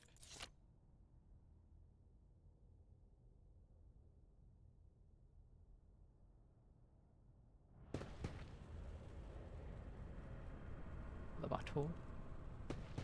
The big book with a portrait of herself in a cool pose.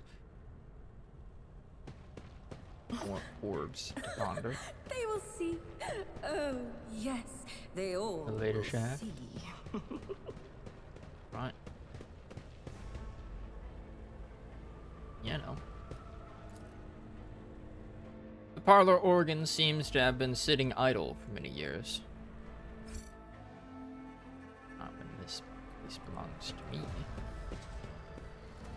So obviously, check the body up. Cape. Rogue Trader's Cloak. Gain +5 fellowship for each enemy in a 2-cell radius. Cool. It's not even red. If I like do that, does it change? No. I like that you can change your outfit color. So, whatever you want. Theodora's Rosary. Rare of this amulet gains a +10 bonus to commerce and lore emporium.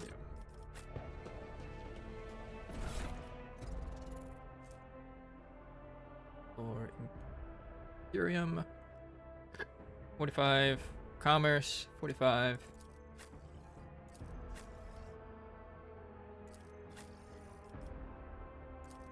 Apparently I'm the smartest of the bunch.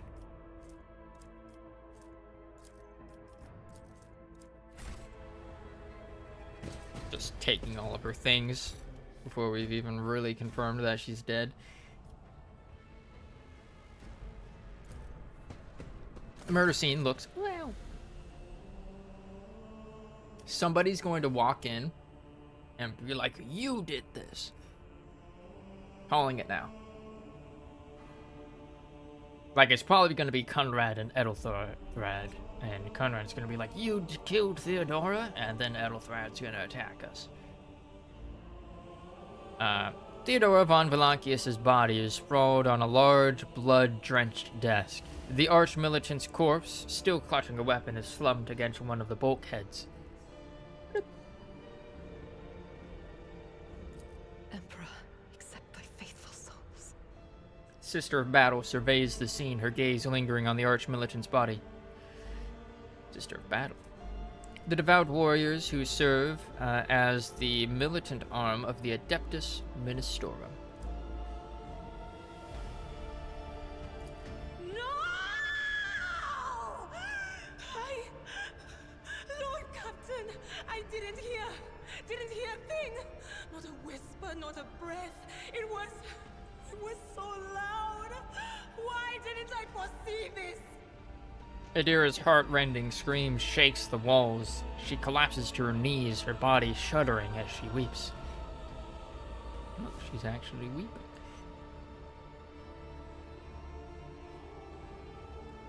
We got the arch-militant. There we go.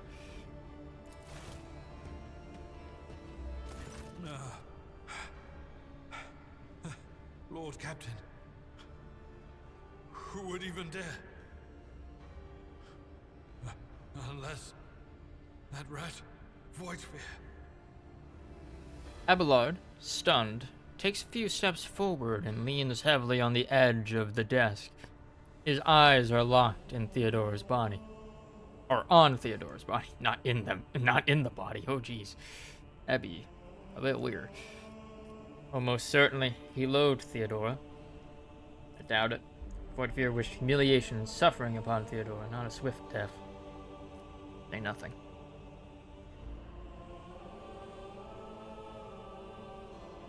Oh!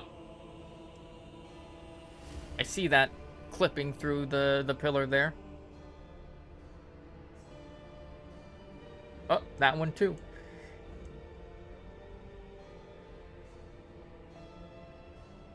Nah, like notice like all this ice stuff. This seems like spell sorceries to me. I doubt it. For it to be a wish humiliation upon and suffering upon Theodore, not a swift death. It could have happened in the heat of battle. This Not to looked mention like that that. Mort was here, and he would have protected Lady Theodora to the last.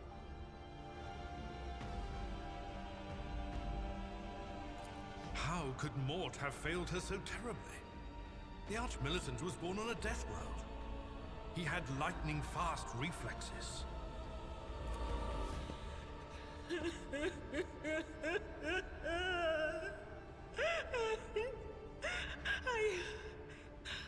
I can look at things in my own way. If you find something that might bear the imprint of the killer, just give it to me, and I'll try to see what secrets it holds. Also, like, great voice acting. Like, Adira sobs and my voice is dying. Adira sobs and gets up. She glances around, looking lost. Examine the body. You lean closer to the body. The cause of death is apparent. What ended the rogue trader's life was an auto pistol shot, an extraordinarily accurate one at that. Theodora's face bears an expression of surprise, the last emotion she experienced in life.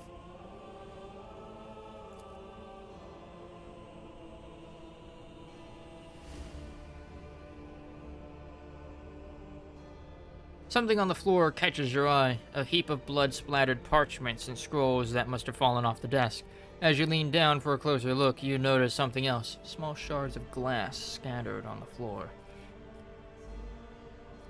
What do these shards tell you?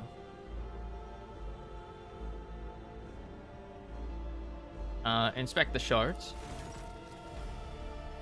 It is difficult to say what exactly was broken. The object fell on the floor, and that is as much as you can ascertain. Upon closer examination, the shards appear iridescent rather than completely transparent, as if they were submerged in promethium, a broad term for combustible fuel in the Imperium of Man. Inspect the papers. Handwritten letter with a seal. Reports, accounts, dispatches. You go over the scrolls until you stumble upon a document that is starkly different from the rest. It is a handwritten letter signed with the initials XC, and a seal with a symbol that is vaguely familiar to you. Handwritten letter, a seal, Lore Imperium, and sends a shiver down your spine. The author of this letter addressed to Theodora von Valancius signed it with the seal of one of the holy Ordos of the Emperor's Inquisition, the secret police of the Imperium that relentlessly hunt heretics, xenos, and other enemies of humanity. Inquisition. The secret organization tasked with hunting down the myriad threats to the stability of the Imperium and all of mankind.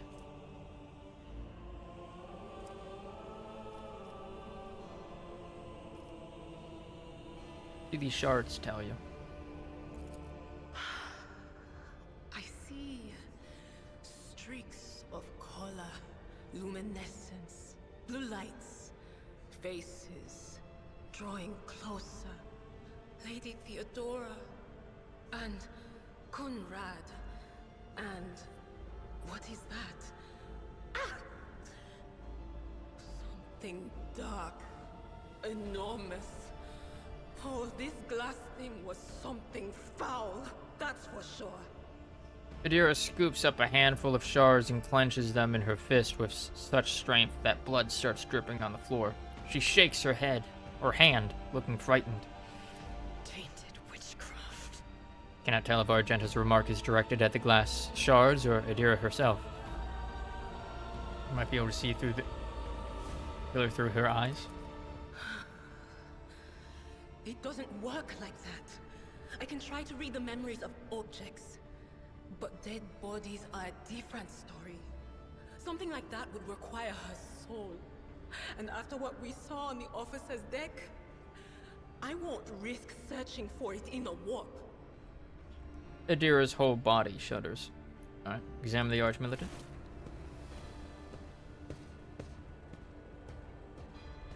They definitely got surprised. An auto pistol shot went straight through Mort's forehead, spraying the floor and the furniture around with blood, brain matter, and shards of his skull. The safety of the arch-militant's weapon is off. The killer must have been a split second quicker than he.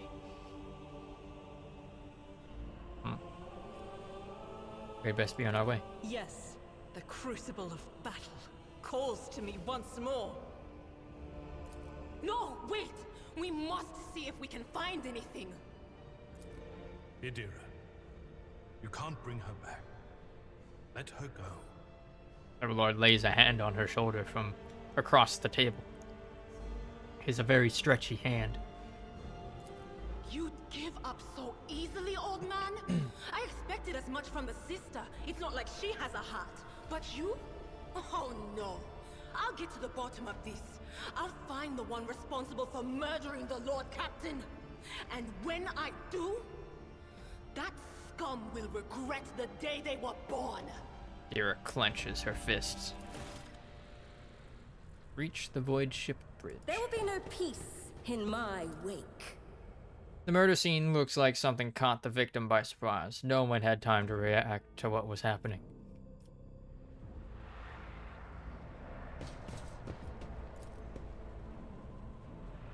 What lies beyond? I like work.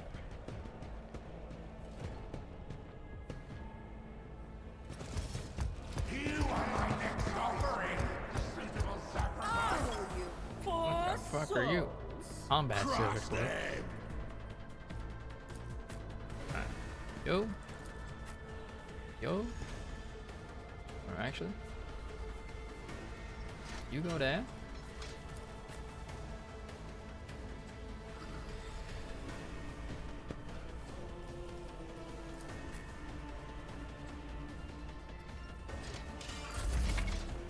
Light and medium armor.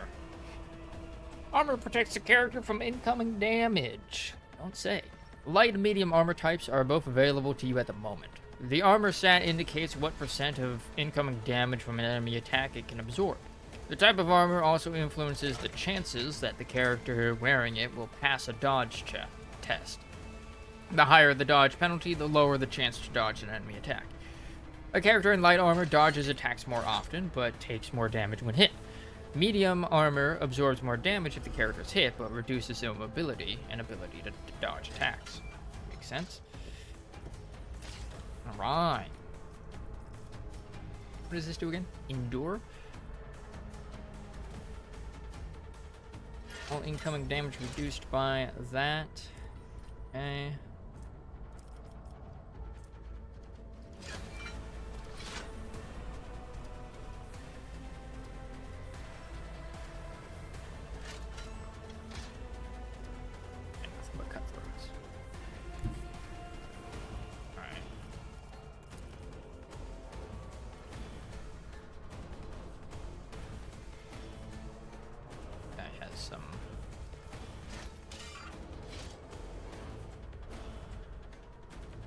You guys got some defenses. Armor, 80%.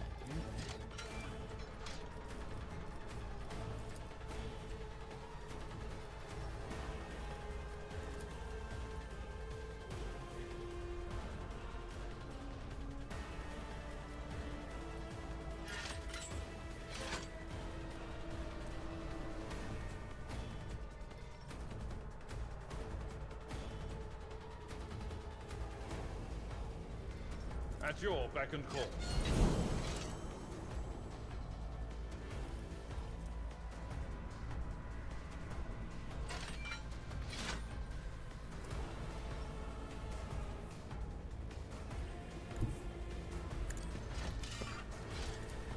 I will do my duty.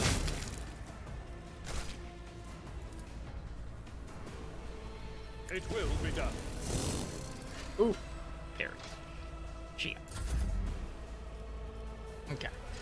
Bring it down. Officer immediately grants an ally an extra turn with action points equal to 2. Okay.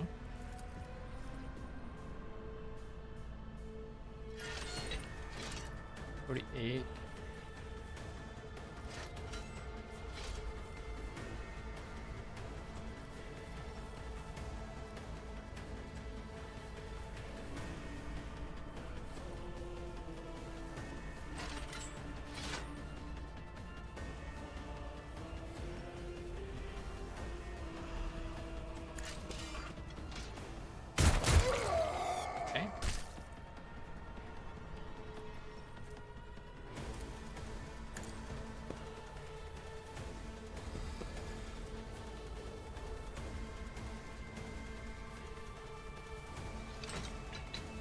of the officer's abilities.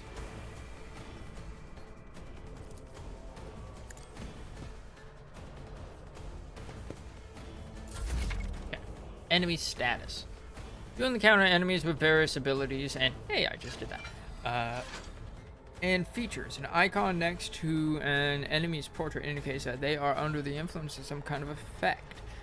Click right mouse button on the effects icon to see more details. If you wish to learn more about an enemy, click right mouse button on their portrait or the enemy themselves. Heavily damaged. Servitor is heavily damaged. Its damage, hit chance, and wounds are greatly reduced. As a melter weapon. Oh boy. Art machine 4.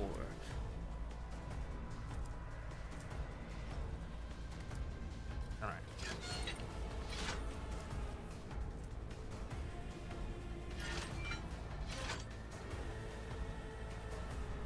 5 celebrated.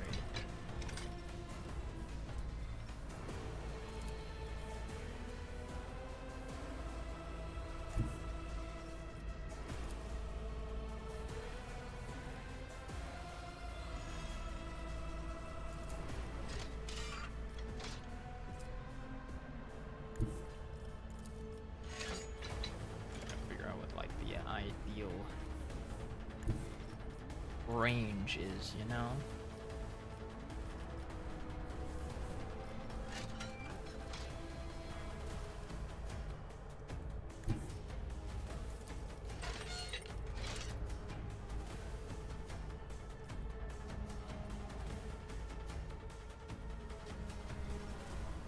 I'll do it.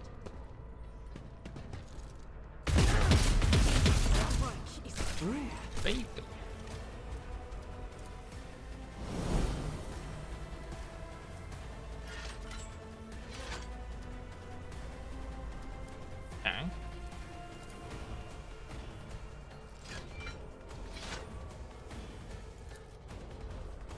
Five.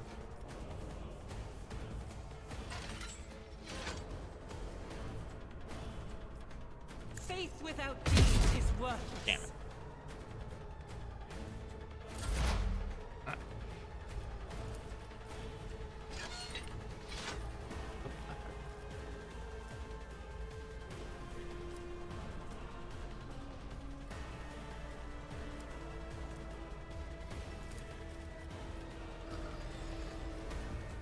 I figured psychic would be what we need against this guy.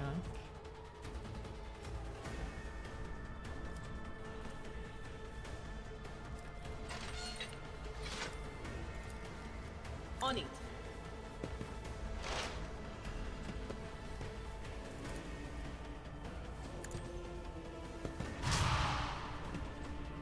Right.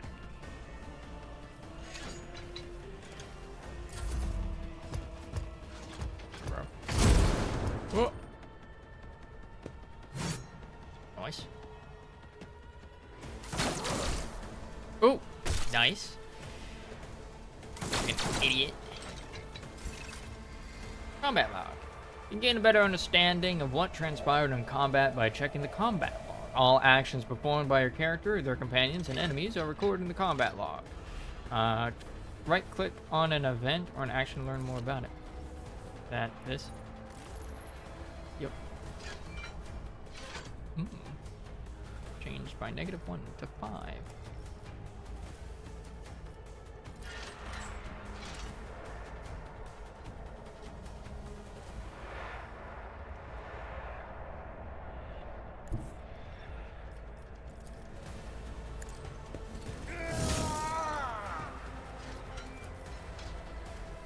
Indeed. Okay.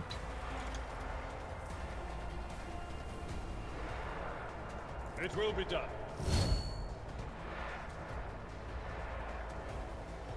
There's some spooky noises happening right now.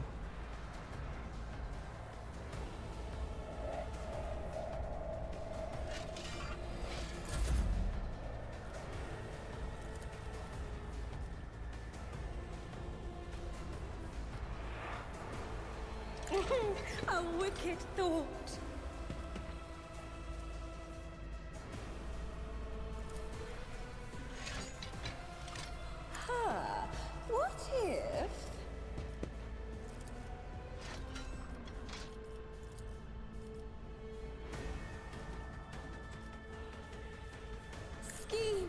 within schemes.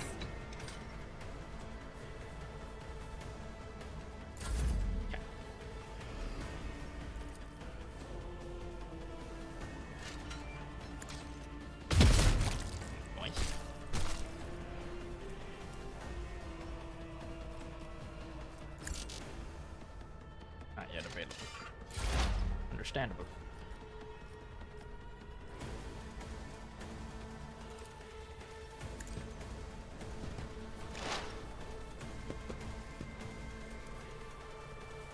Three stacks. Dog parry and armor. By -10 plus exploits tags. Ooh. Anything Well, is? one on this guy.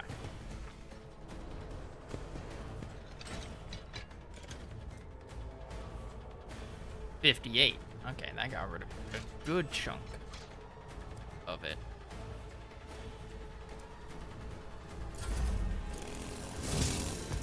Ooh. Oh, not quite dead. Ooh.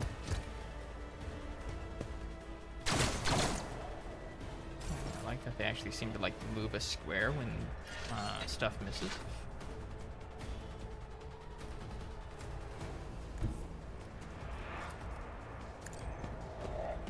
Oh, he just RP walked forward.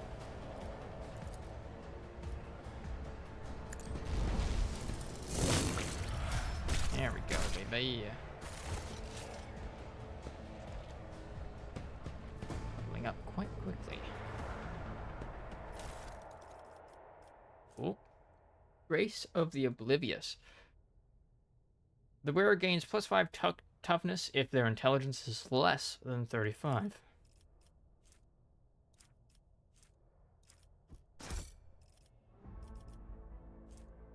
Oh. Actually read the letters. Hold on. Info. And written letter with a seal. Esteemed Theodora, a change in circumstances has demanded your immediate assistance in our mutual cause. Forthwith, upon receiving this letter and performing the necessary preparations of the crew, you are to depart for the Rykad system. One of my acolytes, Interrogator Henrix von Kallax, operates there at the present time. Upon your arrival in the system, you will, without delay, make contact with him and offer any assistance required of you, after which you will provide him passage to the Furibundus system aboard your ship. On footfall, the interrogator will remove himself from your presence to await further instructions. Anticipating any questions you may have, I will stress that the nature of Interrogator von Kallax's activities on Rykad Minoris is of no concern to you. If required, Von Kallax himself will disclose the details of his mission. May the Emperor's light be with you. XC.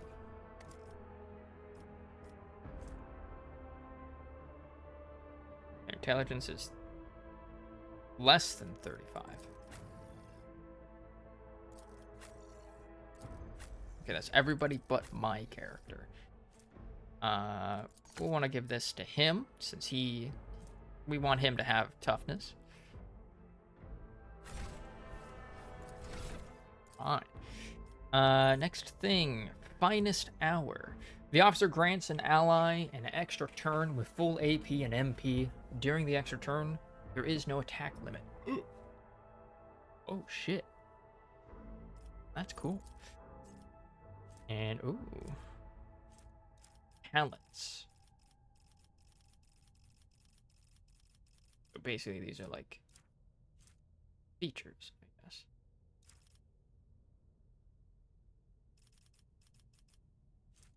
Alright. Commanding voice. The range of the officer's abilities is increased by +3. The range of voice of command is increased by +6. To resolve, the officer's resolve is increased by 3. Blood of Martyrs. Whenever an ally uses a heroic act, that ally gains temporary wounds equal to 10% of their maximum wounds plus resolve. Focus. Whenever the officer uses an ability on an ally, that ally gains a bonus to their perception and ballistic skill equal to 4. These bonuses stack, but half of the stacks, rounded up, are lost at the end of the target's turn. Inspire Courage. Whenever the officer targets an ally with an ability for the first time in a round, that ally gains +4 temporary wounds. Okay, personal oversight. Whenever the officer targets an ally with an action, an ability, or an attack, that ally's resolve is increased by +1 until the end of the officer's next turn. This effect stacks and is prolonged until the end of the officer's next turn each time it stacks. Cannot be prolonged past the officer's next turn. Okay. Physical encouragement. Whenever an ally starts a turn, excluding any extra turn, adjacent to the officer, that ally gains additional MP equal to officer's fellowship bonus divided by 2. Iron Discipline. Allies affected by the officer's abilities gain a bonus to all resistance tests equal to 2 times the officer's willpower bonus. Okay, more than possible. The target of Bring It Down gains +1 AP. If they finish their extra turn using this ability with 0 AP, they suffer 4 direct damage. Lasting Impression. Half of the bonus granted by the voice of command remains until the end of combat. This bonus does not stack with itself, or the bonus is granted by voice of command, but does count as an officer ability effect for the purposes of other talent effects. Recommended, favorite, offense, defense, support, universal, archetype, origin, warp features.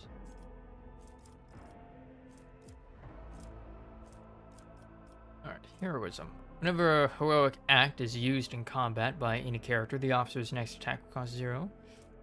Whenever the officer makes an attack, they gain +5 fellowship until the end of combat. Whenever the officer uses an officer archetype ability 2 times in 1 turn that does not grant an extra turn, they gain a Stand Witness effect. Stand Witness. The next officer archetype ability that does not grant an extra turn will also affect the officer. Armor of Contempt. Whenever an ally is affected by an officer's ability or talent that grants temporary wounds, that ally's armor is increased by +10% for 1 round. Does not stack. Be vigilant. Allies under the effects of the officer's abilities gain a bonus to their weapon skill equal to 3 plus the officer's fellowship bonus, and will deal +4 more damage on attacks of opportunity until the start of the officer's next turn. Air of Authority.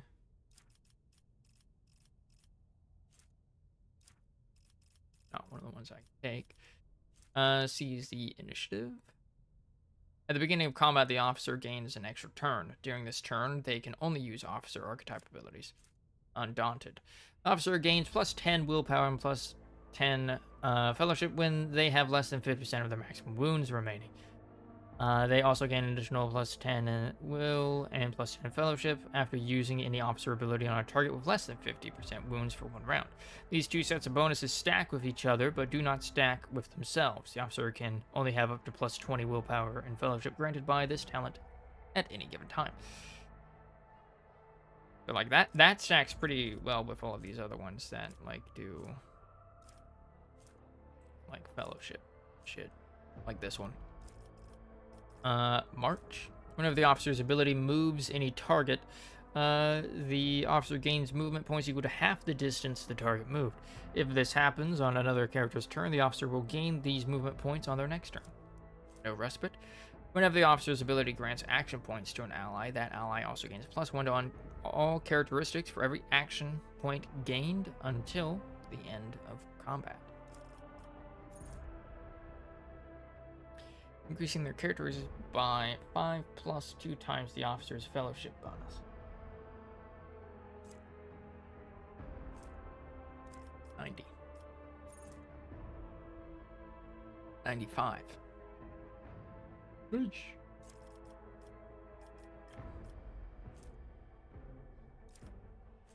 Chain weapon attacks, and combat master. These seem like we're kind of at the general ones. Enemies gain no melee superiority bonus against this character. Swift movements +2 movement points. Dueling mastery +15% chance to parry. Las weapon. Enemies suffer a minus 20% penalty to dodge against laser weapon attacks. Okay, nimble, plus 10% chance to dodge. Power weapon, plus 10 armor penetration. A solid projectile weapon. A solid projectile weapon attack team plus 2 minimum damage. It will not die. Increases wounds by half of the character's level, rounded up. Okay, so like toughness. All these things I can't get. Dual weapon. Character can attack with the second weapon in their current weapon set in addition to the usual one attack per round. This attack suffers a minus 20 penalty to weapon skill and ballistic skill and costs plus 1 AP more. Alright. Characteristic training, weapon skill. Character gains plus 5 weapons skill of the character may improve any trained characteristic even if their archetype or origin does not allow it.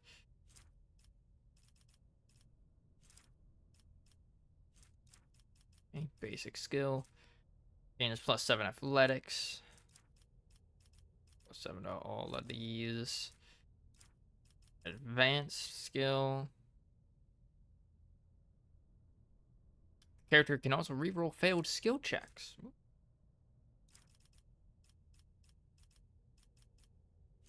Alright, advanced skill, tech use. Oh.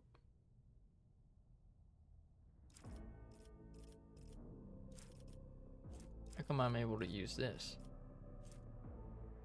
Plus 13 tech use, Grenadier. I've rolled character can pass willpower resistance tests using their fellowship value instead if the character's fellowship is higher.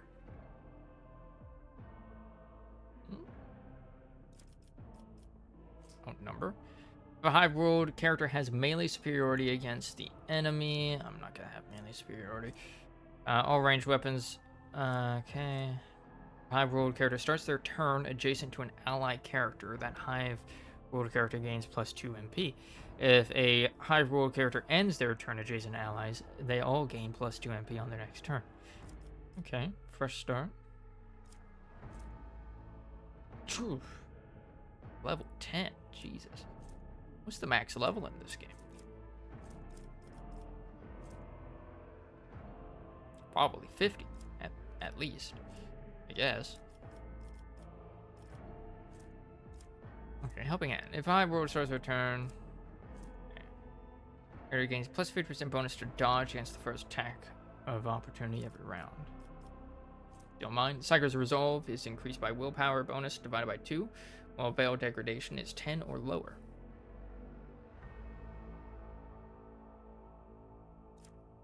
Inscribed Soul. The Psyker gains the Inscribed Soul ability.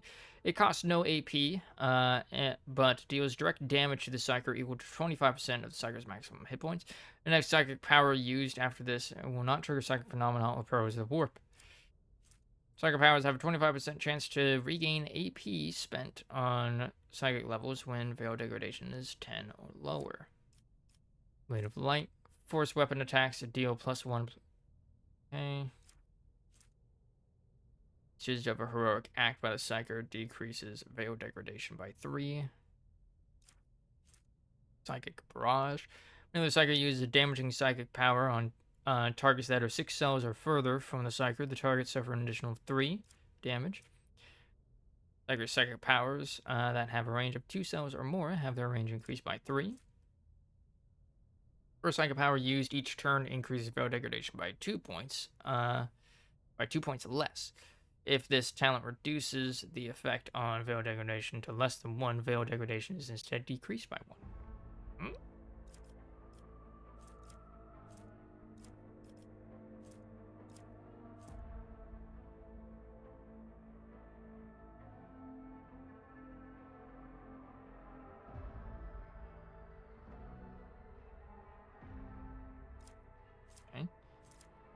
Subtle manipulation. The Psyker can use damaging psychic power while being threatened by enemies in melee range without provoking attacks of opportunity. Non-damaging psychic powers do not provoke attacks of opportunity even without this talent. Secured threat. While the Psyker is not in the target's line of sight or the Psyker is in cover, all resistance tests of the target suffer a -4. Okay. First turn of every combat, all psychic powers of the Biomancy discipline cost 1 action point.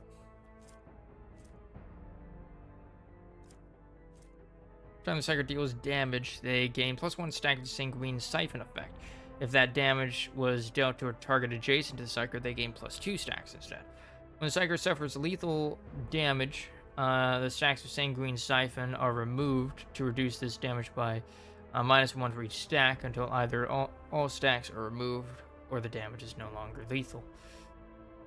Okay, so that like kind of decreases damage. For immunity, whenever the psyker is healed or heals an ally, if the character being healed is already at full wounds, that character instead gains temporary wounds equal to the healing.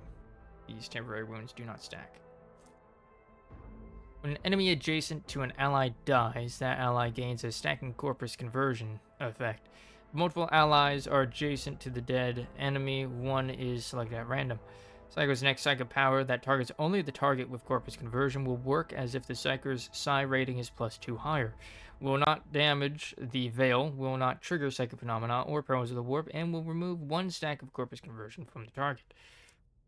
Also life whenever the psyker heals themselves or another creature with a psychic power or an effect applied by a psychic power.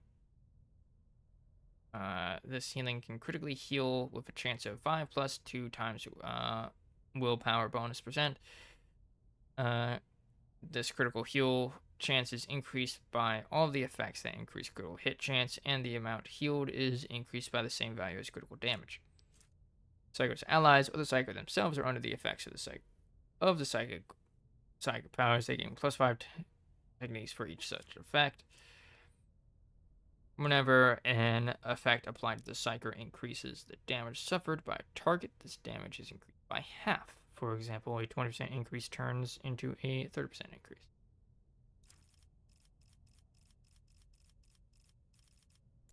When do I get like a psychic ability?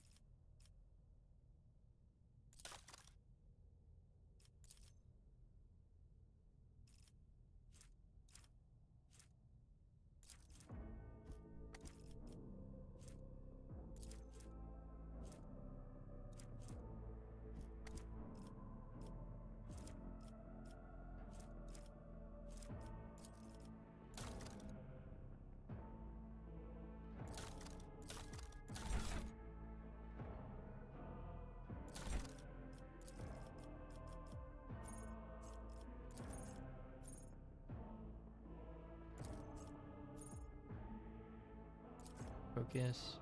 Oh.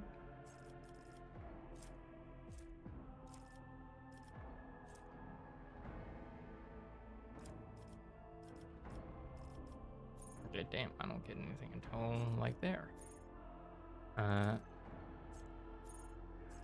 These ones are when I get like abilities.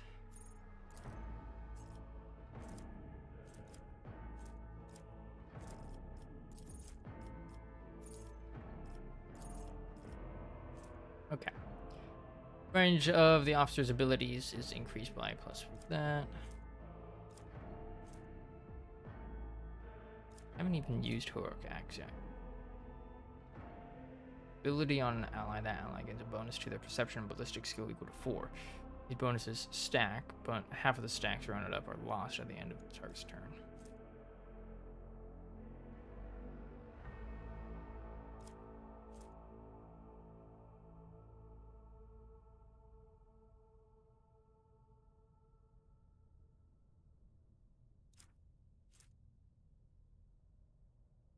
I mean, an HP buff is pretty good.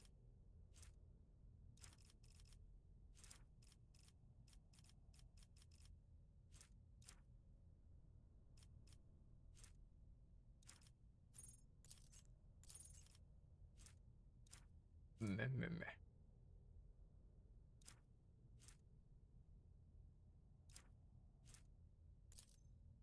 Oh, this one.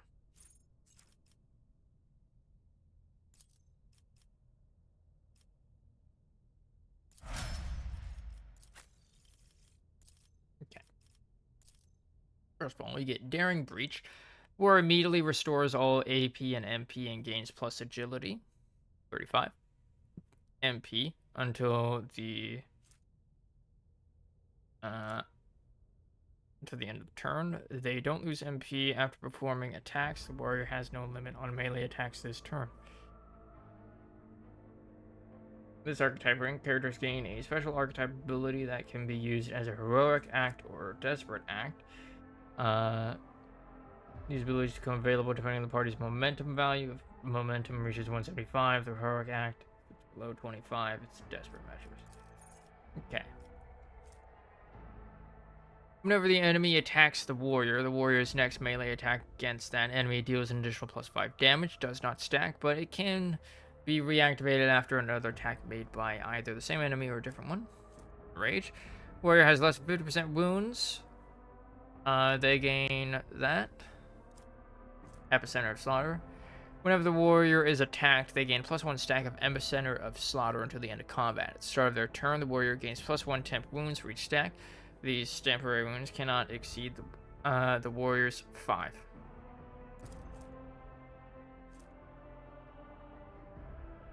Toughness, I guess. Toughness bonus.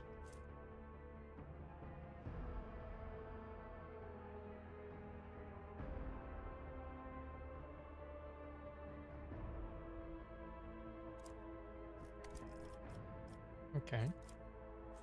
Desolation deals an additional +3 damage to enemies that have no allies in adjacent cells. Gains +1 damage deflection. Their parry chances increase by 25% of the warrior's total armor. Okay.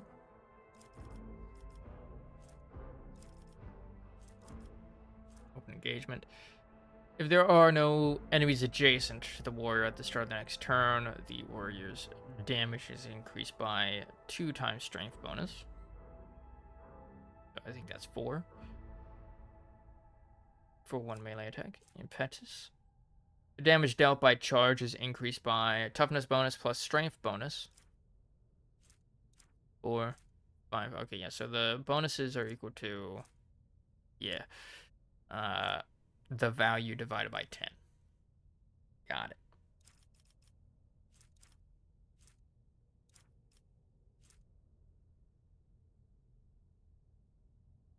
This is increased by 9 when the ability is used from a distance of 5 or more cells.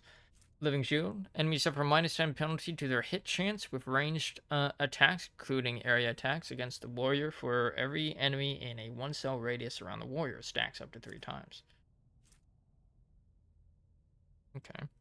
Increases charge distance by 3 cells. Kinds of maneuvers. Takes the warrior. When the warrior takes damage, they gain 5 plus 2 times agility bonus. So 3, 6, 11% dodge. Stacks up to 3 times and resets after that. So we can have him be like a dodge tank, basically. Disarm. When the warrior uses a single shot attack or melee attack against a target, the warrior gains a 5 plus 10, 15% armor against attacks made by that target for 1 round.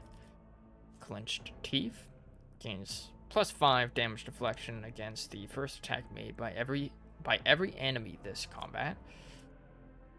Sworn Enemy.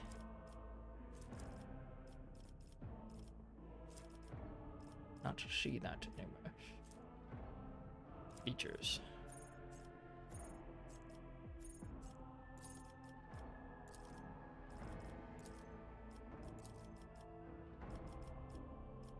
Oh, he gets like another thing there.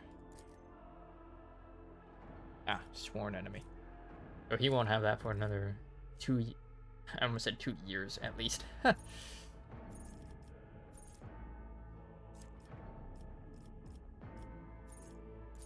mean, he already has Endure. Won't having it again.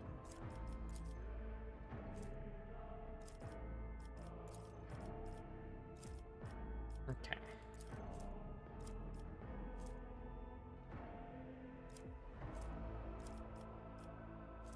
Hardened Scars. Whenever the warrior is hit while under the Endure effect, their damage deflection is increased by +1 until the warrior's next turn.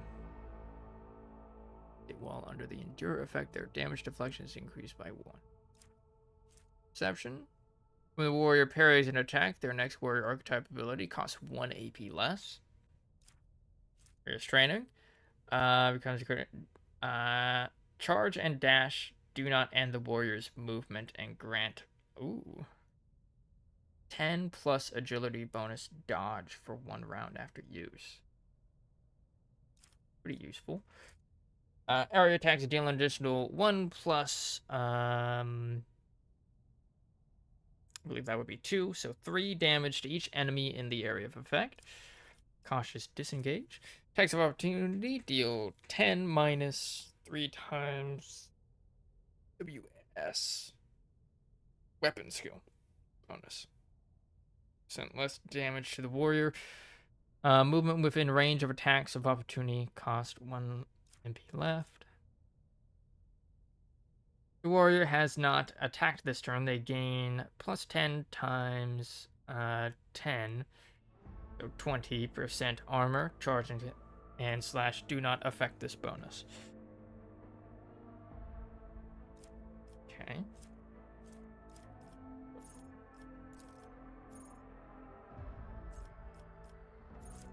With that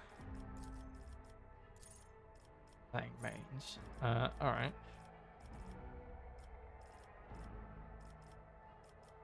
Defensive. Opening strike.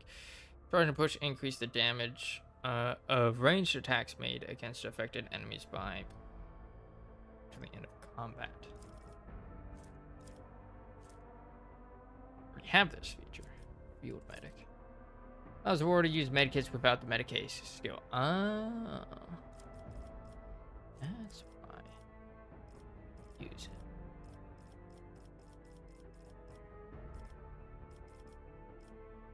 Okay. I kind of like the sound of this one. When the warriors attack, they gain +1 stack of Epicenter of Slaughter until the end of combat. At the start of their turn, warrior gains +1 temporary HP for each stack, and it can be equal to 5. Oh, yeah, that's pretty good. Let's see. Next melee attack deals just +5.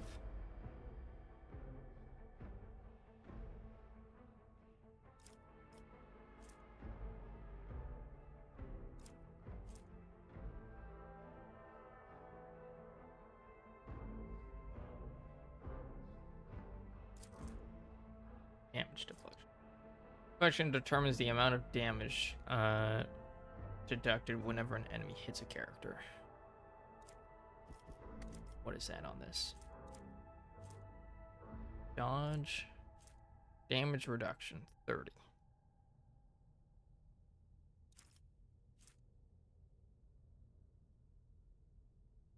That literally just makes it 31.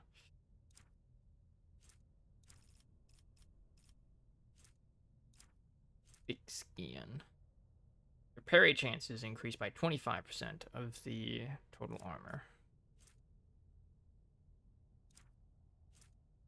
Parry 70. Solve 5.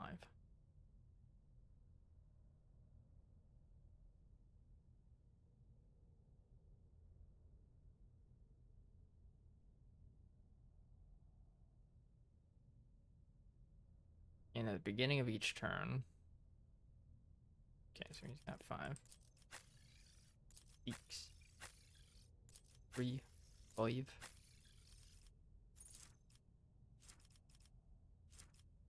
Yeah, I'm liking the sound of this one. Complete. Ooh. Got dismantling attack. The operative immediately inflicts 1 exploit on all enemies in combat, then makes a free attack against a target. Okay. Rite of Excellence. Whenever the operative triggers an exploit on an enemy, the operative gains +1 damage, +2% armor penetration until the end of combat. Stacks. Okay. Weak body, weak soul. Exposed weakness also reduces enemies' toughness and willpower by -3 times intelligence bonus. 30, so 3. For 1 round. Fresh target. Whenever the operative attacks an enemy that is at full wounds, that attack deals 10 plus perception bonus, more damage to that enemy. Instant exposure. Exposed weakness costs 0 AP.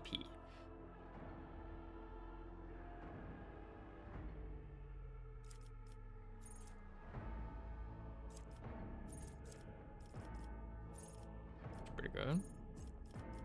Comprehensive analysis. Target of analyzed enemies has 2 or more exploits. That target suffers +1 additional exploit. Inflict despair. Whenever the operative hits an enemy that is affected by both an exploit and exposed weakness, that enemy loses 3 MP and their damage is reduced by 20% on the next turn. That's learning. On the first turn in combat, the operative randomly distributes the same number of exploits as when using analyzed enemies among all enemies in 10-cell radius around the operative. At the start of each of the operative's subsequent turns, they distribute half as many exploits among all enemies in a 2-cell radius. That sounds pretty good. Operative hits a target with an exploit stack that it deals 5 times perception bonus. 20% more damage. The damage is also increased by 10% for each exploit on the target. The attack removes all exploits from the target. Analyze enemies. +1 stack.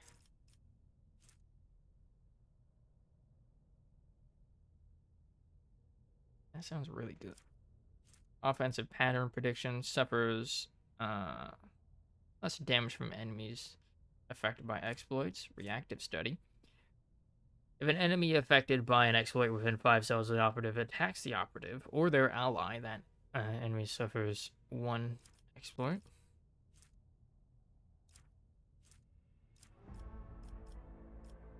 Okay. Combat insight. While the operative's perception bonus is 10 or higher, they gain +1 AP and ignore enemies' deflection.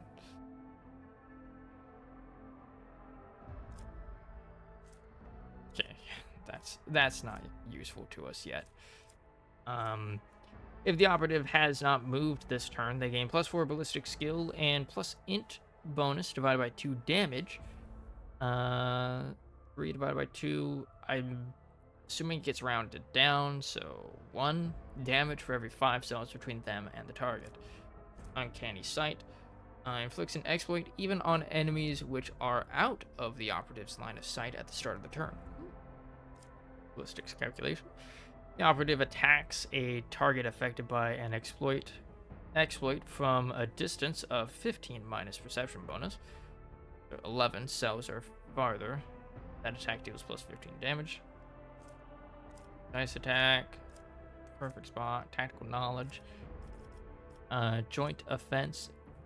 The operative's allies gain plus operative's int bonus divided by 2%. Int bonus divided by 2, so 1. 1% hit chance and critical hit chance while attacking targets affected by exploits.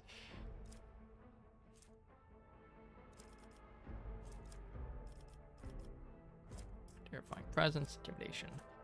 Continuous analysis. At the start of the operative's turn, the enemy with the largest number of exploits receives an additional exploit stack.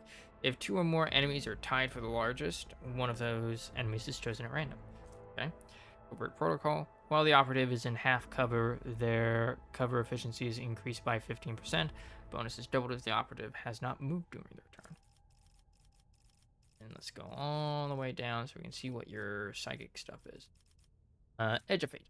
At the beginning of every combat, the psykers allies gain plus 50% critical hit chance. The first critical hit removes this effect. Not bad. Fatebringer. Allies under the effect of at least 1 psychic power gain an additional +5 +2 times the psyker psychic rating. So right now that'd be just 7, I believe. Armor penetration. Flawless plane. I've got a plan, Arthur. Every 9th successful dodge and or parry by the psyker and their allies combined grants the psyker +2 additional AP on their next turn. Predicted downfall. The first dodge attempt of every enemy in combat suffers a -7 plus 7 times the psyker's ability penalty. So 14. Good. Unnatural luck. The psyker uses a divination psychic power on an ally without an unnatural luck effect. Without an unnatural luck effect, that ally gains unnatural luck. When the ally suffers a critical hit, it becomes a normal hit instead, and the unnatural luck effect is removed. Not being crit is nice. Aftershock. Every time the psyker deals mental damage from any source other than Aftershock, target suffers half as much mental damage at the end of its next turn.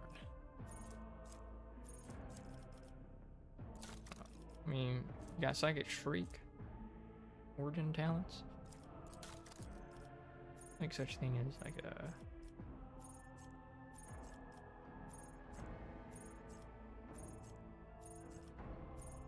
special abilities.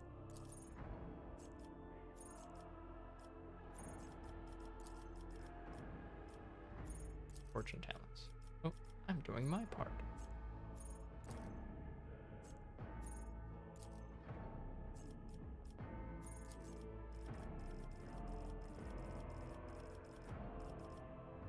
Aftershock. Other than every time the psyker deals mental damage from any source other than Aftershock, the target suffers half as much mental damage. Okay.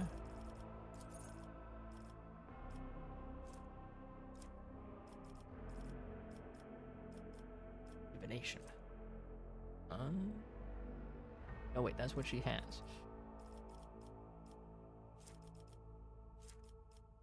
Prescience. Knowledge.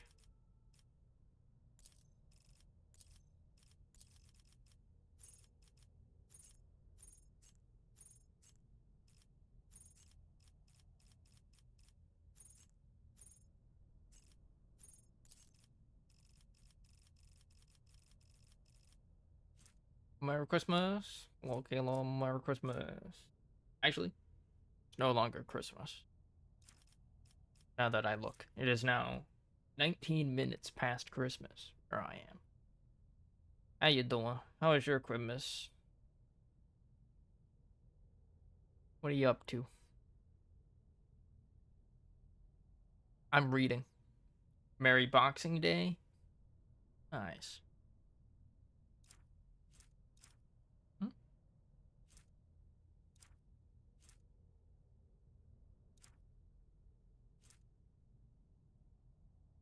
Oh. I'm like, what? I just noticed that these things were like yellow. I'm like, why are they yellow? Because her ribs are broken. I don't remember. Got absolute shit-faced and watched YouTube Barnyard the game. Nice. Very nice.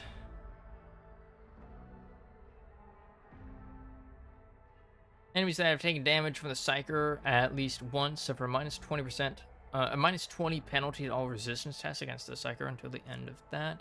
Bind Siege. Enemies that have failed a willpower resistance test against any of the Psyker's psychic abilities will suffer an additional bleh. Best Christmas ever.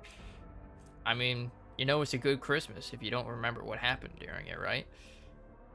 Because then you just get to, like, make shit up about what it was.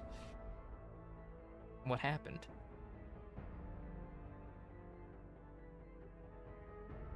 Anytime an enemy becomes a target of any particular Psyker ability for the first time, this enemy suffers a -5 penalty to their intelligence perception, and the Psyker's intelligence perception increased by 2 until the end of combat. Pain channeling. Whenever a Psyker kills an enemy with a psychic power dealing more damage than wounds of the target, the excess damage will be dealt to the enemy closest to the target. Ooh. That seems interesting. Visions of Doom. Enemies that become targets of the Psyker's psychic powers gain a stacking -5% penalty to their dodge parry until the end of combat.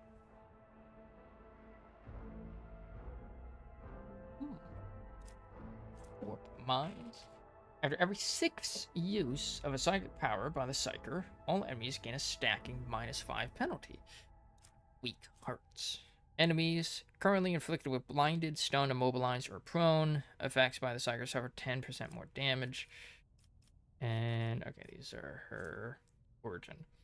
When an Imperial World character is affected by an ally's non-damaging ability or effects, and an ally with such an ability, their resolve is increased by a fellowship bonus divided by 2 for 1 round.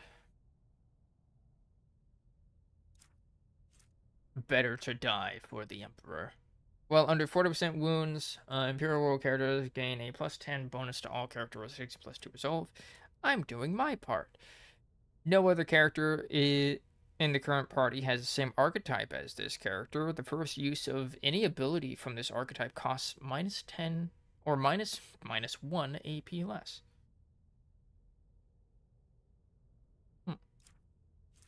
Stronger together. All allies, excluding Xenos, in the current party gain +5, the same characteristic as was chosen for humanity's finest. What is your thing for humanity's finest? Forsaken World. Land of Lyra lies in the deeper reaches of the Cornus Expanse. Imperial World characteristics. Man, that doesn't tell me what it is for her though.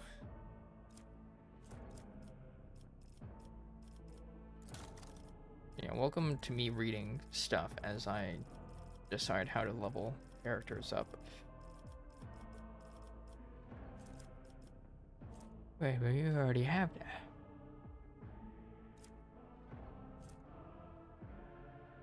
Unsanctioned psyker.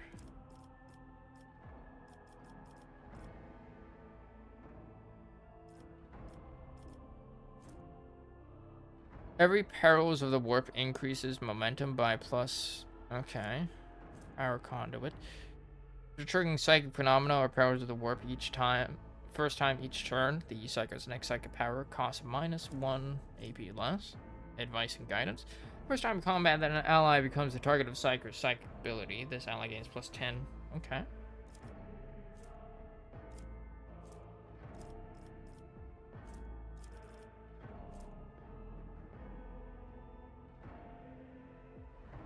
This is one I thought was really good. I think it was this one. Whenever the psyker kills an enemy with a psychic power, dealing more damage than wounds of the character, the excess goes to that. What is this one? This one actually has a little icon. Psyker used a divination psychic power on an ally without an unnatural luck effect. They gain it. Okay, that's also pretty good. Let's not get crit. Not getting crit sounds good. You know? Alright. Sister of Battle. Firearm Mastery. Soldier gains the ability to make a number of extra attacks equal to their weapon's rate of fire, minimum 2. Using the weapon's attack that normally costs the least AP. These attacks do not spend AP. Alright, time to read another class's talents. Rapid reload. Reloading costs -2 AP less, minimum 1. The first reload in combat does not cost AP. Rack and Ruin. After the soldier deals damage to 3 different enemies, the soldier gains +10 plus 2 times their ballistic skill bonus. That will be 18% more damage for their next attack of the current turn. Camaraderie. For each adjacent ally, the soldier deals a +5 plus bullshit bonus. More damage to enemies. Okay, unpredictable. The soldier gains 3 plus agility bonus. So +8% critical hit chance. This bonus is doubled against enemies from which the soldier is protected by cover at the moment of the attack.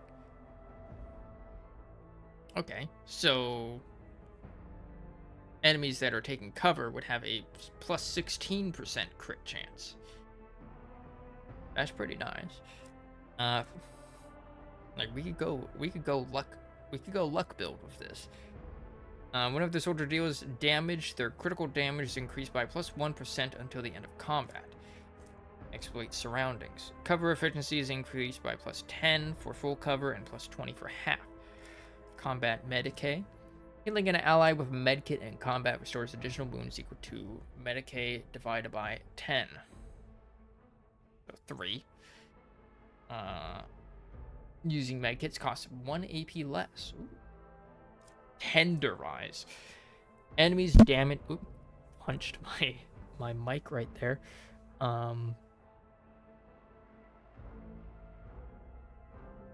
It's like reaching for my glass of water. But instead, I chose boxing. Enemies damaged by the soldier's area attacks suffer +1 plus bullshit bonus divided by 2. So right now, 3 damage for the next attack that hits them. Integrity. While at full wounds, the soldier has plus 10 ballistic skills and plus 2 MP. Point blank. All the soldier's area attacks gain a plus 5 plus 3 times BS.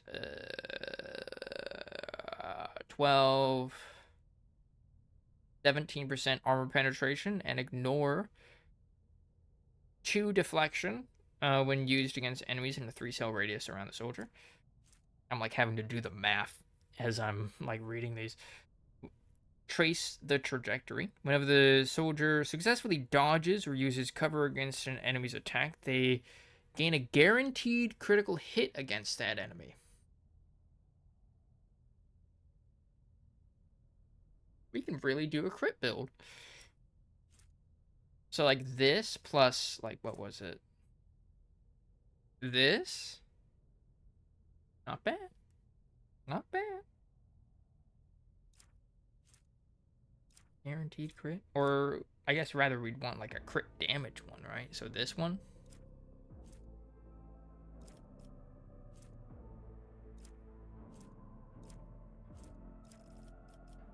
Anyways, muzzle velocity. First hit of each burst attack deals additional damage equal to the weapon's current rate of fire. Tactical disengage. Dash. What dash do? The soldier immediately dashes in the selected direction, spending all of their movement points. Does not provoke attacks of opportunity. Allows the soldier to dash through allies and enemies, but not through obstacles. Okay. Okay. Enough bullets for everyone. Soldier's second attack action in a turn deals +5 plus 2 times agility bonus. 5 times 2, 10. 15% more damage to enemies that have not suffered damage from the soldier during this turn. Fortress. Soldier has full cover against an enemy. The soldier gains +10 damage against that enemy, and the enemy's attacks deal -20% less damage against the soldier and their cover if the cover is present at the moment when the shot is fired, even if the cover is destroyed by the shot. Okay. Swift slaughter. Revel in slaughter can be used after 2 kills instead of 3. What does that do again? Soldier immediately removes the winded effect until the end of combat. Soldier gains the following bonuses: +10 skill, +5 crit damage, +4 crit chance, or +5 crit chance because she's got 50 agility. That one's pretty good. Soldier's medium armor does not reduce dodge.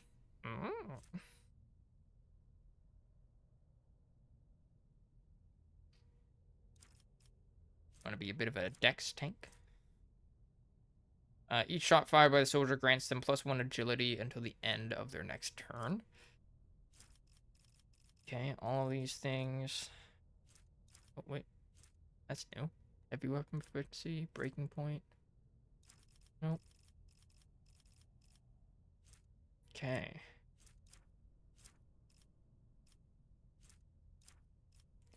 Is he ready to serve? Okay, she's from an Imperial world. Okay, Litany of Purification. All enemies in the area of effect of War Hymn of Furious Recital gain +1 stack of the Disturbed effect. Enemies that are adjacent to the devotee gain +2 stacks of Disturbed instead. Also, all demons in the area of effect suffer damage equal to the momentum restored to the devotee while using this ability. Litany of Hatred. The devotee and their allies in the area of effect of War Hymn of Furious Recital gain devotees damage. Willpower. +1 damage for single shots and attacks of opportunity for 1 round. Shield of Faith. The devotee gains 4 times willpower bonus. 12. Percent to armor against attacks of demons and warp damage. Devotee's resolve is also permanently increased by willpower divided by 2.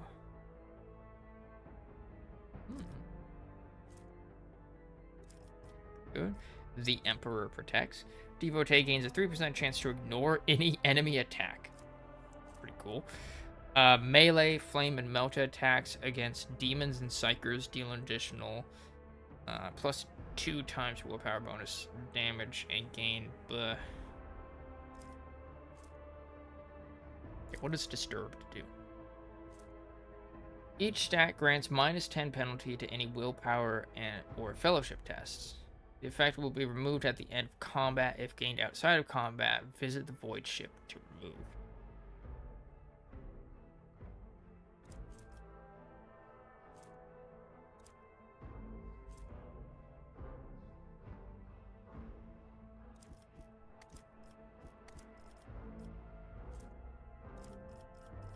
Okay, I kind of liked. What was it? There were a few that I liked. So crit damage, pretty nice.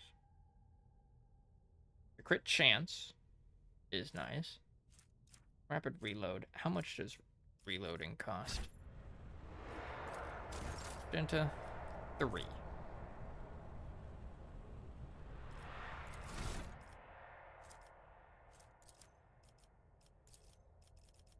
Okay.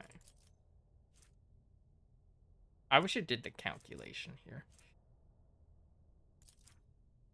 That'd be nice. Like, I noticed that some of them it does the calculation for, but not all of them. Dodges users cover against an attack, they gain a guaranteed crit against the enemy.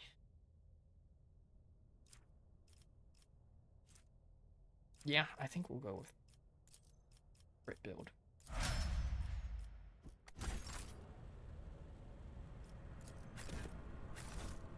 Alright.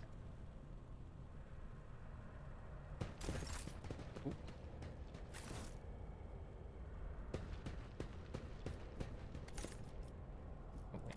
What's this? Events, dialogue, combat. Okay. Focus the Mantis. Oh. I'm like actually looking at these buttons for the first time.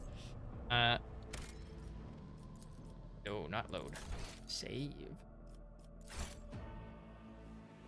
Alright, we were on that screen for probably like 30 minutes minimum.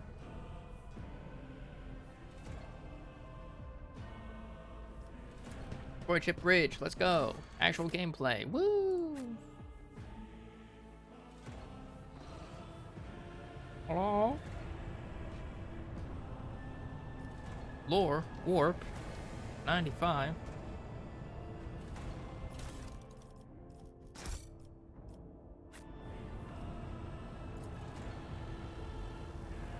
The horrific vision is a product of the warp energies that permeate the bridge.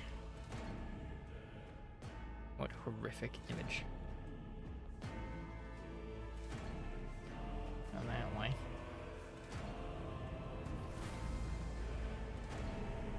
Bridge officer, what are you doing down there?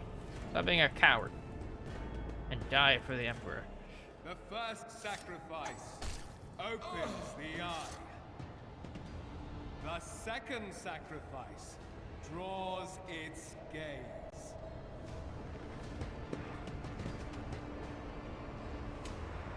Argenta, you ain't fucking tricking anybody. You ain't hiding from nobody.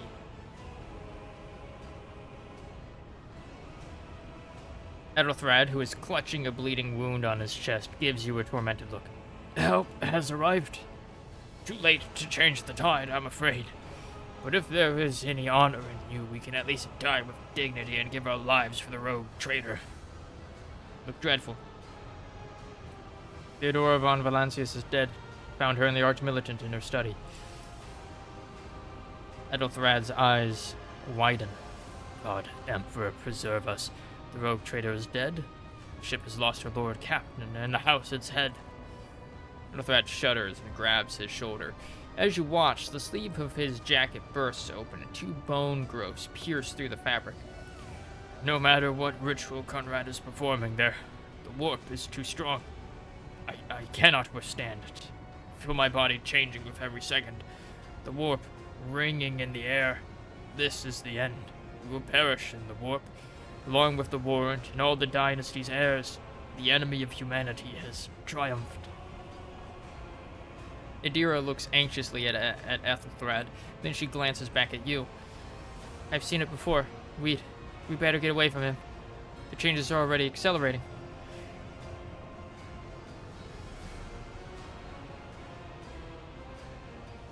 Forbid you the very thought of yielding. Only by resigning to your fate will you truly suffer defeat. The ship can still be steered out of the warp, but we must first restore communication between the bridge and the navigator's sanctum. Perhaps work does not have to be the end. I forbid you the thought of yielding. Words worthy of a righteous soul. Save the lofty words for later, will you? The navigator's ready to take the ship out of the warp if he gets some help from the bridge. Ethelred stares at you, and his eyes harden with cold resolve once more.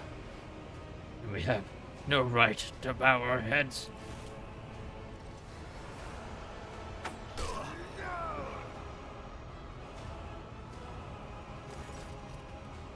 You can see Conrad Voigtbier clearly in the gloom of the bridge. The broken blade he is holding is stained with dark drops that seem to have a pearlescent glimmer to them. We are out of time. Ethelred bites his knuckle, desperately thinking. You see a wave ripple across the whites of Ethelred's eyes and they begin to turn a sickly yellow.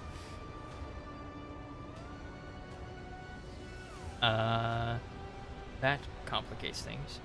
Your weapons. We are to die this day, let us die with honor. Draw your weapon. Voigtbier, you duplicitous cur. The rogue traitor's death will be avenged. That complicates things. A sickly yellow. That Papa Nurgle?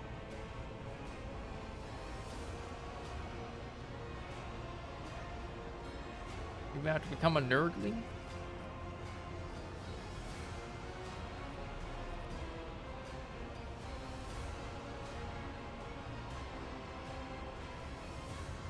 That complicates things. What am I focused on? Probably Voigtbier. Voigtbier, you duplicitous cur. The rogue traitor's death will be avenged. What? Theodore is dead? Voigtbier stares at you in seemingly genuine bewilderment. No, that can't be. Not now. I still haven't. Ethelred lowers his head. Then he sighs and locks eyes with you, his gaze cold, haughty, and fanatical. The ritual will not be completed. I'll take care of it. And you, see to it that the void ship breaks free from the warp. Watch over our realm, and farewell. Ethelred, don't. Your ritual won't be finished, heretic!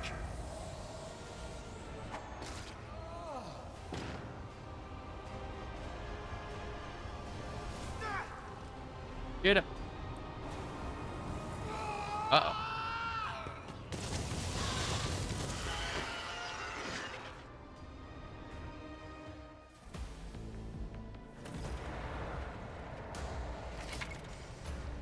Warp creature. Uses the unique abilities called Heroic Acts or Desperate Measures. Momentum is required. Depending on the actions of your party in combat, the momentum bar will increase or decrease. A high momentum value allows a character to use a heroic act. A low value grants access to desperate measures. Both abilities can completely change the course of a battle, but every party member can use either one or the other, and only once in a single combat. Chaos Spawn.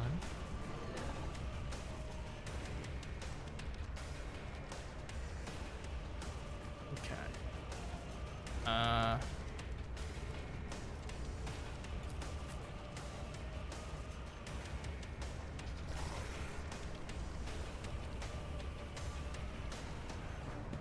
You go there. You go there.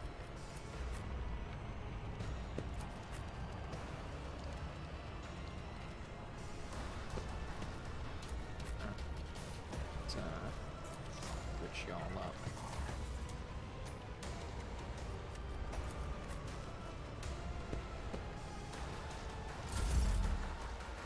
Okay, enemy status. You can encounter enemies with various abilities and features. An icon next to. Oh, we've already seen this one. Okay. Bring it down.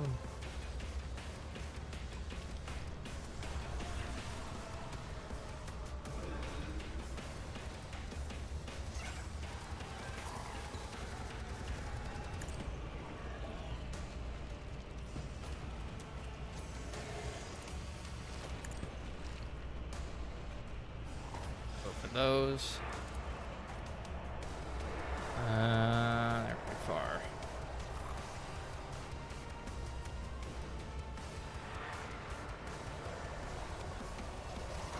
Do 1%.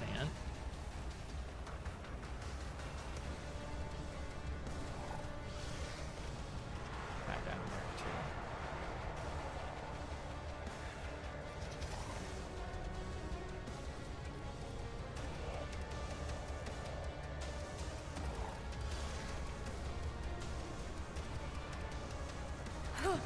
Let's see. Ooh, nice. Got one of them. Fine. Just a battle. Don't got anybody there right yet.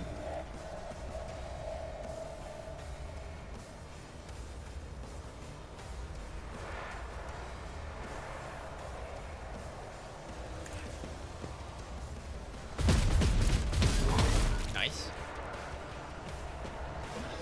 Very good.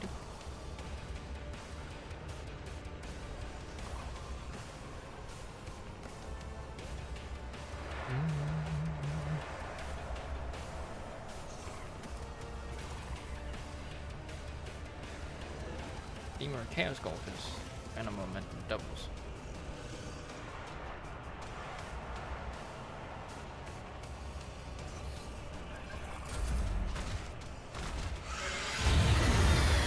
Uh-oh.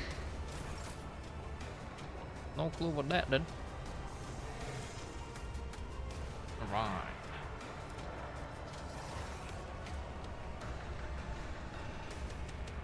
Incoming damage. Tank for me.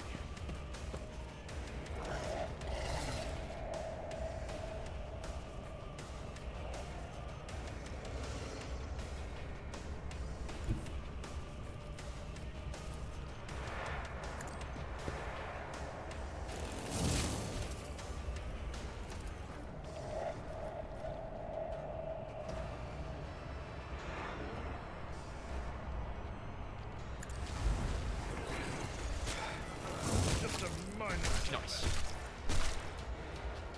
Yeah, fucking get him.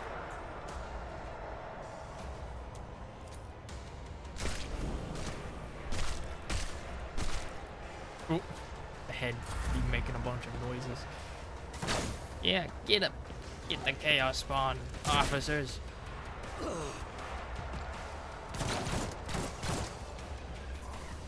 Deck Enforcer, come on, man. Buddy.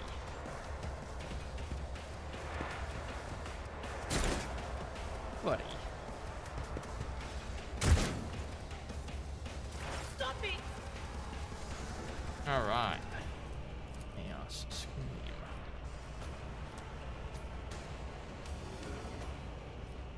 I have line of sight on any of them.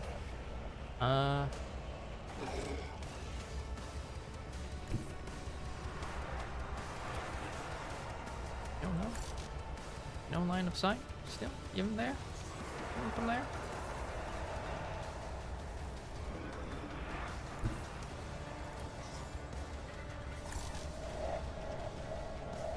How?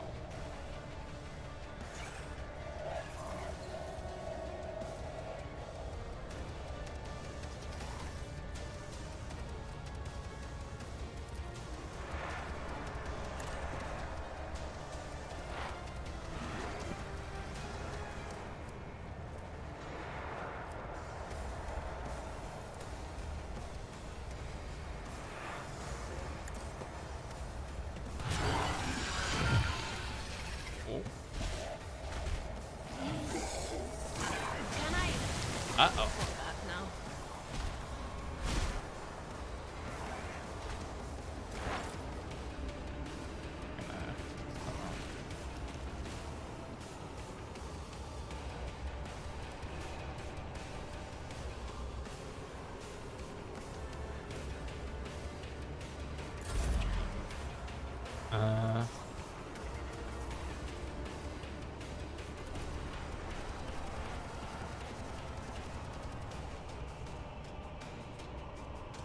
That effect. Bleeding. Chaos spawn. A genius at work. That.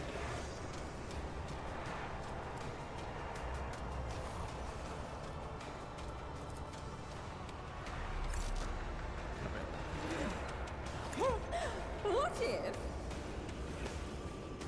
Okay.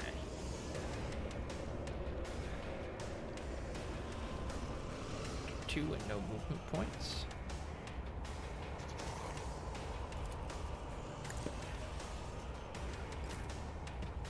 Okay.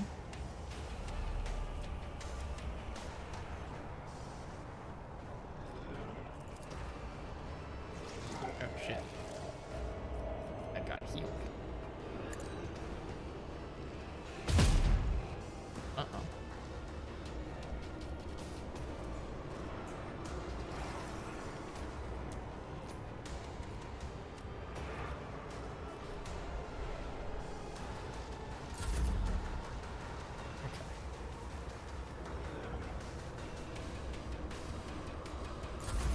Stay there.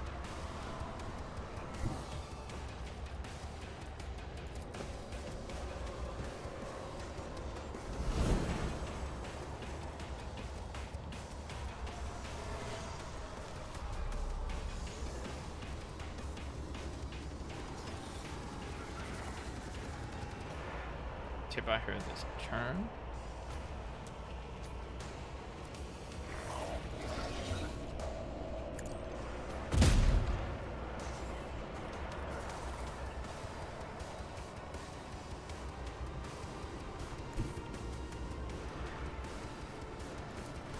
For another shot. Oh! Sorry, Abelard. My bee. Brace yourself, Abelard.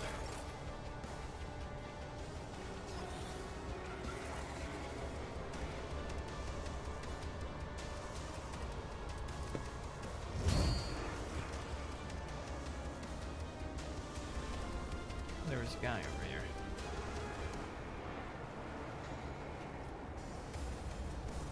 Strike.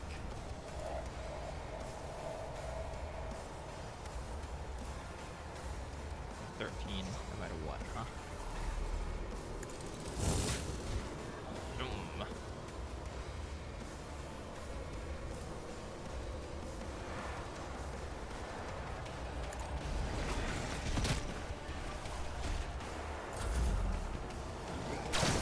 Get him.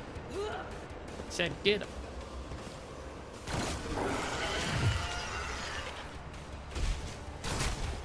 Oh, he's like... Okay. He's like Namen the Heretics. healing yourself. No, crew member. Nameless crew member, no. How could this happen? God damn it.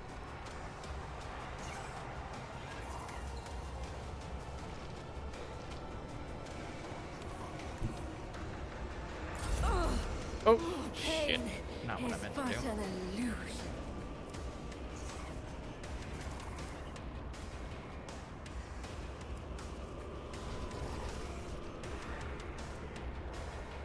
It's 13 characteristics. Available. Available. Just wasted your turn. 6 to 11. 6 to 11.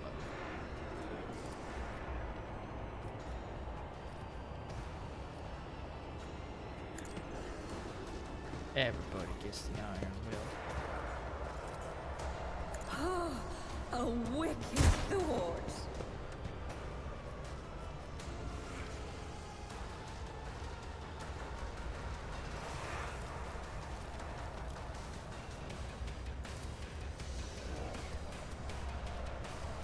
Even I won't do that. Distance on this? 4 cell range.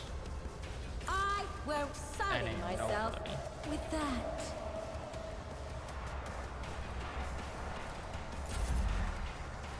Okay.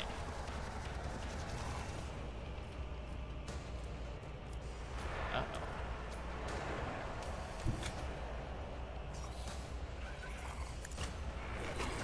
I'm not injured. I'm enraged.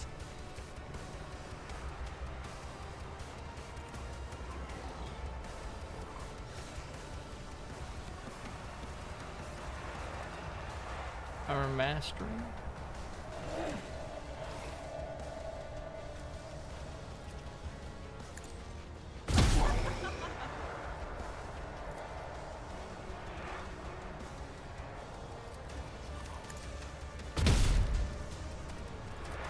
I'll do it.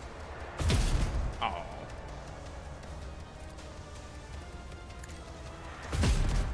Oh. Doubt is for the weak. This is unacceptable. 3 misses. Enjoy. Uh-oh.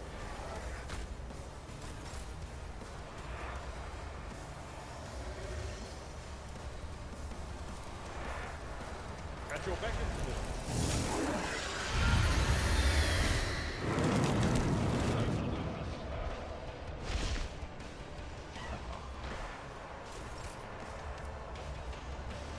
What was that?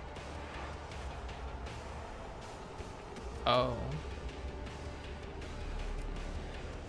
Veil degradation is what the fuck that was.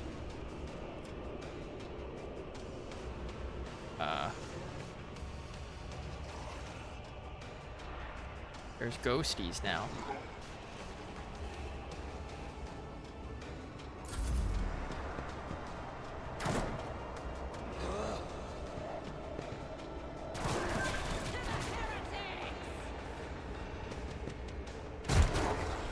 Oh, even he's attacking it.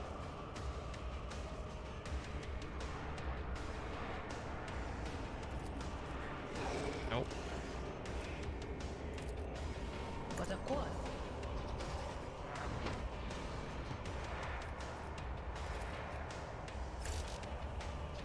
Sight.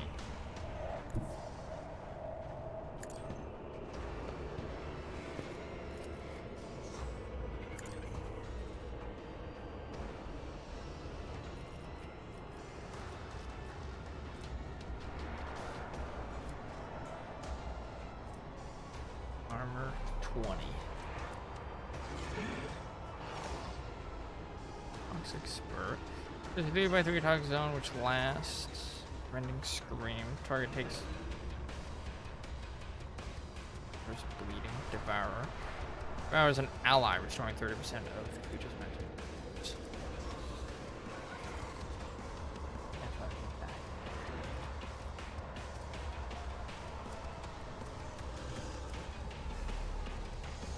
immediately inflicts one exploit on all enemies in combat and it makes a freely attack against the target.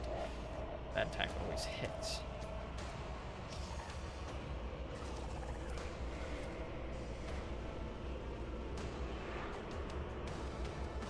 Second weapon.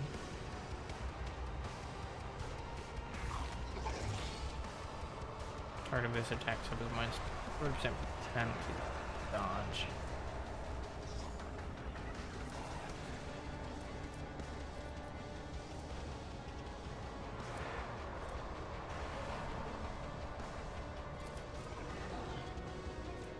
Keep forgetting. Hits a target with an exploit.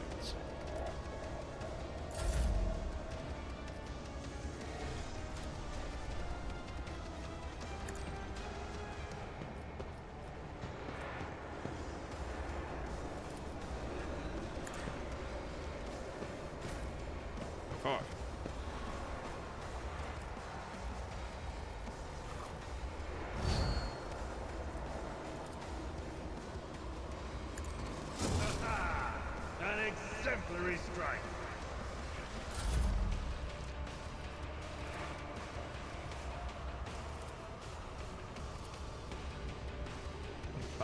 Chance.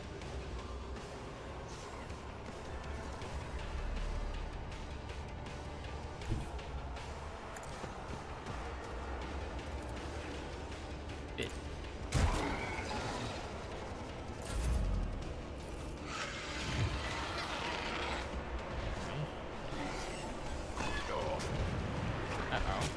Uh-oh. Okay, we're good. We're Gucci.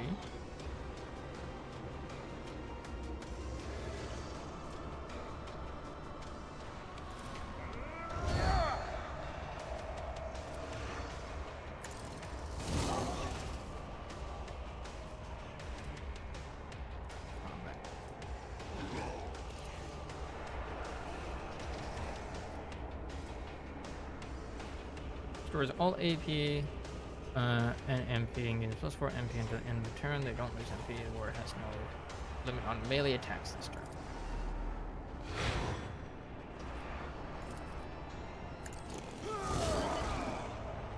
Yeah, fucking get him. I will do. Our only limit is our AP. Yeah. Yeah, they're overseas.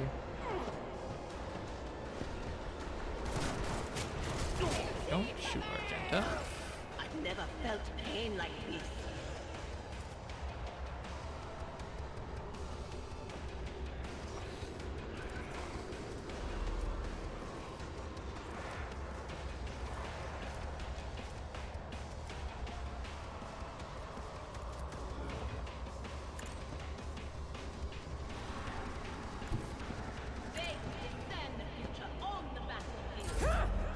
Too bad. I'm still standing.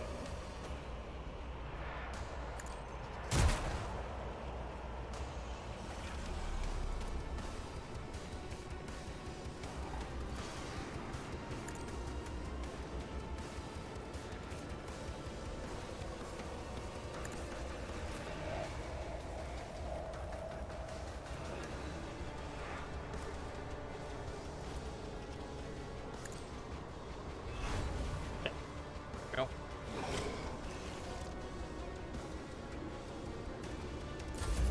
Excellent.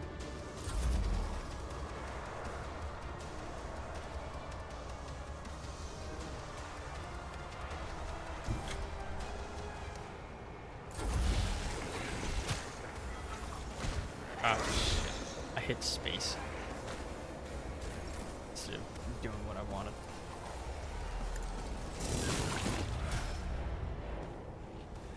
Okay. I only accidentally skipped 2 of my allies' turns.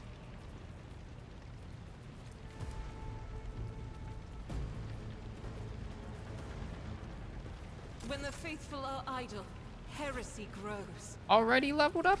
That was quick.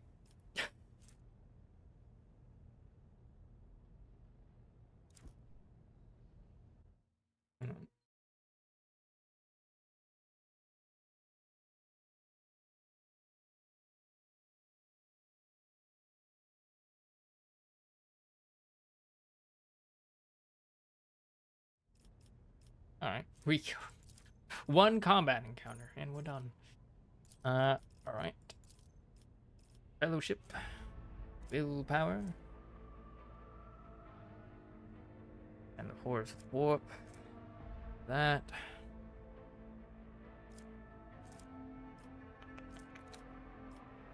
Let's bring that up to 50. And then, okay.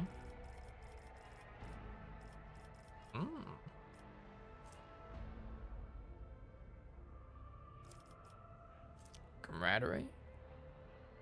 Using their fellowship value instead if it's higher. I think that's supposed to be +7.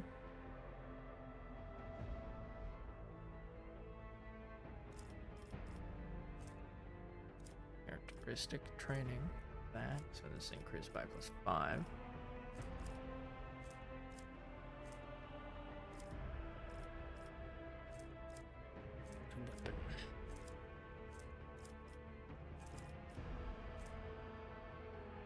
Enemies gain no melee superiority against this character.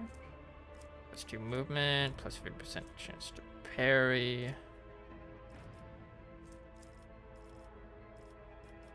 Nimble. 10% bonus to dodge.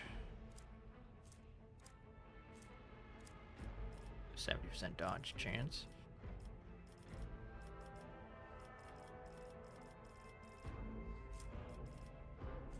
Ooh, we can get these. Okay. Starts their turn adjacent to an ally. That Hive World character gains +2 MP. If the Hive World character ends their turn, okay. All ranged weapons dealing physical damage have +1 damage, +5% armor, +1 rate of fire, and -5 recoil. Outnumber. If Hive World character has melee superiority, no. I'm gonna use that for a start.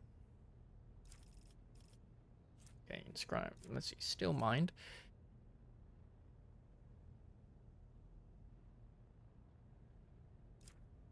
Okay, Psyker gains the Inscribed Soul ability. It costs no AP, but deals direct damage to the Psyker equal to that. The next psychic power used after this ability will not trigger psychic phenomena or powers of warp, and it will not degrade the veil. Okay. Gain AP. Force weapon attacks.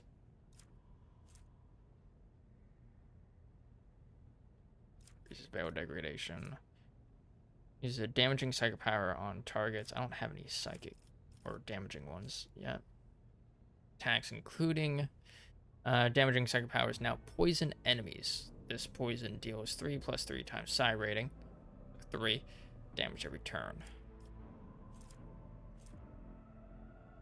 Psyker deals damage. They gain +1 stack of Sanguine Siphon. In fact, if that damage was dealt to a target adjacent to the target, suffers lethal damage.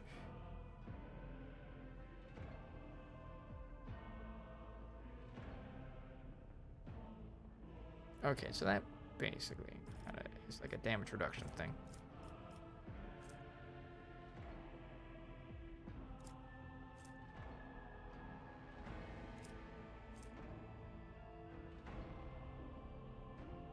Here's an ally. Character being healed is already at full wounds. Character instead gains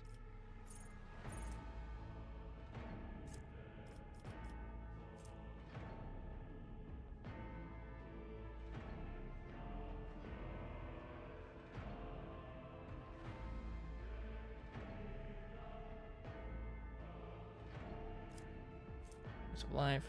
Heals themselves or another creature with psychic power.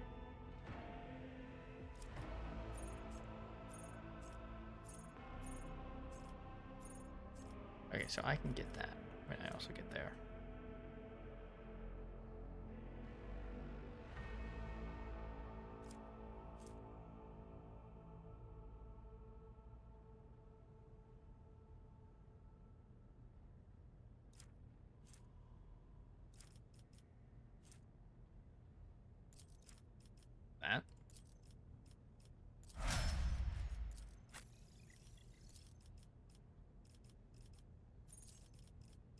Okay.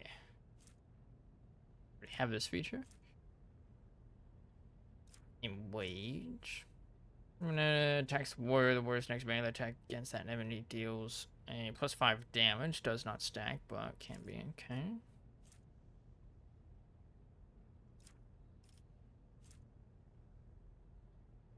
Have no adjacent allies.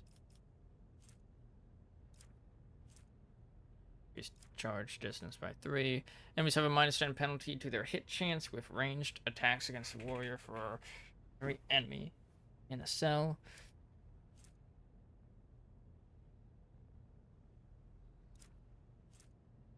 Damage dealt by hit charge is increased by that.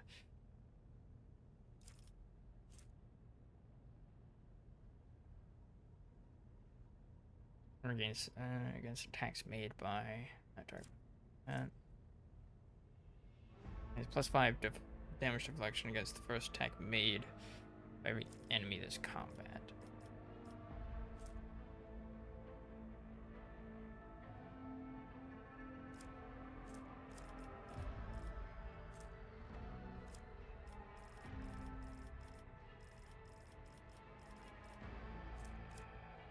Oh, do not falter. All allies affected by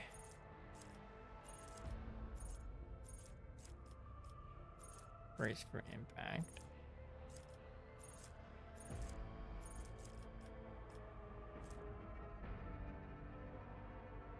Do not suffer the negative effects of melee superiority for the entire combat. Suffer only half damage from all attacks of opportunity. Perfect timing. All allies affected by brace for impact gain plus 30% cover penetration. The Navy officer also permanently gains plus 15% cover penetration. So allows the Navy officer to use any ranged weapon in threatened areas. Knocks enemies prone and pushes them one cell away with this effect. Gain an extra turn with 0 AP and increase their cover efficiency by that. Okay.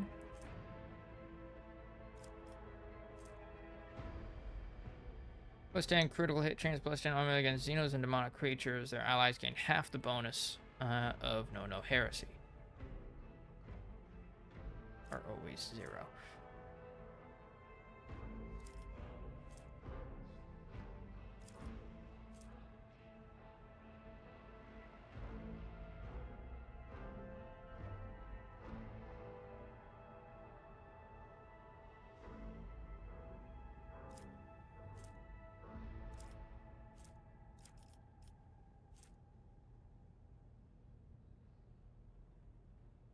In melee combat, any target surrounded by more allies than enemies receive +10 weapon skills.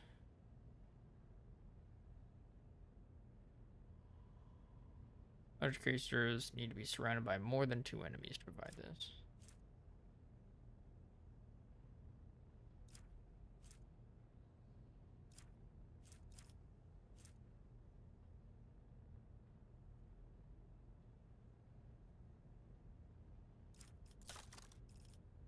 Humanity's finest, toughness.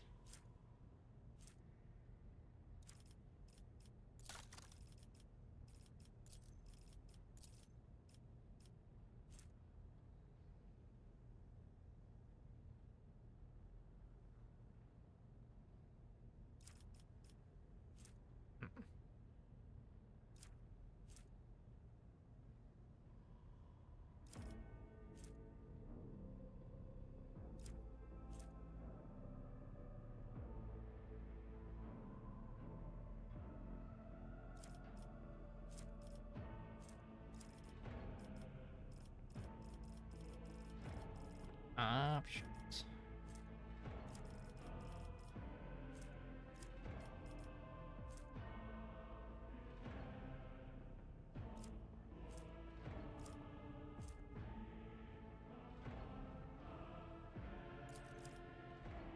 That. And we'll increase your weapon skill.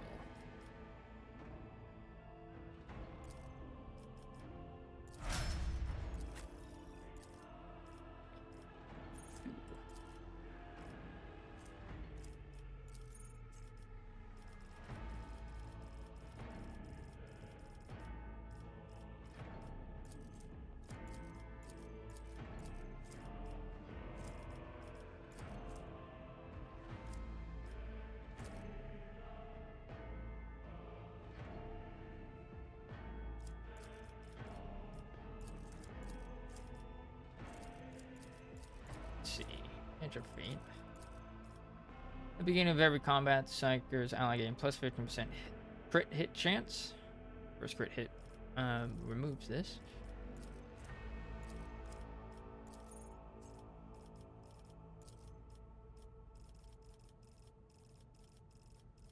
What are our abilities? I have a lot of eye rating.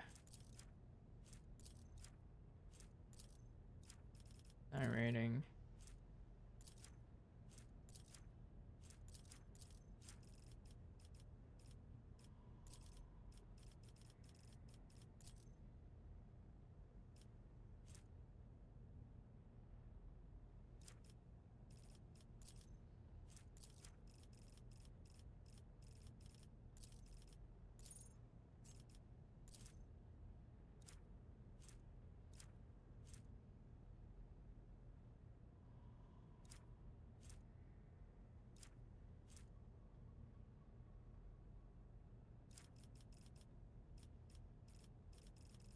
For that.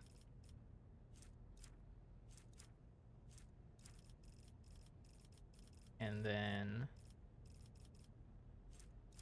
now it's back to that.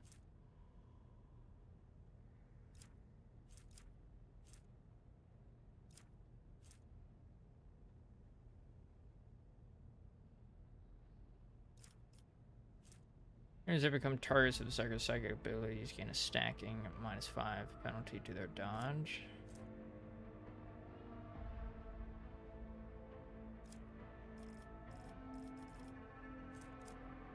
Thriving in peril. Triggering psychic phenomena or powers of the warp.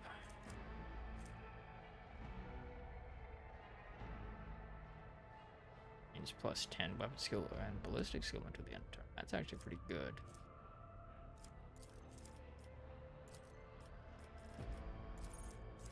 No, hold on. First time in combat, then an ally becomes the target of the Psyker's psychic power. That might actually be better for my character.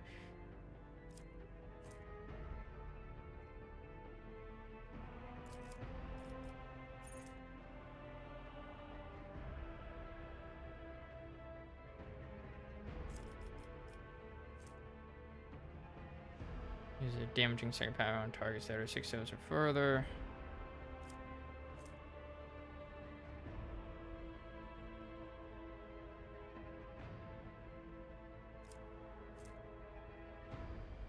Each turn increases value degradation by 2 points less. We'll do that. Make us less likely to trigger veil shit.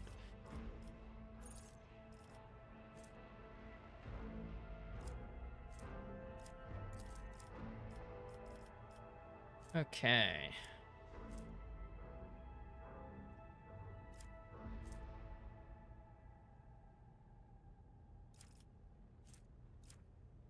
Fired up. Deals damage. Their crit damage is increased by 1%. Unpredictable.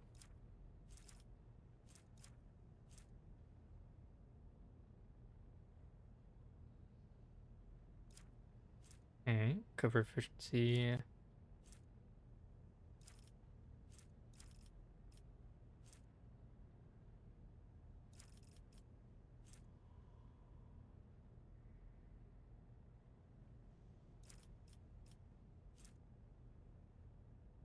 Critical damage. That's pretty good.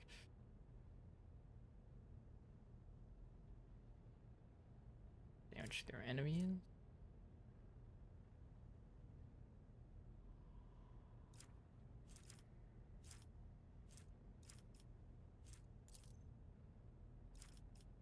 I'm gonna put that.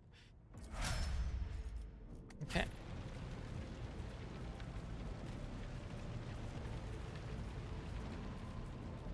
Curiosity sings in my veins. Blade shard. Blade made from this mysterious metal that shimmers with unnatural colors. Gloves of Endurance. Whenever the wearer of these gloves gets an injury or falls unconscious in combat, their allies gain +1 bonus to damage. Mantle of Heroism. Iconoclast. Follower. Each heroic act used in battle increases the wearer's dodge by 20% to the end of combat. Max 60. Cool. Fuel. In this tapestry of a world, I am The Emperor the rogue protects. thread.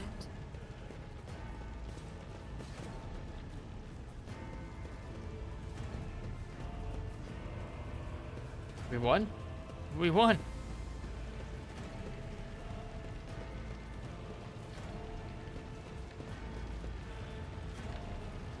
Patience. Oh, my nerves are Master frayed. Helmsman. The heir is dead. He sacrificed himself to save the entire dynasty. Old man, he was never going to make it. He was mutating right in front of us. You just ended his suffering sooner. Oh, I mean, better than nothing. Little random bridge officer.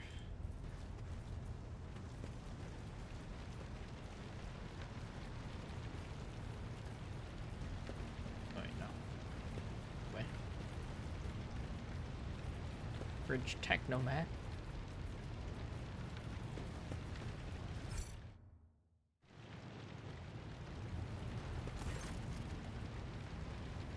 Hey, boy.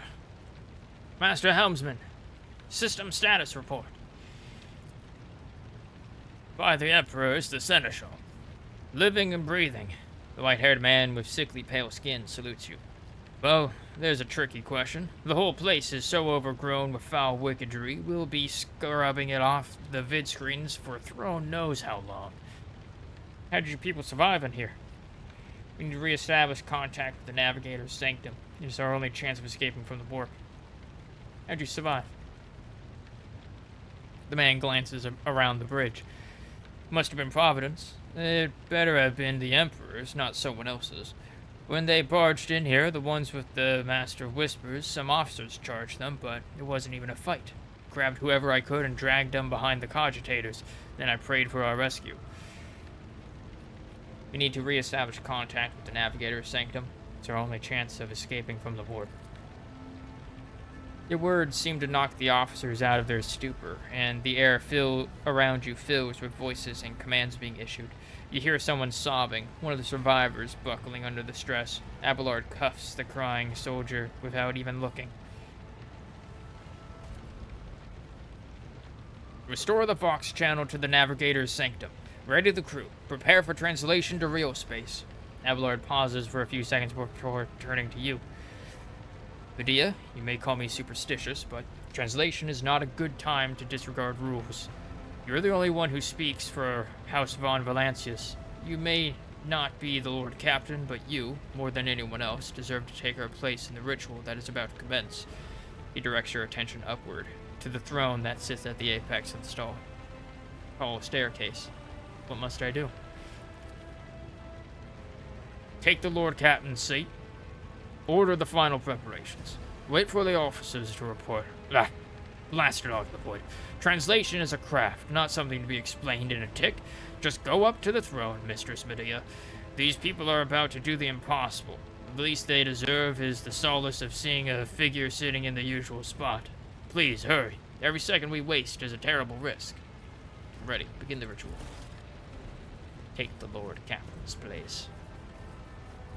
I usurped the throne.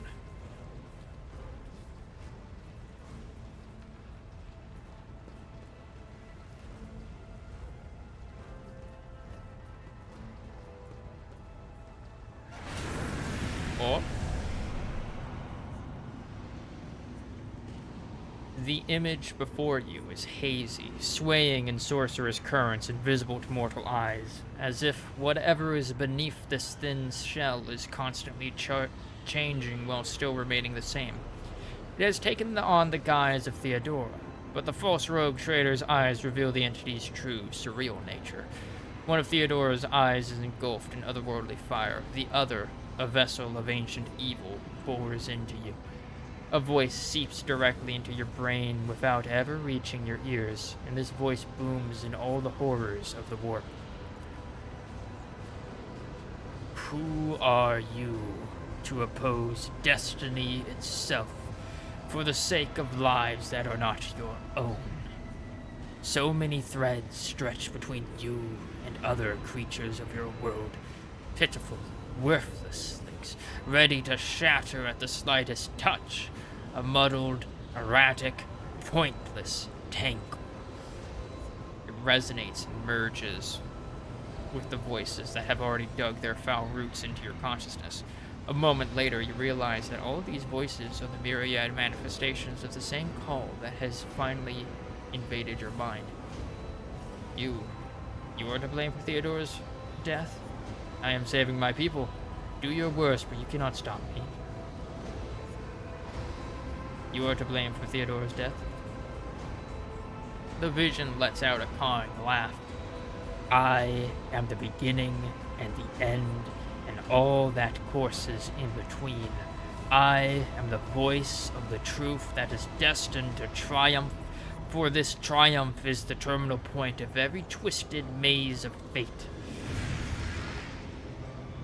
Your head begins to spin, and viscous drops slither down your cheeks. You blink. You are no longer looking at Theodora. It is the traitor, Voitvir, just as fluid and ephemeral as the previous apparition. The same terrifying voice sieves from his lips. The aspirant vowed to return with a trophy, a relic that could serve the edge of daybreak. That fate was assured, and the steps chosen. And yet, you broke the unbreakable when you took the aspirant's place. I see you. On the day when the final dawn rises over the iron world, I see you by my side on that day, the day of my resurrection. The image is scattered by invisible sorcerous winds, and you see Adira, her eyes aglow with the same sinister flame. Your image is woven into the tapestry of things to come. I am the will of the weaver of destinies, and today I will weave a new thread of elusive possibilities and fickle chances. The thread that will lead you out of the maw of irreversibility. The thread that will help you find the keys to salvation. The thread that will guide you, and the weapon of our return to me. Cavalcade of hazy glimpses of a future yet unknown passes before your eyes. A flash of crimson, purple. The images replace one another in a violent kaleidoscope without ever letting you get a proper look at them. Through the rippling mirage, you see a twisted image of Abelard, the loyal seneschal of the dynasty. The path is set, child of dawn. The thread is woven. Follow it, servant of mine.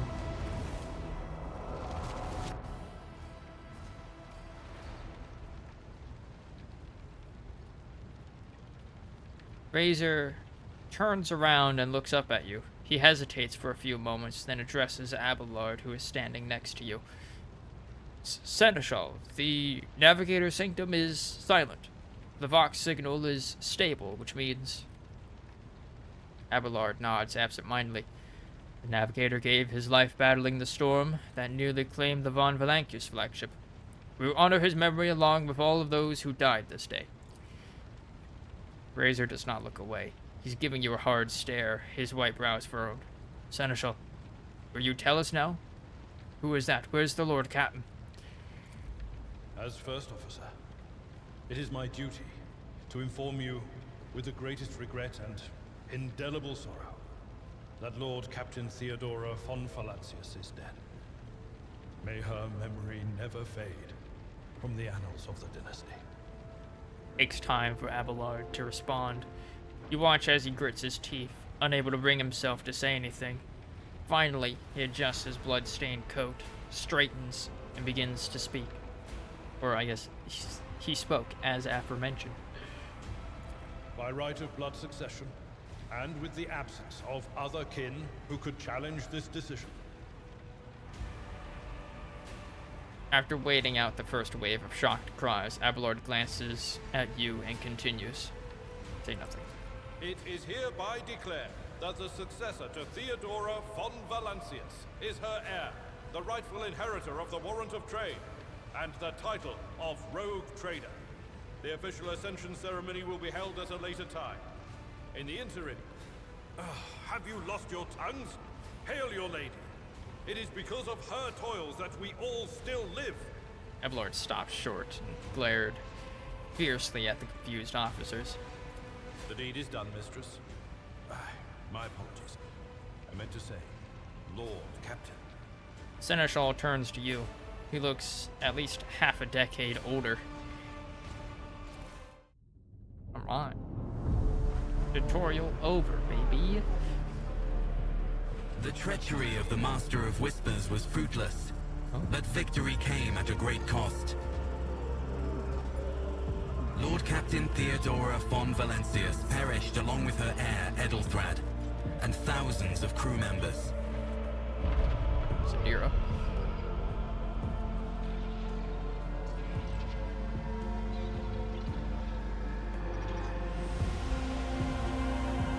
Yet hope remained.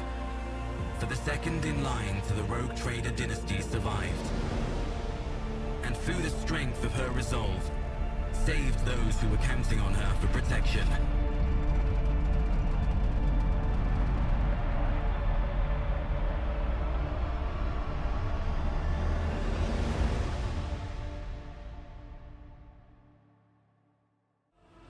We completed the tutorial! Yay!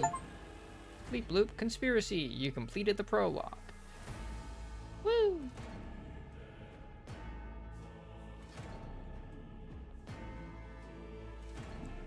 Yippee!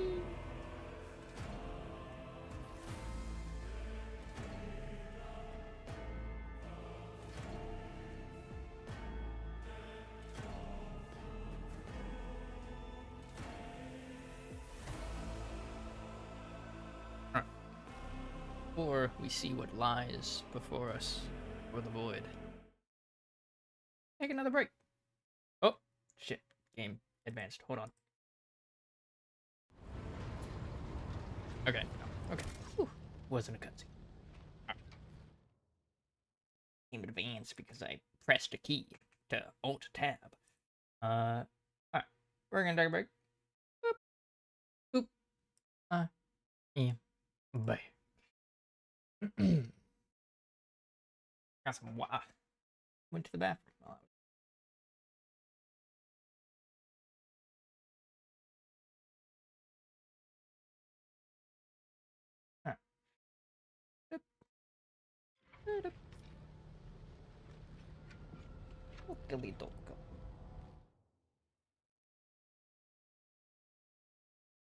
Discord. Oh. Well, Kayla's streaming. Well, we. Alright.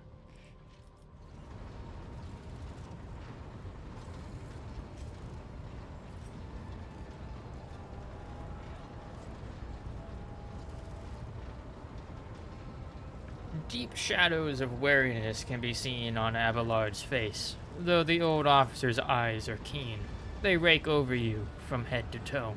He frowns, mutters something, then nods to himself. Well then, your ladyship?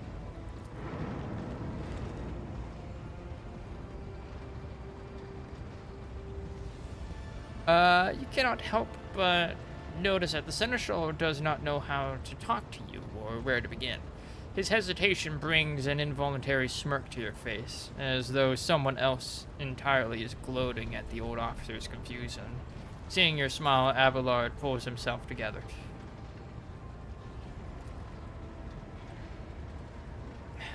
You must now hold your first officer's briefing in your new role as Lord Captain.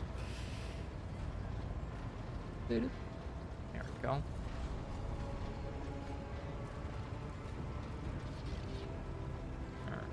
No, that's not a good idea. Alright. For many of those who are about to join us on the bridge, this will also be their first briefing. We sustained massive losses among the senior and middle-ranking officers. Some posts have had to be filled by the deputy's deputy, while others go unfilled entirely. Now the deck clans are deciding who will take over the leaderless crews. How did we come to lose so many officers? It appears the heretics were deliberately targeting the vessel's command. They knew exactly whom they were looking for and where they could be found, which is unsurprising, given that their informant on board was our own Master of Whispers, Ablord Grimaces, who is on the agenda for this meeting. Reports on the condition of the ship and crew. The Lord Captain is not usually drawn away from her important affairs to attend such routine briefings, but this is a unique situation. I am still receiving updates from across the ship, and they are not encouraging. Getting this bird to fly could take a gargantuan effort, even so far as you personally negotiating with the authorities of the system we are currently in. So prepare to hear a bevy of complaints and excuses, your ladyship. Take this opportunity to get a good look at the officers who work 6 decks away from the bridge, and they in turn will have the honor of beholding the visage of their Lord Captain. You misspoke, surely. I am the Lady Captain, am I not? Ah, there is no mistake, your ladyship. Lady Theodora before you was also the Lord Captain. Do not take your title literally. Think of it as a sacred rank that remains unchanging no matter who bears the warrant. You have been chosen by the Emperor to carry the honorable burden of the rogue trader. High Gothic, whence this title originates, is a highly formal language, and so a certain level of inflexibility is to be expected. High Gothic. A highly formal sacred language of the Imperium used in rituals and religious texts. Have you succeeded in tracking down Voigtbeer?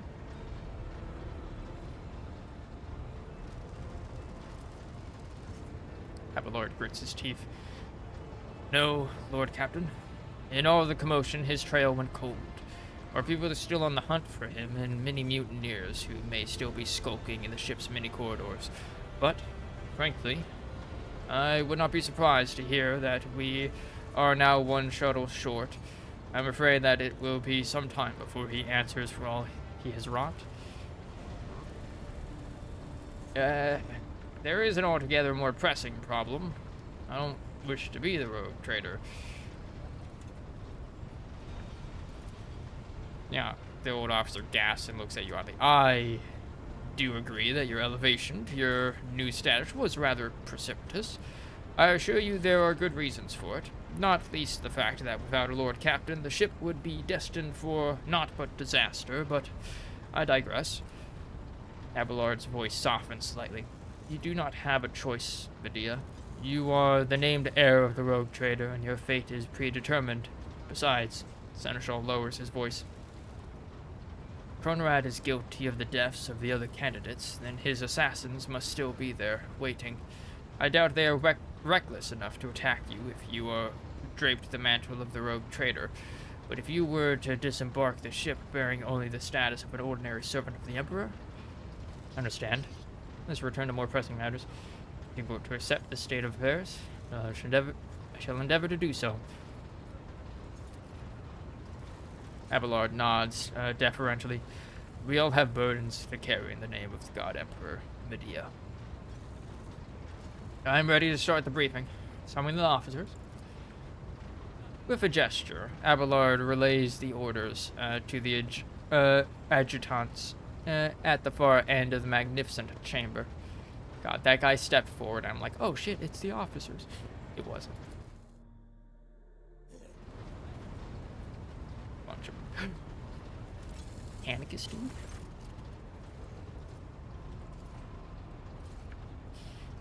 A dozen pairs of eyes bore into you, the expressions revealing restraint, joy, curiosity, and wariness.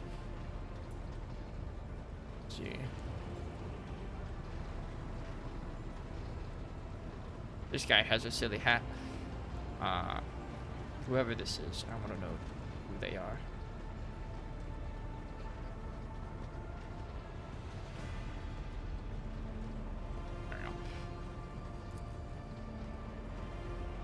Attention, officers. You have been granted an honor. Lord Captain Media von Valancius will personally conduct today's briefing. Our most gracious Lord Captain is ready to hear your reports. Perhaps you would introduce those present, Abelard? I haven't time to be listening to every last officer on this hulking rig, Abelard. Give me the a precis. What are the major problems and what needs to be done? Perhaps you would introduce those present, Abelard. As you wish, your ladyship. Abelard points to a tall, slender woman whose body seems to contain as many implants as it does flesh. Vigdis Suriata of the Tolaman line, our new Voxmaster. Our comms officer, basically. Oh. Spooky looking. It is an honor to serve your ladyship. The Voxmaster offers a deep bow. Aboard this vessel, you have at your command thousands of crew members and hundreds of officers and section chiefs. I am responsible for receiving, processing, and sending all communications between you and them, as well as external sources. I am your eyes and mouth, Lord Captain. Beside her is Ravor, the Master Helmsman. He steers our ship along the course set by the Lord Captain and monitors the void around us to ensure that we do not stray into an asteroid field or a pirate trap. A bearded man with pale, almost transparent skin, large, dark circles under his eyes, and a dour expression that seems hardwired into his face gives a sullen nod. Hail, Lord Captain. This here ship's as good as home to me, so rest assured she's in safe hands. I'll die before I let her come to any grief. And lastly, our high factotum, Janrus Danric, who oversees supplies, procurement, and the general material well-being of the ship. Oh, this guy looks fancy. Dressed in an embroidered jacket, the heavy-set man with oiled hair offers an obsequious smile and bows. It is an honor, your ladyship. You may trust me with all matters concerning your comfort. Everything will be done to the highest standard. In the second row, we have the three officers charged with overseeing the ship's vital functions. The Master of Ordnance is responsible for the artillery aboard, the Infernus Master, whose crew work to prevent and extinguish fires on the ship, and lastly, the Drives Master, servant of the Omnissiah. Omnissiah, machine god, supernatural entity, god of all knowledge, worshipped by the Adeptus Mechanicus. Ooh, the worship of the machine god, well, it conflicts with the theology of the imperial cult. Hey, not a cult, it's a religion. It's the one true faith. Is allowed to continue and even spread without hindrance, since the Adeptus Mechanicus is vital to the survival of the Imperium. The Omnissiah is the machine god made manifest, and the priesthood of Mars believes the god Emperor to be his manifestation.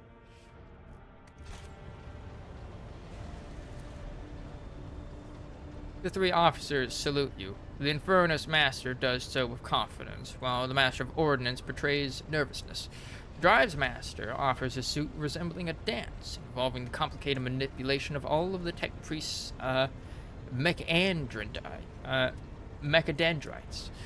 Tech priests, the rulers of the Adeptus Mechanicus, they revere technology as the object of their devotion.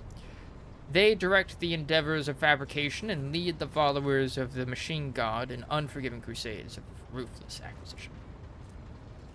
Mechadendrite, a tentacle-like robotic limb prosthetic surgically attached to the spine. Is that everyone? Unfortunately, our choir master, the esteemed Zachary Vase, head of the Astropath section, is unable to join us. He is in charge of communications with distant star systems. Master Wise has been in a trance for some time now, attempting to contact other planets in the Von Valankius Protectorate, inform them of Lady Theodora's passing and Conrad Voigtvir's treachery. I will deliver a report to your ladyship on the Astropath's progress as soon as it is possible to do so. Astropath. A powerful sanctioned psyker who can send and receive messages through space using their telepathic abilities. All others present are adjutants, secretaries, and deputies. They are here to make a record of proceedings. Alright, we will go down the list. Just to hear the Infernus Master's report. I feel like that is probably one of the most important. Yes, Lord Captain. The tall young man bows his head in deference. I can report that all fires across all decks have now been extinguished. The preliminary damage assessment in terms of material losses and crew casualties have been completed. The results have been submitted to the Seneschal and the High Factotum. The post passed to him after the previous Infernus Master and his next 3 deputies expired in the line of duty. Everard remarks in a low voice, pitched for your ears only. The lad is managing well so far. He can take the heat, so to speak. Haha, because he's the leader of basically the fire department. High Factotum. Factotum. What have you to report? We are toiling day and night to compile a full account of the losses. The task will require next to no involvement from your ladyship. I will personally ensure that all damaged components are given to the tech priest's hands for attention, and that all lost supplies are replaced. There is only one resource that I cannot replenish single-handedly, and that is people. We have lost more than 2,000 crew members, and unfortunately this number is not confined to the scum from the lower decks, which are easily replaced, but also includes trained professionals. We will be able to make up our losses on the nearest planet, Rykad Manoris. However, the planet, the whole system, in fact, belongs to the Winter Scale Rogue Trader Dynasty. We cannot simply begin recruiting on the planet without first coming to an understanding with the governor. In that respect, I am powerless. Negotiations at this level are a matter for the rogue trader. Especially true given Caligos Winterscale's penchant for attacking first and asking questions later, and the kind of thick-skulled thugs he usually installs as governors on his planets, rumbles Abelard, frowning. Drive Master, I will hear from you now. Zara Talar. A voice, distorted by a Vox retranslator, emerges from under the tech priest's scarlet hood. Lord Captain, the foes that set upon this noble void ship destroyed the repositories of hundreds of machine spirits. The great warp engine entrusted to my charge is unharmed, thank the Omnissiah, but its spirits mourns its dead brethren. We have not yet identified a prayer protocol capable of assuaging its sorrow and anger. With great sorrow, I must also report that the Engine Seer Prime, Overseer and Spiritual Authority of all tech priests on board, fell in battle. The Magos was betrayed by the little flesh that remained part of him. A most terrible loss. There is no one among my comrades aboard whose experience and comprehension of the sacred protocols equals that of the fallen Magos. We require a replacement, and as soon as possible.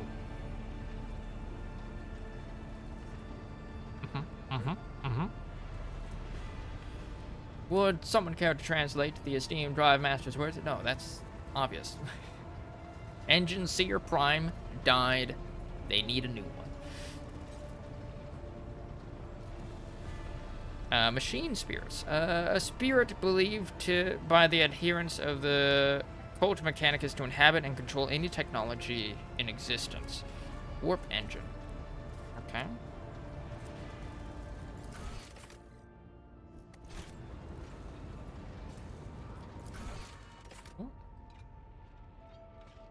Magos, a high-ranking member of the Adeptus Mechanicus and devoted disciple of Omnissiah.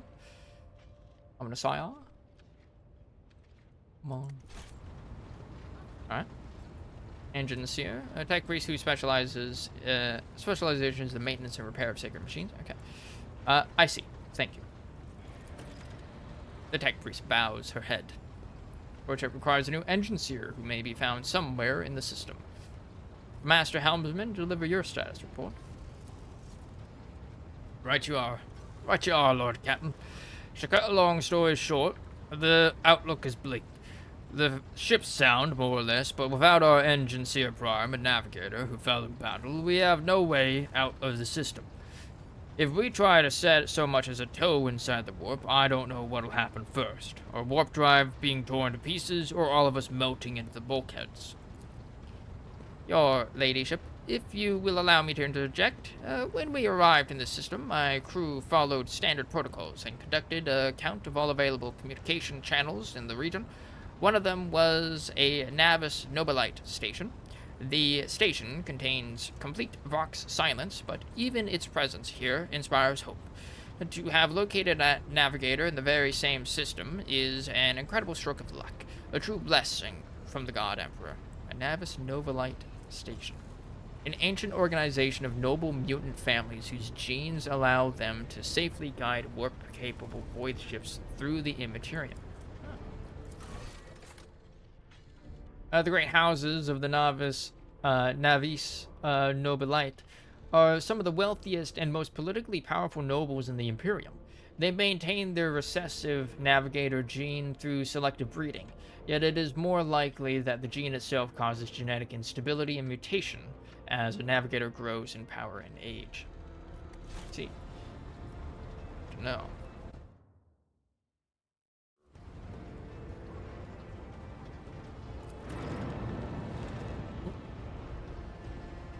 Sharp bolt of pain lances through your skull as if in response to what you just heard. But you understand that it is not the God Emperor you should thank for such good fortunes. The words of the demon that appeared before you during the translation to real space echo in your mind. I am the will of the Weaver of Destinies, and today I will weave a new thread of elusive possibilities and fickle chances. The thread that will lead you out of the maw of irreversibility. The thread that will help you find the keys to salvation. If I were you, I'd grab this chance with both hands, or else you'll soon be eyeing up asteroids to use as your new residence. In slightly less shitty news, we can go round and round this system till our heads are swimming, as long as the promethium and supplies last. And if any thick as grok shit lowlives come sniffing around, we'll be able to take them out, so don't you worry on that score. Promethium. Okay. Master of Ordnance, do you have anything to report? The Master of Ordnance gives you a gloomy look. Oh, my job's simple. Maintain the arsenal and fire where I'm told, but just ask anyone. We've got no able crew, no Lord Captain. Master of Ordnance, you forget yourself. Master of Ordnance chokes back the words he was obviously about to blurt out without thinking. He casts another look at you before lowering his gaze.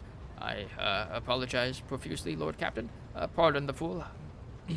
The ship is in ruins. Every other officer is dead, and the Lord Captain is no longer with us. Fear has taken hold of me. He looks up at you. But I've heard of you. Oh yes, your fame has reached even as far as the Expanse. I can't be showing myself up in front of an illustrious person such as yourself. He adjusts his uniform and stands ramrod straight. The Master of Ordnance can report that the rest of the arsenal has been saved, and the battery is in good order. We are ready to fight, if that is the Lord Captain's will. Summarize, we have sustained serious losses in crew members, and we require a new engine seer prime and navigator.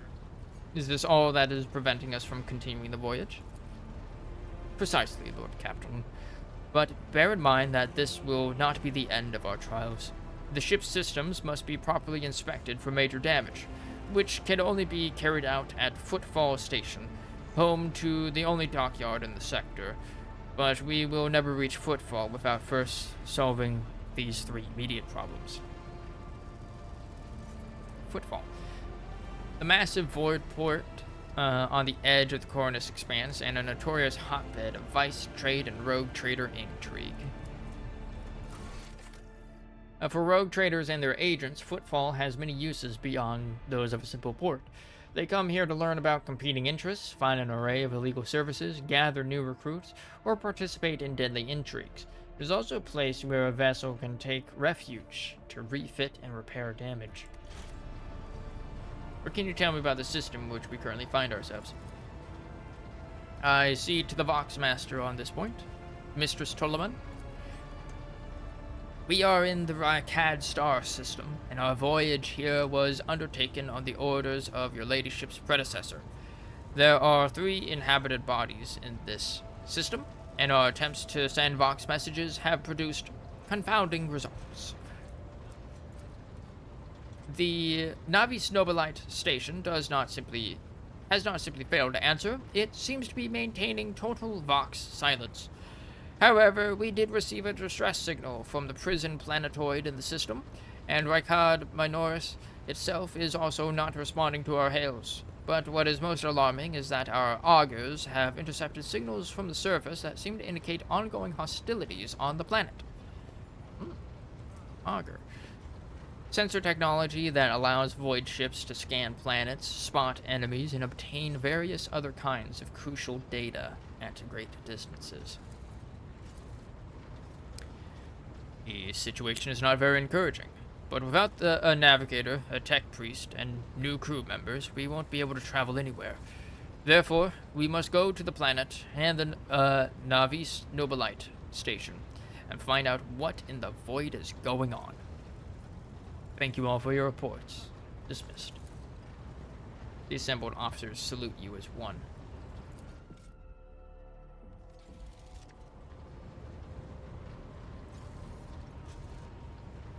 Your ladyship, there is one other thing. Confidential matter of utmost importance. Lady Theodora. Abelard hesitates. Your eternally esteemed predecessor brought the ship here to the system for a reason. She was given a secret commission. You perhaps are wondering who has the authority to commission a rogue trader to do anything, and I shall tell you. The Lord Inquisitor, the hand of the Emperor, the chief architect of his will in the Cornus Expanse. The Lord Inquisitor. The Inquisition uses any and all means to exterminate the corruption caused by the forces of chaos, heretics, mutants, and aliens. Any of the Imperium's many fighting forces may be pressed into the service of an Inquisitor. The greater the perceived threat to humanity, the greater are the forces gathered to fight it.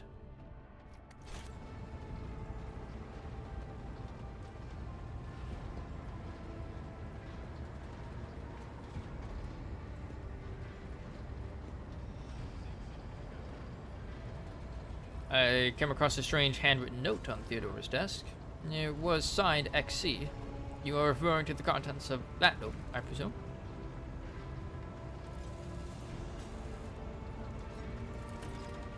Yes, quite right. XC.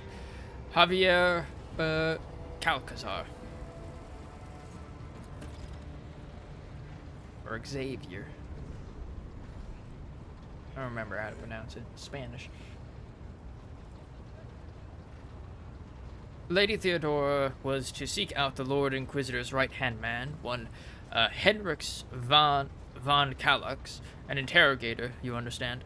All I know is that he is somewhere in this system, that we must find him and offer him whatever assistance he requires, and then deliver him to Footfall in the Forabundus system. Finding him without any more information to go on will be difficult indeed, but an Inquisitor is an important individual. The authorities in the system, either the Navis Nobilite or the governor of Rykad Minoris, may know something. That is all of it, your ladyship. You have a great deal of work ahead of you, but it is a mere taste of the daily burden of a rogue trader. Soon you must take up the reins of the Von Valachius Protectorate. Abelard gives you another scrutinizing look, as if trying to gauge how long you will hold out under this mountain of problems. His face softens slightly, and it seems he is about to offer some words of encouragement. When? Adira, Sister Argenta, explain yourselves. Sister Battle grimly nods towards Adira.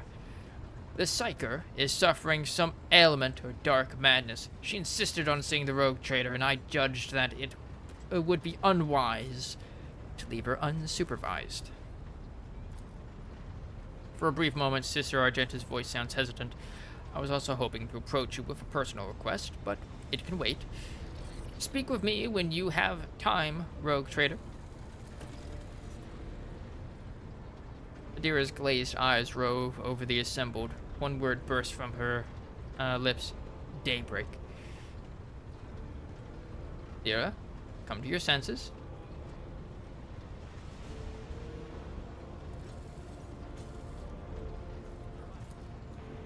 Damn it. Adira presses her fingers to her temples in desperation. Your ladyship, here's the thing. I was trying to see the immediate future, and it hit me so hard. My head is still spinning. Something very strange is heading our way, and I can't make out what it is, no matter how hard I try. Single word is all I can make out. Daybreak, or maybe it's dawn. It's ringing, ringing like an echo, like a bell, but if it's daybreak, then why is it so dark? We cannot extract any information of value from a single word. Can you tell us anything else, Mistress Talas? No, not yet, anyway. Voices are going berserk, all shouting at once. I can't make sense of any of it. As soon as I know or sense anything, I'll report it, alright? Lord Captain, if you want me to take a closer look into your future, find me on the bridge and we can talk. Lady Theodora was well served by my whispers on many occasions, and I'm sure you would benefit from them as well. Psyker's bitten lips stretch into a wry smile. There is nothing else of value to report. I declare this briefing concluded. It's time to get to work.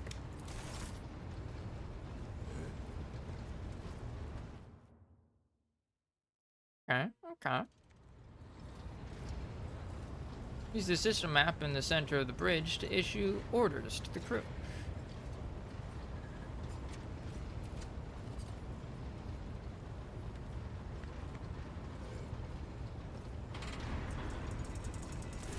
Vox Vigdis.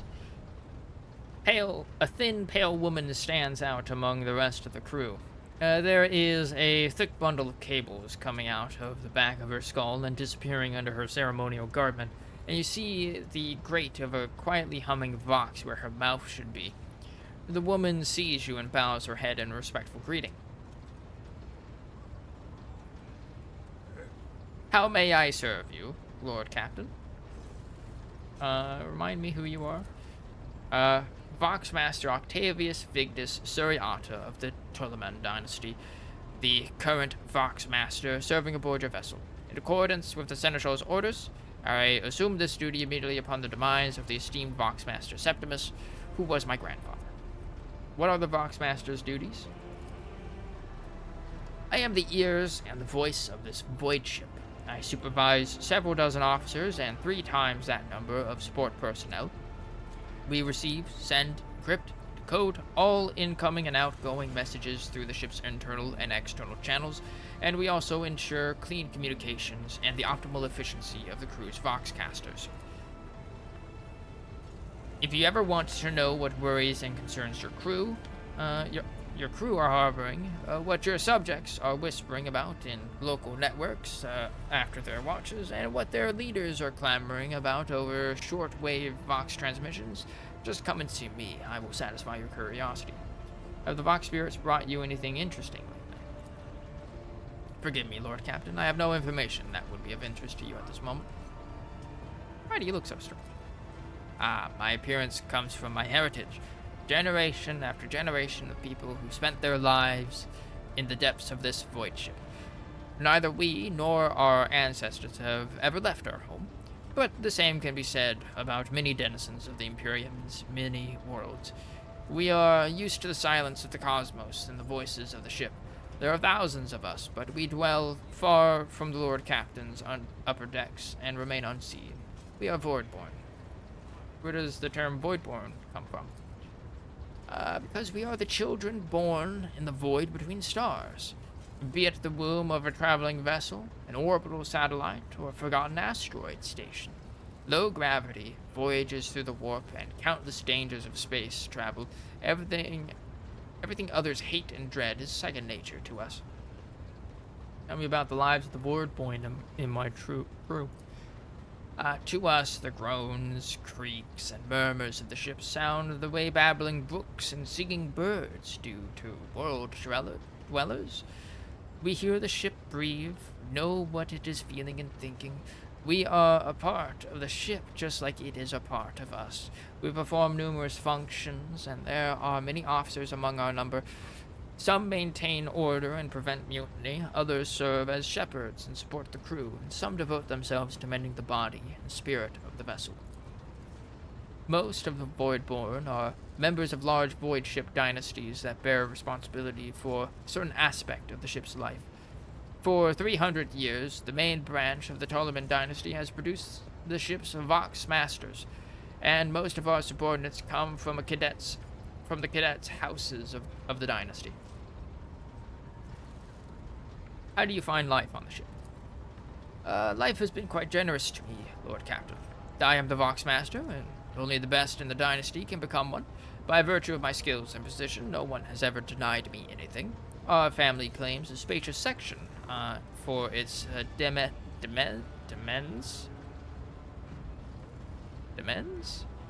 What is this word? I've seen this word before, but I've never heard it.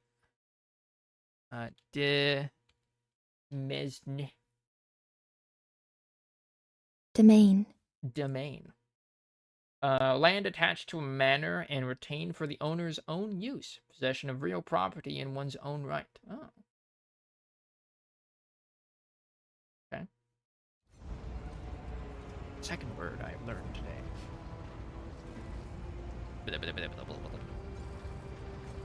Our family claims a spacious section for its domain.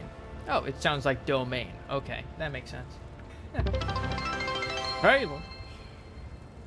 With the raid. Kayla Jade just raided with 5 viewers. Wowee. Howdy. How y'all doing? What are you streaming? What were you streaming this time, I should say? Stay hydrated, I will. I just got some water. Like an hour ago. Always funny when I start streaming after you and end before. Yeah. Doing a long Christmas stream. Also because I don't got work, so I don't gotta worry about schedules. Got a week off work, baby. Hello. Ground control lethal again. Got it working for everyone now. Lethal company? Nice. How'd it go? Did you get lots of things, lots of treasures? Did you meet them quotas?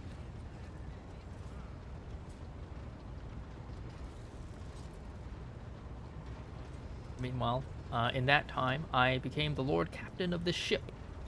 It's mine now. We're gonna run it into the ground. Or something like that. Preferably not, actually. Also, let's see. Our family claims a spacious section for its domain. I also enjoy long walks through the narrow and dimly lit corridors of the ship, listening to the sounds of her activity, falling asleep and waking up to the chanting of hymns, and admiring the stars beyond, of course. I like how this went into like a fucking like Tinder profile like summary. But yeah, I like long walks on the beach, watching the morning sunrise, listening to music, sleeping and waking up. We got a glitch, which we ended up with like 30 plus engines, and I ended the game by spawning like 15 eyeless dogs. 10 out of 10. We'll do it again. Boy. So you made bank and then you trolled. I burped a little. How do others on the ship treat you? We look, speak, and move differently from the inhabitants of the planetary worlds. Our way of life, traditions, and quirks frighten these people, just like the darkness of the cosmos. Many believe us to be the bringers of ill fortune, and alas, it is the Voidborn who get the blame for terrible warp phenomena during longer voyages. That's weird. What does it mean? Do you expect anything less? No. No. This falls completely within expectation.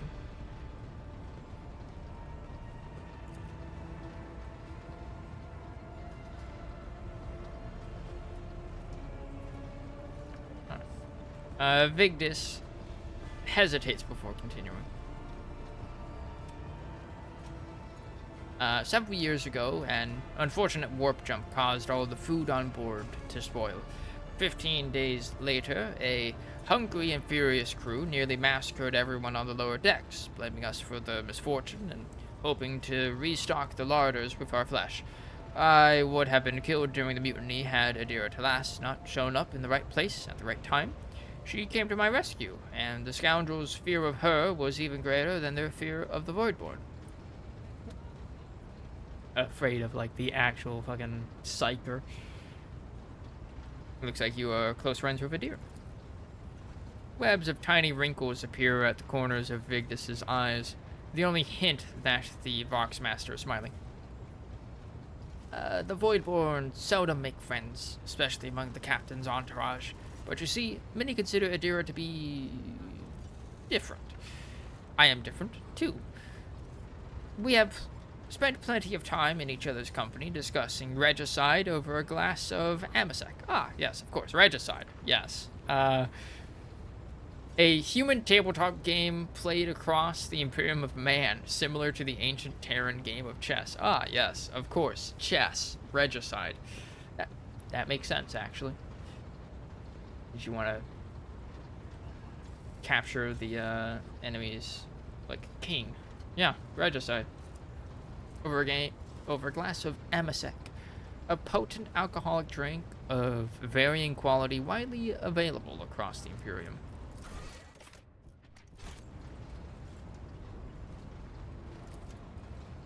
Except Adira changed after one incident, and we started to drift apart. The death of Lord Captain Theodora made her withdraw even more.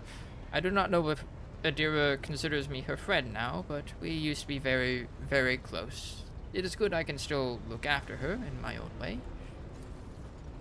Perception test succeeded. Interpreting the Voxmaster's emotions based on half a face and a Vox-modulated voice is no easy task, but you managed to catch the undercurrent of Vigdis's words. Voxmaster is not merely saddened by her rift with Adira, she is devastated by it. Oh no. Oh no. Have you ever left the ship? Oh, I did, once. And it was dreadful. It felt like a massive blue dome overhead could shatter at any moment and fall, and my bones would be crushed by the gravity. Vigdis twitches her shoulders, trying to ward off the flood of memories. This ship is my home, Lord Captain, and I would not trade it even for the bounty of 100 worlds. Alright, I just returned the business.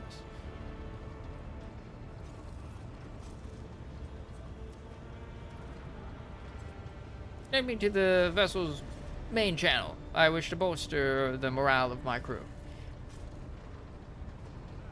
90% chance of success. Alright, succeeded. The Voxmaster nods obediently and presses several switches on the device she is holding. It is done, Lord Captain.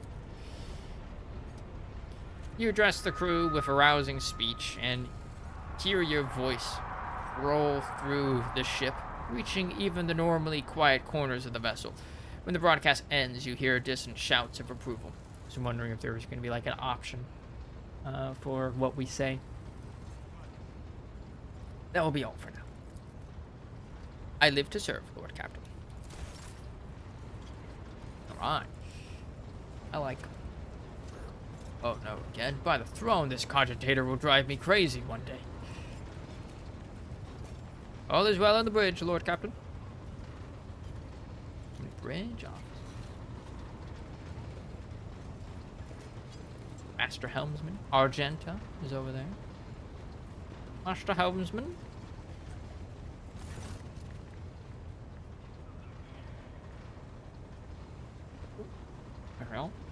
The tall man before you appears to be woven from tendons and muscle. Blue veins snake under his white, almost dove-colored skin, and his scalp and chin are covered in cropped white hair. His neck and shoulders are wrapped in wires that hint at the presence of neural connectors under his uniform. The officer's face seems to be twisted in a perpetual grimace of annoyance and anger, but he greets you with a respectful nod. Lord Captain, Master Helmsman Revor at your service. Remind me, who are you? I am Master Helmsman, Lord Captain, as I just said. I stand at the wheel of this here your vessel, and bark commands at the idiots who tend to its related systems. In layman's term, I'm the one who stops us from running into an asteroid or a disruptive gravitational wave when we're traveling through the void. Do you control the ship in real space? I wish that was my only job. I have to steer her through the warp too, but most of the credit for that goes to the navigator. The warp's a nightmare, always tossing up something new. All my years at the helm, they count for nothing in there. My part's small enough. I just monitor our systems, follow the charted route, and I don't kick up a fuss when new orders come in from the navigator's sanctum. Real space, now that's where I keep my eyes peeled. Gravitational anomalies, void currents, hard radiation.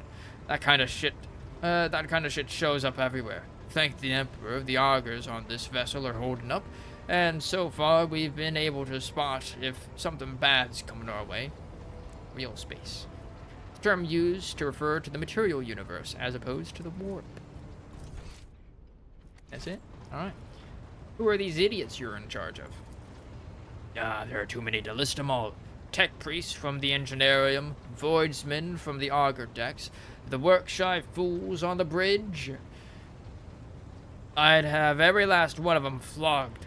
They all need a wake-up call. They need to be whipped into shape, or else this ship will be going nowhere. Or even worse, it'll go somewhere we don't want it to. Not for now. Right you are, Lord Captain.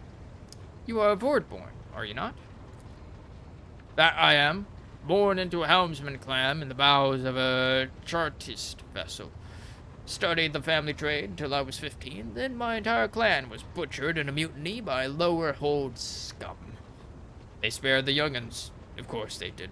Kids with implanted connectors make great navigational servitors. But I was having none of it.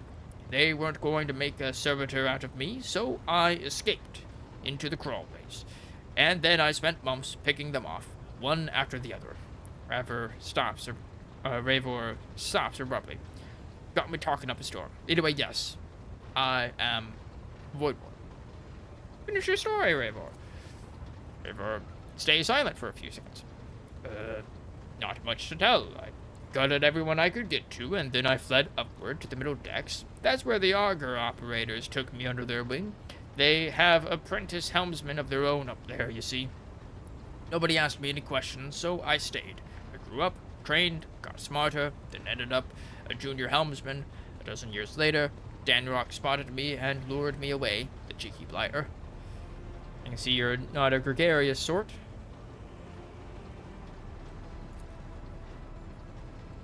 Ravor's eye twitches, which makes the grimace on his face even uglier. Have I done something to displease the Lord Captain? Did I just hear you, or are you giving the rogue trader cheek? Answer me, Void Rat. Oh, I'm really sharing an observation. On the contrary, you are the first person on the bridge who's not tripping over themselves to lick my boots. Helmsman's perpetually twisted mouth twitches as if he's trying to smile. He looks sinister rather than friendly. Oh yeah? Well, I'm pleasantly surprised myself that you aren't having me flogged for insubordination. Will wonders never cease? Ravor points at the cables around himself. Connecting wires.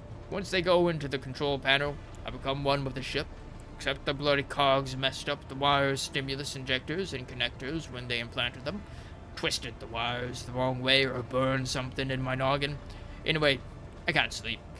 It just doesn't happen anymore. It's been 30 years of non-stop stimulants and a splitting headache. So you'll forgive me if I'm not all smiles, Lord Captain. Understandable. I'd be cranky too if I didn't get any sleep. ever in 30 years. Oh no. Tell me about the Voidborn. River winces and rubs his temple. Lord Captain, I mean no disrespect, but you'd do better to find someone with a knack for conversation, like Tolliman, the new Voxmaster. I ain't the talking type. I just get the ship where she needs to go. Best let folks stick to what they do best. Understandable. What can you tell me about the other officers? Give me the gossip. Good for nothing wasters, that's what they are. Each and every one. Take Danris Danrick, that highborn weasel. He fawns over the officers, but some of the deals he makes would get him buried alive. He drags other people into his schemes so they can take the fall for him, too.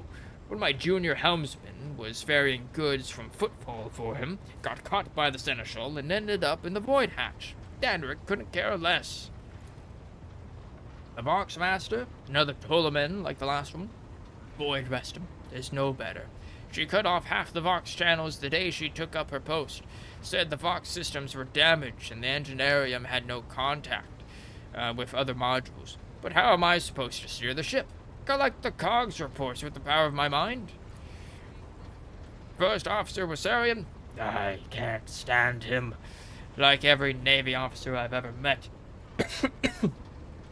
Yeah. I gave him too breathy of a voice.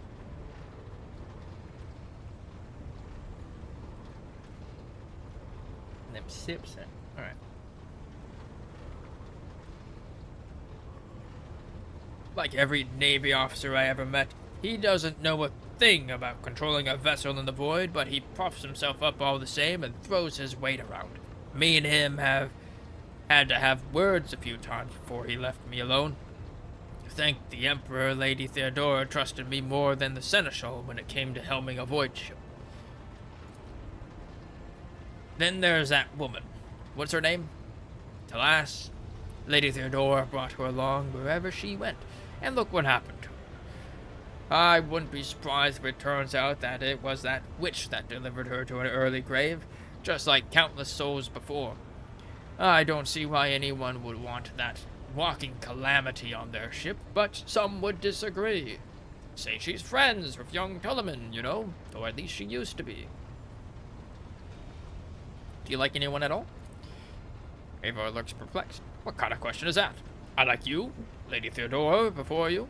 Where would I be if I was making cracks about the rogue trader? I don't want to die just yet. I must take my leave. Lord Captain. Eivor acknowledges you with a nod and turns away. Sister of Battle.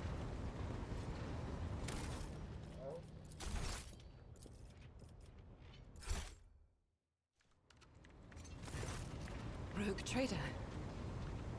Sister Argenta looks tired. There are dark circles under her eyes, her hair is somewhat disheveled, and she moves like she's a little on edge. Rogue trader? Tell me about Adeptus Sororitas. Sororitas. There are none more faithful to the God Emperor than my sisters. We fight against his enemies by the will of the Holy Ecclesiarchy. I beg your pardon, Rogue Trader. Here I am talking about what every lesser noble in the Imperium knows. So what exactly are you interested in hearing about? Ecclesiarchy? Adeptus Ministorum. The religious body of the Imperium, also known as the Ecclesiarchy, which venerates and promotes the worship of the Emperor of Mankind. It guides the worship of trillions of people on numberless worlds across the vast divides of the void. The core of the Ecclesiarchy's power is the Cult Imperialis, also known as the Imperial Creed. Any deviance from its strictures and theology is considered heresy and brutally suppressed. They say the Adeptus or Sororitas are the fiercest in their faith among the warriors of the Imperium. Is it true? It is. The Sisters of Battle are a fire lit by the God Emperor. They are the echo of his voice that travels through the dark expanses of the universe. We bring his wrath to heretics, mutants, and other enemies of humanity. We protect the faithful from the unholy and unhallowed. sometimes with words, more often than not with a bolter. Shoot them. Are all sisters truly as faultless as you say? Even the novices of the Adeptus Sororitas are drawn from among the most worthy. Those who have taken the vows and become a full-fledged sister are the best of the best, tested by trials of body and spirit.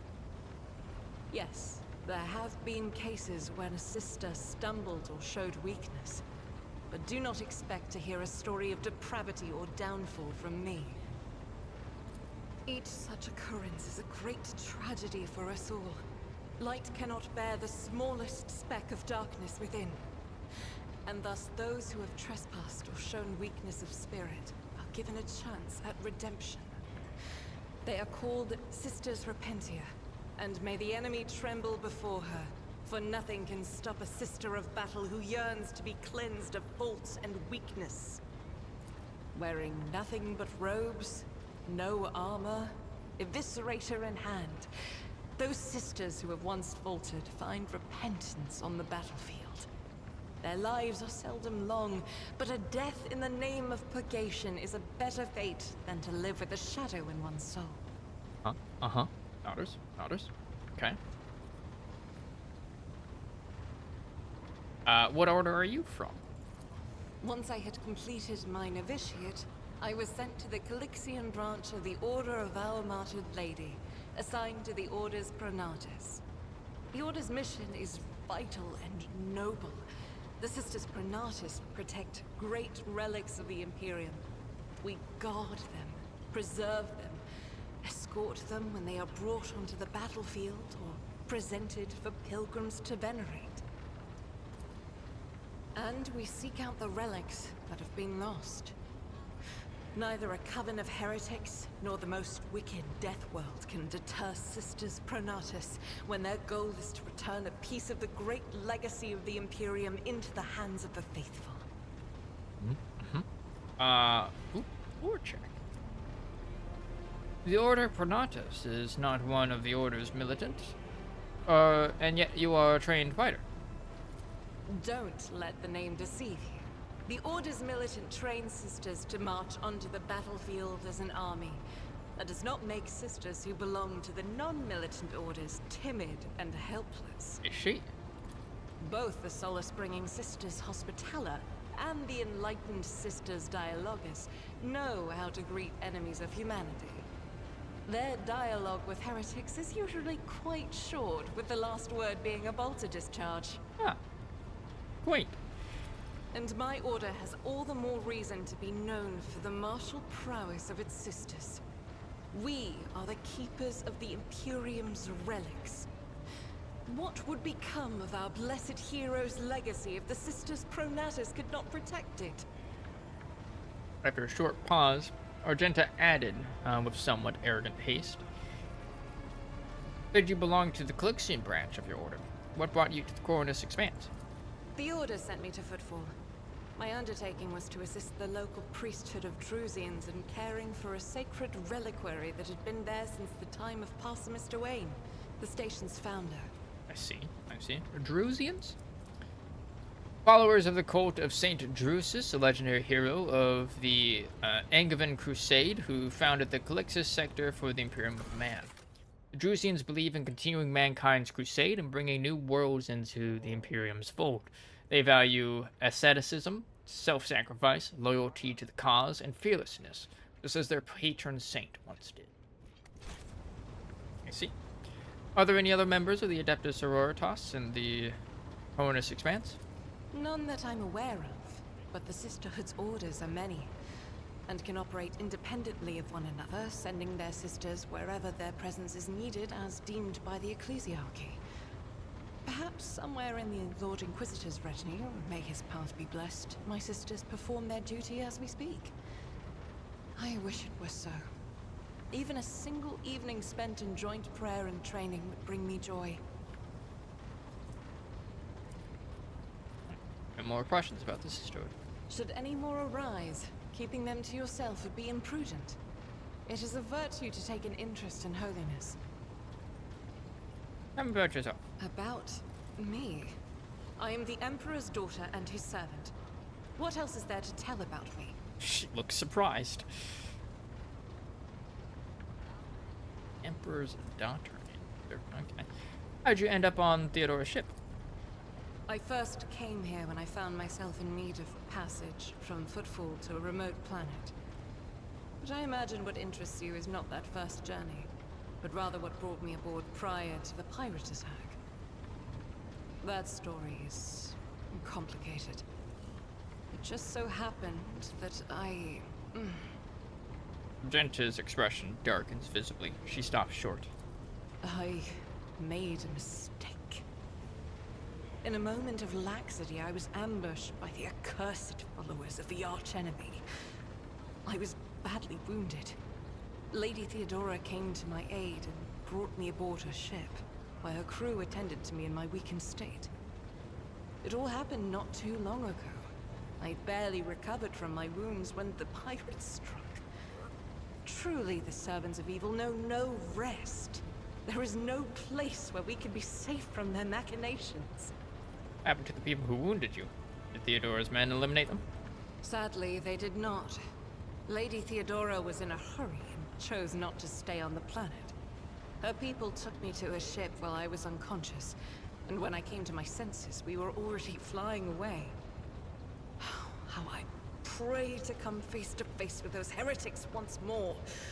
And it's bound to happen someday. Hell yeah, we'll beat them up. You mentioned making a mistake? It happens even to the best of us. My mistakes are my burden to bear. I'll find a way to atone for them. Argenta says heatedly. Then she frowns and lowers her head for a moment. Where did this happen? On one of the recently discovered planets in the Expanse. No one suspected that it had already been tainted by the filth of heresy. Had I known it beforehand, of course I would have been on my guard. We could go to that planet and deal with the Chaos Worshippers. The path to that planet was lost. All the knowledge is gone, along with the previous navigator. It would take immense effort and resources to rediscover the route. The heir to the von Valanci's protectorate must have plenty of other issues to deal with right now. Perhaps later, when the skies above our heads have cleared. Argenta's eyes glint. She hesitates, but then shakes her head with a sigh. What was it like traveling on Theodora's ship? I hadn't been here that long. Just one journey from Footfall, and the other journey, the majority of which I spent in the confines of the Medbay. I can't tell you much about the first voyage. I was more focused on prayers and ruminations than on the people around me, or the journey itself. Makes sense. During the last journey, Seneschal Viserion stood out for me. He came by several times to ask about my health. He's an honorable man and a loyal servant of the Imperium. I think he is as meticulous in his inspections of the logistic systems as he is in his inquiries about the health of the occasional sister of battle aboard the ship. But not all of Theodora's people have earned my trust. You know who I'm talking about. There is no place for Adira Tlas among the God Emperor's faithful. I'm surprised she wasn't in league with the pirates. And I'm equally surprised by how deep heresy and treason run in this place. I'm glad we all made it through that dark hour. May the day that follows be bright. Genta frowns and shakes her head. Okay. I don't have any more questions. Thank you. As you wish. What is it that's keeping you in my retinue? This ship was targeted by heretical pirates, which means that my presence here and the assistance I provide to you are my sacred duty. Sooner or later, I will likely have to return to Footfall to protect its reliquary. But for now, I wish to remain a part of the Rogue Trader's crew. Pleases me to have a servant of the Golden Throne in my crew. May the enemies of the Imperium tremble before our onslaught. Enjoy your company, Argenta. I hope that you remain in the crew and that the ship becomes your home. You might be of use to me, so I have no problem with your presence. I see no place for you on my ship. We will take you to Footfall, and that will be all. Praise be the Golden Throne. So they shall. Argenta's eyes flashed. You said you have a personal request for me? I indeed have a request, Rogue Trader. And there goes the voice acting. There goes my time to rest my voice. The accursed servants of Chaos who assaulted this ship took the lives of your loyal crew members, and they orphaned many children, including the progeny of the brave officers who defended their posts until the bitter end. I don't know what customary practices there are for cases like this in Von Valankia's territory, but in the world I'm familiar with, the children of such brave souls could expect to receive some special consideration. Perhaps the rogue trader could meet with the orphans? Okay. What good would meeting them do? Make arrangements for a meeting worthy of a rogue trader. I will address the orphans with a speech. I will meet with them, no formalities needed. These are the children of people who gave their lives for the Von Valankius dynasty. My consideration is the least that they deserve. Deliver this order on my behalf. The orphans are to be properly provided for. But a personal meeting with the rogue trader is too much. Why would I? Do you wish to fill these children's heads with the illusion that the world and its rulers care about them? I will have no part in this. Damn.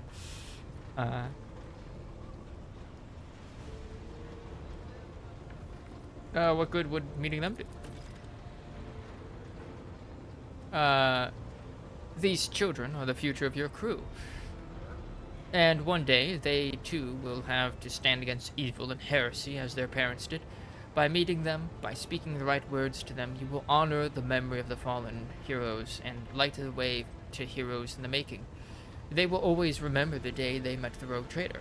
Besides, it would bolster the orphan spirits, help them recover from their loss, which can be hard for someone so young.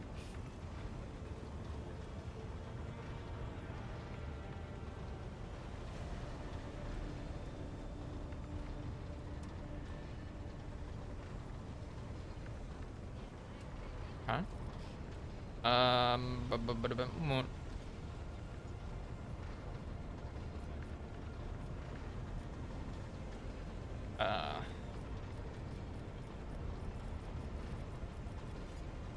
I will meet with them. No formalities needed. These are the children of people who gave their lives for the Von Valankius dynasty. My consideration is the least that they deserve. I will pass on your instructions. Thank you for taking my request to heart. Oh. Going? We're going to talk to the orphans. Not get immediately assassinated. I'm sure.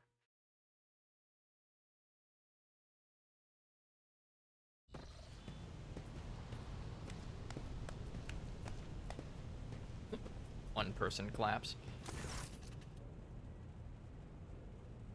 The motley group of adolescents do not take their eyes off you, gazing at you as if you were a creature straight from a fairy tale. Our indefatigable sister has been keeping an eye on these pups. Abelard glances at the gathered children. It is hardly the Scholar Progenium in here, but we have provided the orphans on our ship with adequate care and instruction. Scholar Progenium. A division of the ecclesiarchy responsible for the upbringing, education, and training of orphans to those officers and nobles who have died in the service of the Imperium. Most children of the Schola Progenium grow up to serve the Adeptus Ministorum, become military leaders, or join the elite military. Particularly devout female students may be recruited to the militant orders of the Adeptus Auroritas. Those who display psychic aptitude, if they are strong enough and will, go on to receive further training as sanctioned psykers.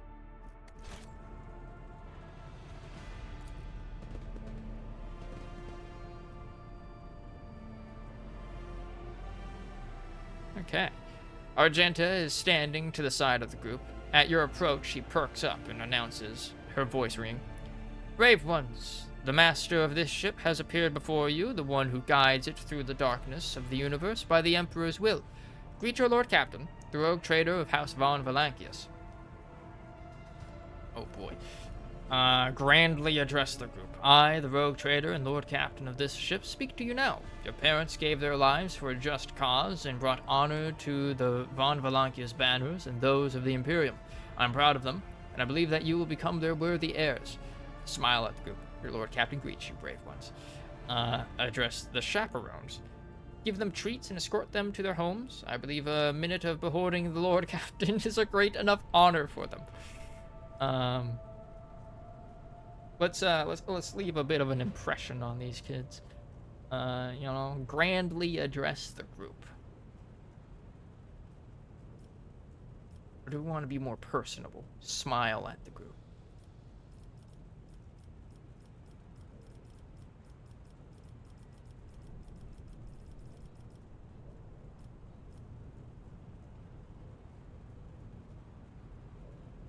Give them that larger-than-life appeal.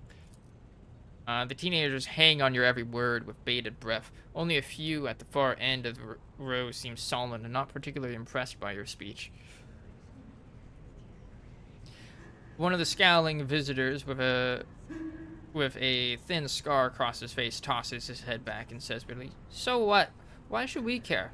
Friends and parents died in their dozens for you, noble lot. You just give us speeches." Argenta quickly turns to the boy. A flurry of emotions flashes in her dark eyes, like she wants both to calm him and scold him for his impudence. Their comportment leaves much to be desired. I hope that they will be molded into worthy servants of House Valancius. The audience is over. Punish the troublemaker.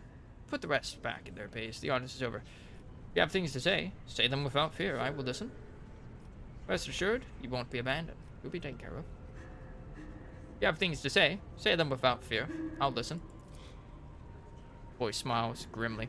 Doesn't matter what we say. It won't bring our parents back, and it won't change our fates either. We'll be slaving away on this ship till we drop or die like our folks, or worse. Oh boy. I understand your grief and dismay. Your parents died. It's not an easy thing to go through. But they gave their lives for the truth, for the good of the whole ship, for the Imperium. Do not speak of their honorable fate with anger and disdain. When the heretics who killed your parents attacked the ship, I was there. I took command, I fought, and I repelled the assault as quickly as I could. But no war can be won without losses. You can only strive to do what is within your power. The strong have the power to decide the fate of others. The weak either obey or die. If you seek a different lot in life, boy, save your grumbling and look for an opportunity to rise above the rest.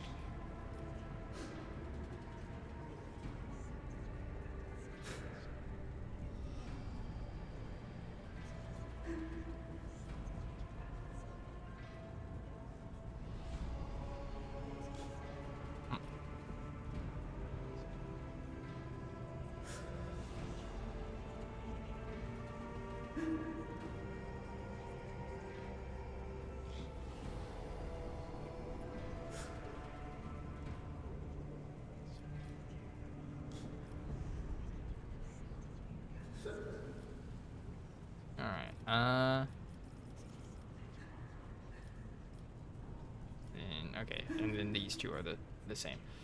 Okay. So, like, we can be a hard ass.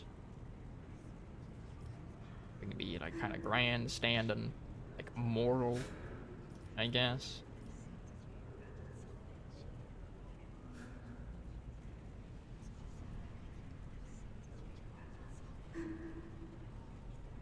Do not speak of their honorable fate with anger and disdain. You heard the rogue trader? The words carry the wisdom of the Imperium. It's hard to say whether or not your words have left an impression on the boy, but he nods slowly. Then he catches himself and gives you an awkward bow. Abelard gives a sign, and servants immediately emerge carrying packaged treats with Von Valancius emblazoned on the wrappers. It appears that the Seneschal came prepared for any contingency. Yes, give the children sweets.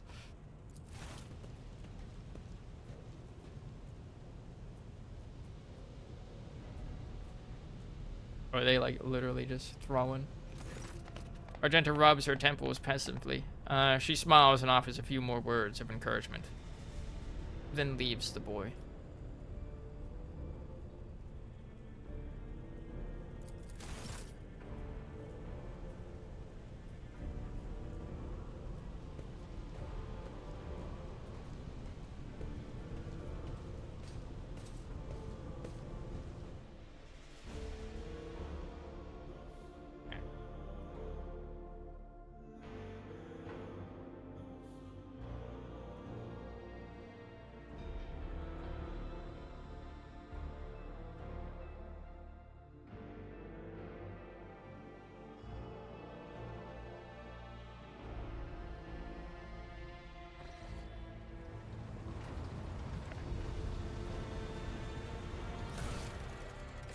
Oh.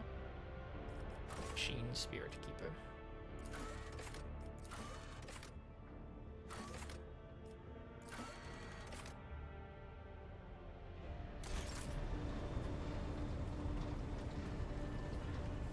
Back up here. Greetings. Even in stillness, Sister Argenta radiates energy. With her dark eyes shining and a slight blush to her cheeks, she is reciting a prayer, and looks at you only once she has spoken the final line. Medea, greetings. No follow-up on that, I guess? This errand is complete. Oh. Ah. Warden of the Expanse? Lord Inquisitor Javier Calcazar is a powerful and mysterious figure who plays a pivotal role in the fate of the Cornus Expanse. Okay. Contracts? None.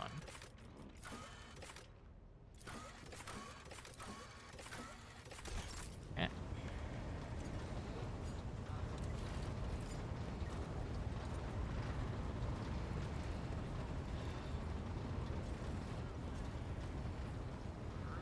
Void's Men-at-Arms. Factorum, Janice. Okay. Abelard. Lord Captain. Abelard surveys you briskly but meticulously, as though he's inspecting you for shortcomings. But then he offers a courteous nod. Let's talk about things that may be useful to me as a rogue trader. A noble aspiration, Lord Captain. I am ready to acquaint you with all the particulars that interest you. Abelard nods approvingly. Please let this be that voice acted. Outline the situation the Cornus Expanse for me. What do I need to know and keep in mind? This is a topic for an official briefing, not a casual conversation. But I will try to answer succinctly. And if you permit, in my own words. Of course. You are permitted. The Cornus Expanse is considerably removed from the heart of the Imperium. This means that local warp routes become useless within months. Established pathways are regularly subject to attacks from all kinds of rabble. And in the only major port, the Imperium's frigates find themselves moored alongside pirate vessels. Oh. Abelard takes a breath as he began. Until recently, the Cornus Expanse could hardly have been called a region of the Imperium. The situation has changed with the arrival of the Lord Inquisitor, but not by much. This place operates under its own rules, you see. More radical, so to speak. But ones that allow for a non-standard approach where there is a promise of victory. The Cornus Expanse is considered rogue trader territory for a reason. Only rogue traders have sufficient military might, audacity, and the rights granted them by the warrant to survive the leap into the unexplored part of the Expanse, and in the event of a successful outcome, to hold on to whatever they manage to capture on the frontier. Okay. Who are the main players that I need to be aware of in the Cornus Expanse? In the first instance, you should treat official representatives of the Imperium with respect. The Expanse may be on the fringes, but it still numbers among the territories of the Golden Throne. The arrival of the Lord Inquisitor has turned the Cornus Expanse into a less wild and uncontrolled region, to the regret of some individuals who had grown inured to the local lawlessness. I see. Inquisitors bringing in order. Rogue traders such as yourself are also servants of the Imperium. They have been accorded special rights and powers. They wield immense authority within their territory, and they enjoy absolute respect in other parts of the Expanse. The most powerful of them are Kalagos Winterscale and Incendia Bastal Chorda. Tread carefully when dealing with either of them. Okay. If we are to speak of unclaimed territory, which is what Footfall is, among the scum that dwells on that handful of asteroids, there are 3 factions that wield considerable influence in the sector. The first is the Kazbalaka Mission, organized crime in its most primitive form. It holds sway over the Liege of Footfall, and has links to rogue trader Winterscale. The second faction is an offshoot of our shining ecclesiarchy, followers of St. Drusus. They are actively building their forces, and hold influence over rogue trader Chorda. And finally, the third faction, the Explorators, a wing of the Adeptus Mechanicus. They are willing to die and kill for the secrets of the ancient technological heresies that are hidden among the stars of the Coronis Expanse. Kazbalaka Mission. Footfall chapter of one of the most successful crime syndicates in the Imperium of Man, founded in the Calaxis sector. The Kazbalaka Mission negotiates beneficial long-term deals with rogue traders, privateers, pirates, and other treasure seekers, dealing in illicit goods for a cut of the profits. Its specialty is the cold trade of forbidden Xeno artifacts. Conrad, our previous master, whispers, "What can you tell me about his betrayal? What do you think he'll do next?" You know, Lord Captain, I am no admirer of fine art. But when we next find ourselves in a civilized port, with time to spare, I will promptly find an artist and commission a portrait of the individual to whom you refer, with a hole between the eyes. Conrad Voigtveer.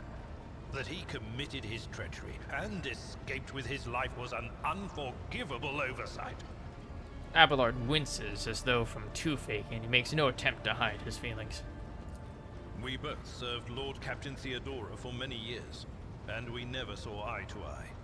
He was brash. He was never afraid of assuming responsibility, and he willingly took on difficult tasks. I am loath to admit it, but the Von Velatius Protectorate continues to reap the fruits of his labors to this day. His service always garnered my respect. But everything else about him made me want to wring the neck of that two-faced snake. Abelard frowns for a moment, then continues. If you are taking comfort in the thought that we will hear no more of Conrad, prepare to be disappointed. You thwarted his plans, his meticulously plotted and nurtured treachery. He is sure to attempt to strike at you. And he will use his contacts and knowledge of the Protectorate to do so. The only question, Lord Captain, is whether you will be able to anticipate his next steps. Probably not. That is all for now. As you wish, Lord Captain. I'd like to know more about my Seneschal. As you wish, Lord Captain. What would you like to know? Tell me about yourself. What were you before you became Theodora's Seneschal? I used to be an officer in the Navis Imperialis. No. A used to be is not quite right. It was not simply a job. It was my calling. The essence of my life. I was proud to serve Lord Captain Theodora, but in my heart and mind, I'm still an officer of the Imperium. Abelard replies proudly. Navis Imperialis. Imperial Navy, the battle fleets of the Imperium of Man, also known as the Navis Imperialis. The Imperial Navy numbers tens of thousands of warships and cargo vessels of varying sizes. In addition to its spacecraft, the Navy maintains military spaceports, space stations, mining and factory ships, and various orbital research stations. I met Lord Captain Theodora on a mission where the Imperial Navy was providing reinforcements to the rogue traders' army on one of the frontier worlds. Our acquaintance was not easy. Working with people outside the Navy hierarchy has never been my strong suit. It was to my great surprise then, that after the mission's completion, I received a referral to leave my service in the Navy and join the rogue traders' personal council. Oh. It was a difficult choice for me. But I saw in the offer a chance to serve the interests of humanity even more effectively than in the Navis Imperialis. You do not need me to tell you just how remarkable a person Lord Captain Theodora was. I recognized her at once as a true leader and formidable creative force. One who had built a protectorate amidst the dangers and wildness of the expanse. Leaving the Imperial Navy is far from easy. Why were you permitted to quit your post? You could say there was no one among the naval command who was willing to impede the wishes of the rogue trader. To do so would be to risk their own position and their relationship with Theodora. Well, the Lord Captain possessed certain contacts in the Imperial Navy. Contacts which she used to request help during the conflict on the border world. And which enabled her to make me an offer that resulted in my joining her retinue. Oh, Abelard chuckles. The Navis Imperialis is an ancient institution with its own mandates and muster lists. On occasion, in the heat of an official briefing, or an informal discussion, I violated those rules, determined to press my point. It is challenging to choose the words to accurately express my opinion on a situation or the actions of others that do not sound overly scathing or confrontational. Many in command were inclined to view my manner of speaking as unbefitting a person of my rank. Oh. Operation check succeeded. Abelard seems to crack slightly under your intense stare.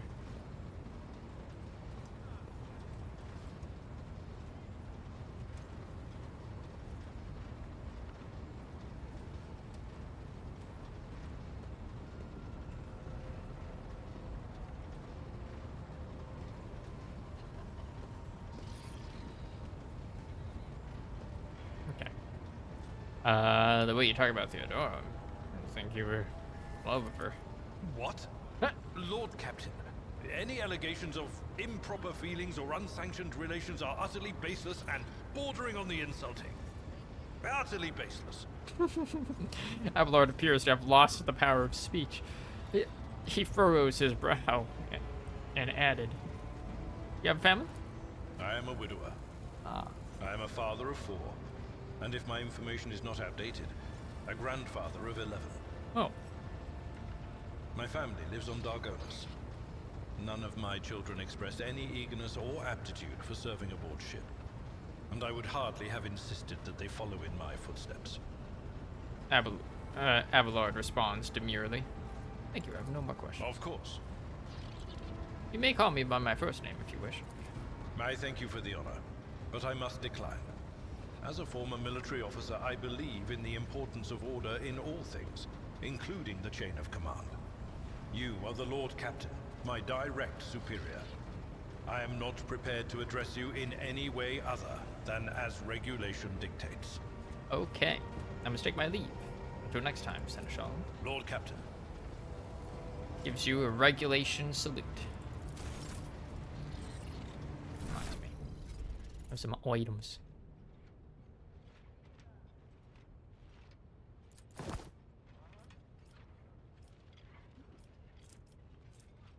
Mantle of heroism. What's this? Whenever the wearer of these things gets an injury or falls unconscious in combat, their allies gain +1 bonus to damage. I'm gonna give this to you.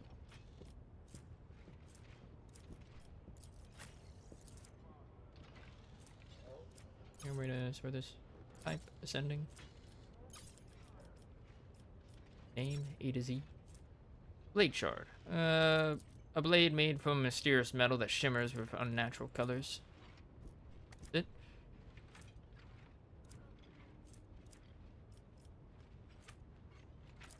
What? No. Who has fellowship? You have a somewhat higher fellowship than the others. We'll give you that.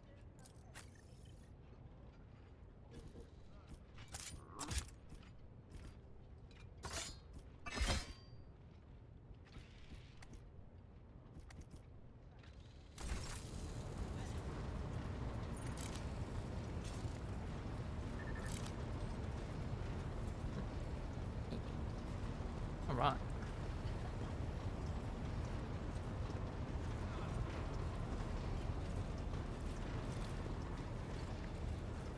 Hey, did you hear? They saw it again. It was in the middle decks this time. What did you see? What are you talking about? Don't tell me you believe those daft rumors about the rogue trader's ghost.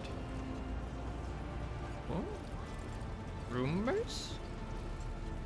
Maybe I don't, but rumors are coming from somewhere, so somebody must have seen something, or just wants others to believe they did.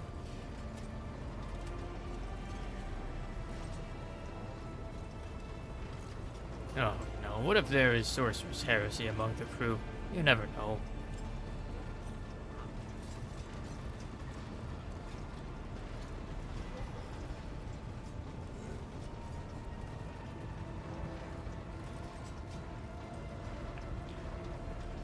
High factotum, generous, Danvik.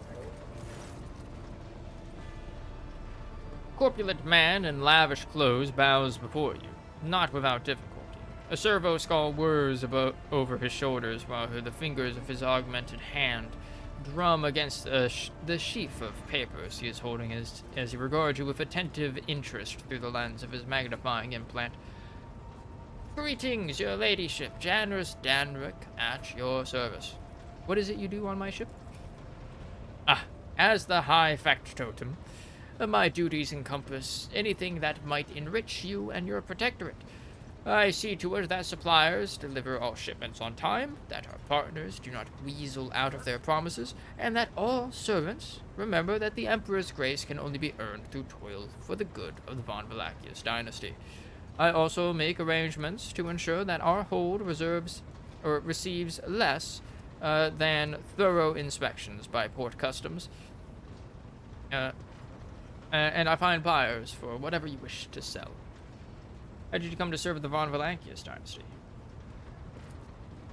I came from Dargonus, your ladyship.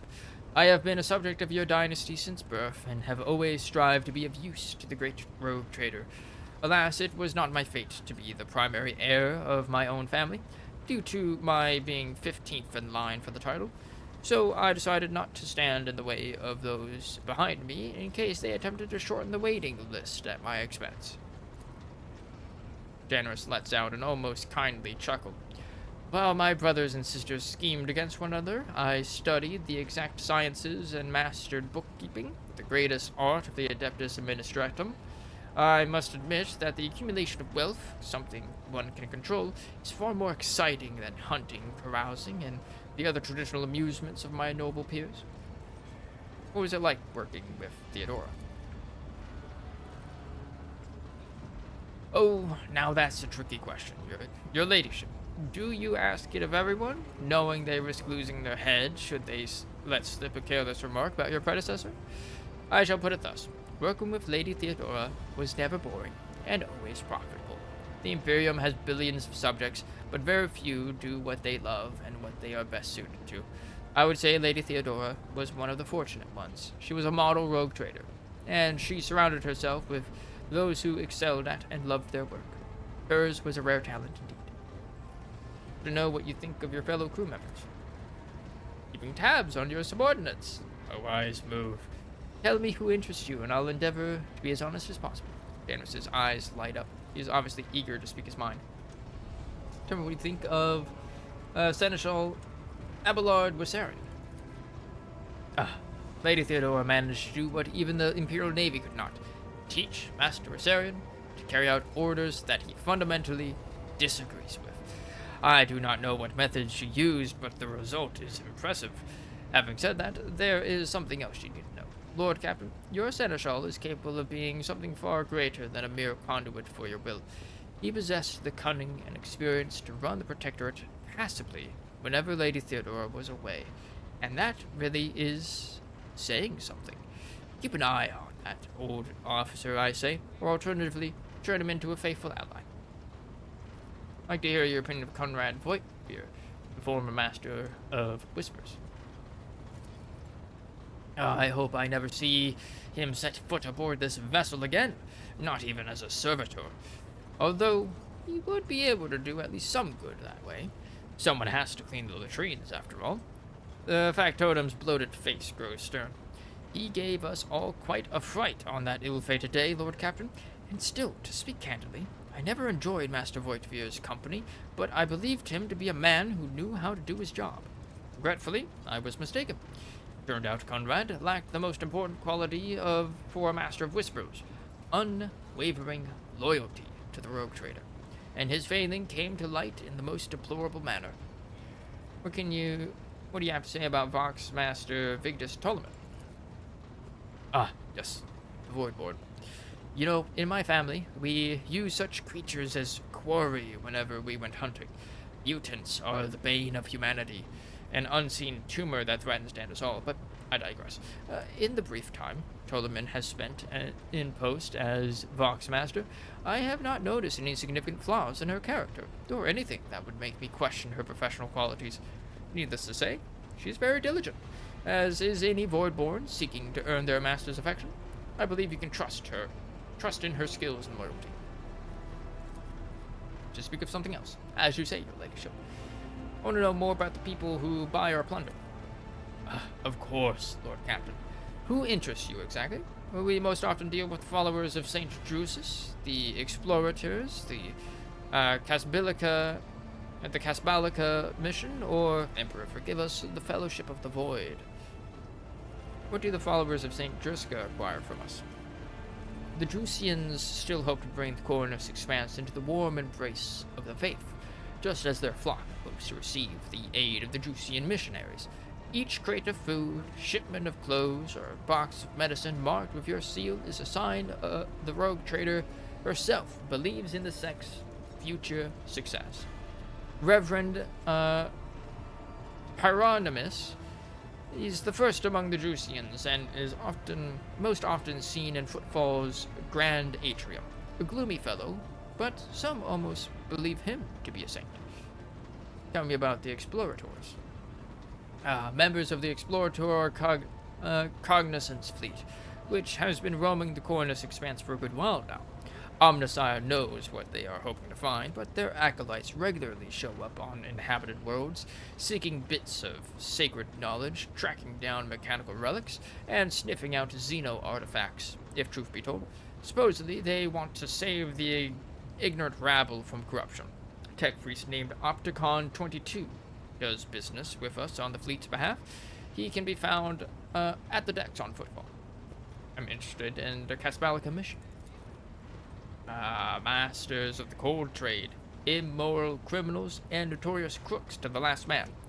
The mission is but one branch of this mafia gang that has taken root in the Calixis sector. You can do business with them as long as you take the necessary precautions. They are led by Vladimir Turkara, who recently appointed himself Liege of Footfall. Of course, he is a trusted ally of rogue trader Winterscale, but he will not refuse you, another of the Emperor's anointed. If you wish to speak to Vladimir, look for him in the Liege Palace on Footfall. Calixis sector. Imperial sector located in the Segmentum Obscurus, next to the frontier region of the Cornus Expanse. The Calixis sector has many heavily populated and important worlds, but it lies a great distance from the Imperium's core sectors. The sector's first Imperial sector governor was Drusus, one of Angavin's most capable generals, a man now revered as a saint of the Imperial cult. The Calixis sector is firmly bound to the frontier of the Cornus Expanse politically and logistically, since the only known route to the Expanse lies through the Cornus Passage, a stable but dangerous warp route that was established on the windward border of the Calixis sector.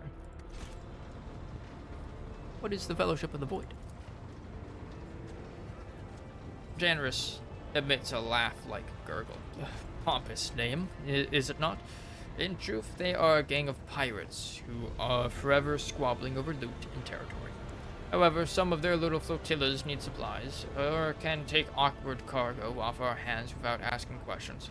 Of course, there is always a risk that these scoundrels will change their mind and attempt to board us instead, but so far our macro cannons have managed to keep them in line. They say Riza Calvaria speaks for the Fellowship's behalf. The Adeptus Amacescus on Footfall is rumored to be her favorite haunt. Why are we giving away our spoils to these people in the first place? To profit from them, of course. Most of the things you will find during expeditions are complete junk to one such as yourself, but less fortunate and affluent servants of the Emperor think them treasures, especially when they are bestowed by the great rogue trader herself. Drusian fanatics and pirate cutthroats, Caspalica dealers and explorators, none will refuse our help in these dark and trying times, and there may come a time when we shall be the ones requiring aid, and it will be beneficial to have allies willing to provide it. I suggest we change the subject. Certainly, Lord Captain. I should bolster my retinue with skilled fighters. Rest assured, there are people of the most outstanding talents among the thousands of your crew. I will contact the overseers at once. Oh.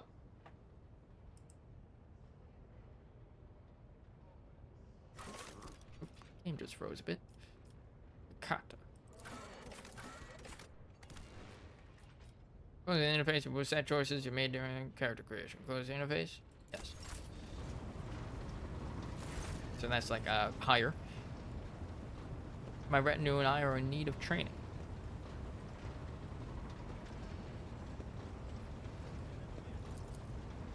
I will show you our sparring chambers at once. Oh. Select a character, reset their... Oh, okay. So that's like retraining. Okay.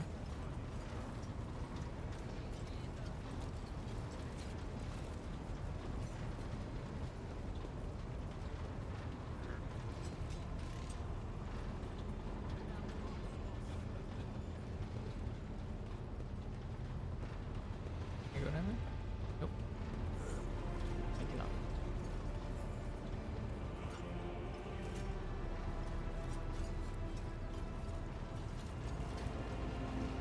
You villain. Lord Captain. Adira.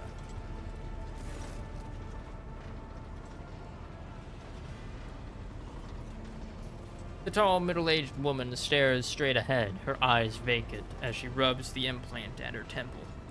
Her collar is undone, and one of the clasps is on the verge of falling off. Sensing your presence, Adira turns her head towards you and offers you a crooked smile, even as her eyes look right through you.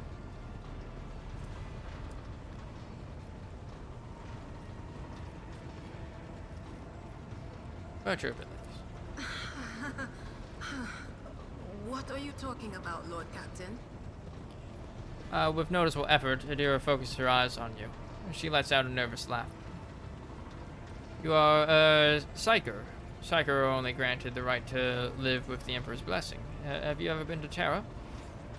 Concerned about your level of control over your abilities. Word for the crew. Psykers aren't the safest people to live alongside, I say, as a psyker. Have you ever been to Terra? Look, Lady Theodora couldn't care less if some eggheads measured my brains or not. It's not about the seal on your forehead, get it? It's about what's in your gut, if it's rotten or not. My gut's stronger than the adamantine on this here ship. And my implants are better than the ones they put in you on your Terra. If they weren't, I wouldn't have lived as long as I have. Adira bares her teeth in a savage grin, a febrile gleam in her eyes. Where do you come from? Lyra, an outlying world in the Heathen Stars region. In the Coronis Expanse, the deeper you go, the less visible the Astronomicon gets, and the less people know about the Imperium. The arrival of a rogue trader is the best thing that can happen to a world like that. The very best. Astronomicon, the psychic beacon that helps navigators to triangulate a course for their void ships through the warp. The Emperor himself projects the Astronomicon from the Golden Throne on Holy Terra, the homeworld of humanity. Over 1,000 psykers are sacrificed every standard day to sustain the Emperor's psychic presence in the warp. Tell me about Lyra. It's an out-of-the-way planetoid between two faint stars. On Lyra, a dozen local tyrants fight over 5 measly continents. But they use everything they can to win, from poison to psykers. I haven't been there in many years, but there's nothing for me to miss. Trust me. Kira begins wringing her shaking hands. Psykers. But here on the ship is a different story altogether. I saw more wonders in my first year serving Lady von Valancius than I'd seen in my whole life on Lyra. Like my first journey through the warp, I was in bed for 3 days. I felt like supernovas were exploding in my head. I only found out later that I'd gotten off easy. Just through the bulkhead in the bay next to mine, a whole team turned into... Look at me rambling on, Lord Captain. Pay no attention. Oh, please, continue. You never finished your story about your first time crossing the warp. It wasn't like it was a very fun trip, Lord Rubs her Captain. nose. But look, if you want to be entertained, I'm the woman for the job. I'll entertain you with one of the stories from my collection, no problem. But if you want to hear about the time I melted everyone in the bay next door, well, I just don't really want to go into the details on that one, alright? Alright. What did you do before you came to be on the ship? Oh, I embroidered wall hangings in honor of our national heroes. I did the same thing I do here, Lord Captain. Divining. Our rulers prized the ability to see into the future. Every psyker that could be found was worth a small fortune on Lyra. It cackles. There's no such thing as a peaceful life on Lyra. People like me were especially sought after. They'd pick psychers up wherever they found them, buy kids off their parents, even just abduct them. Take me, for instance. I got taken from my street gang. The older kids sold me when they noticed there was something off about me. The ruling dynasties had schools where they trained us and beat us black and blue. And then they packed us off to serve. Some of us held on for a long time, but others didn't last. Not everyone's as smart and talented as me, you know. Some people crossed the line and were out of commission before their time. Kira looks at you expectantly. Then, as though clarifying, she uses her hands to indicate a head exploding and laughs. How did you end up in the Rogue Trader Service? Theodora von Valancius paid a visit to the ruler I was serving at the time. I don't know what the visit was for, and it's no business of mine anyway.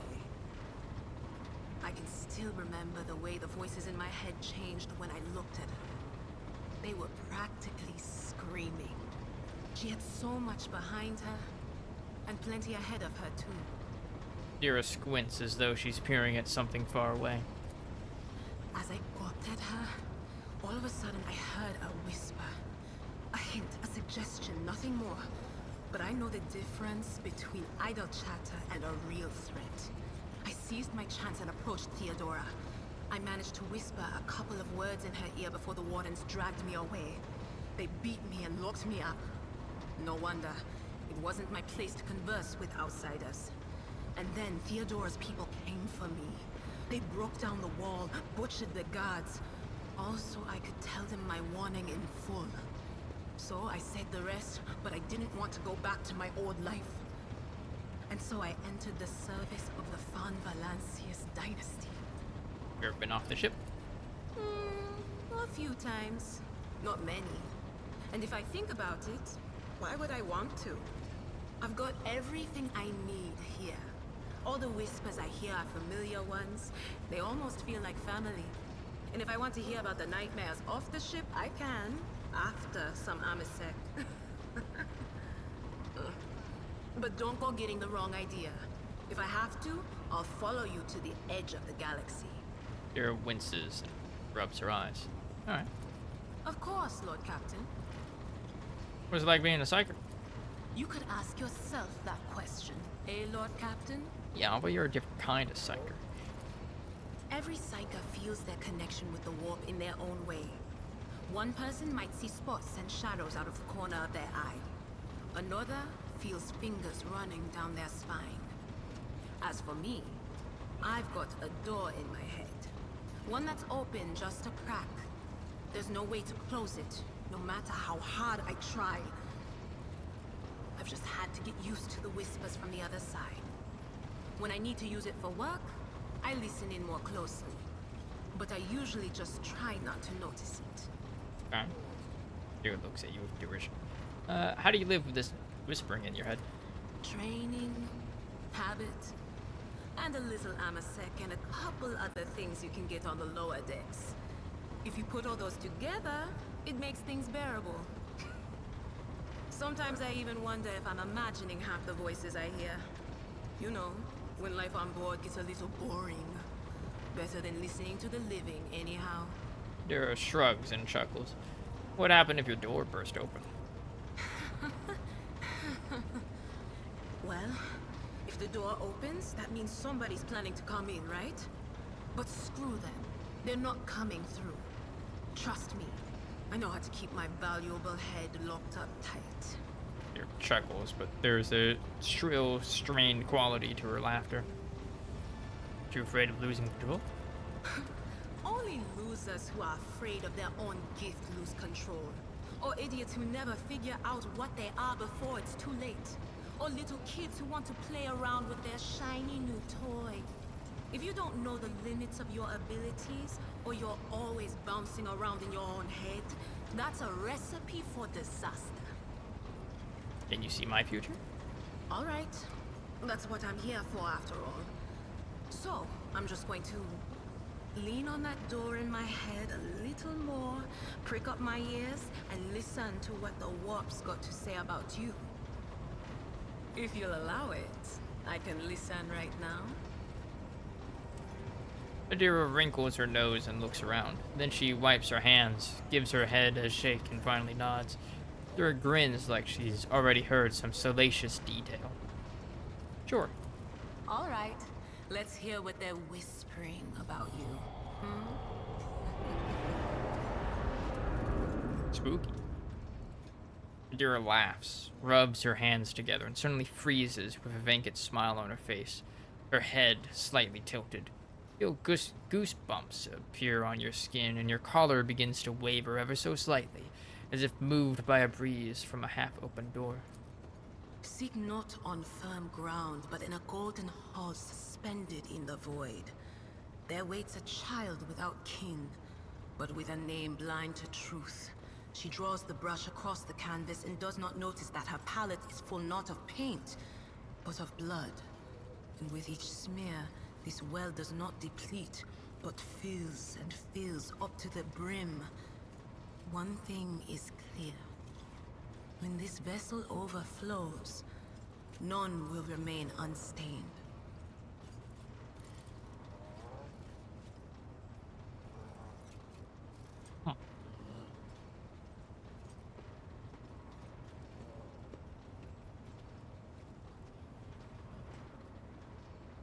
A name blind to truth. Among the blind men and false prophets, a red-robed sage seeks the answer to a question. He does not know that it is not the answer he must seek, but the question that will draw everything into focus. Will you help him, rogue trader? But mark that sometimes ignorance is sweeter than oblivion. A chained hound chases after glimmers of the aurora, but sparks in the scent of oil confound his nose. A chain trails after him. What will happen if you pick it up? Will you become his mistress?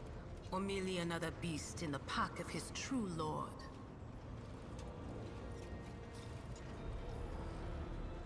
Are these hints at, companions? Because I know we got a space marine, companion who's from, like, the Space Wolves. I think that's what this one is referring to.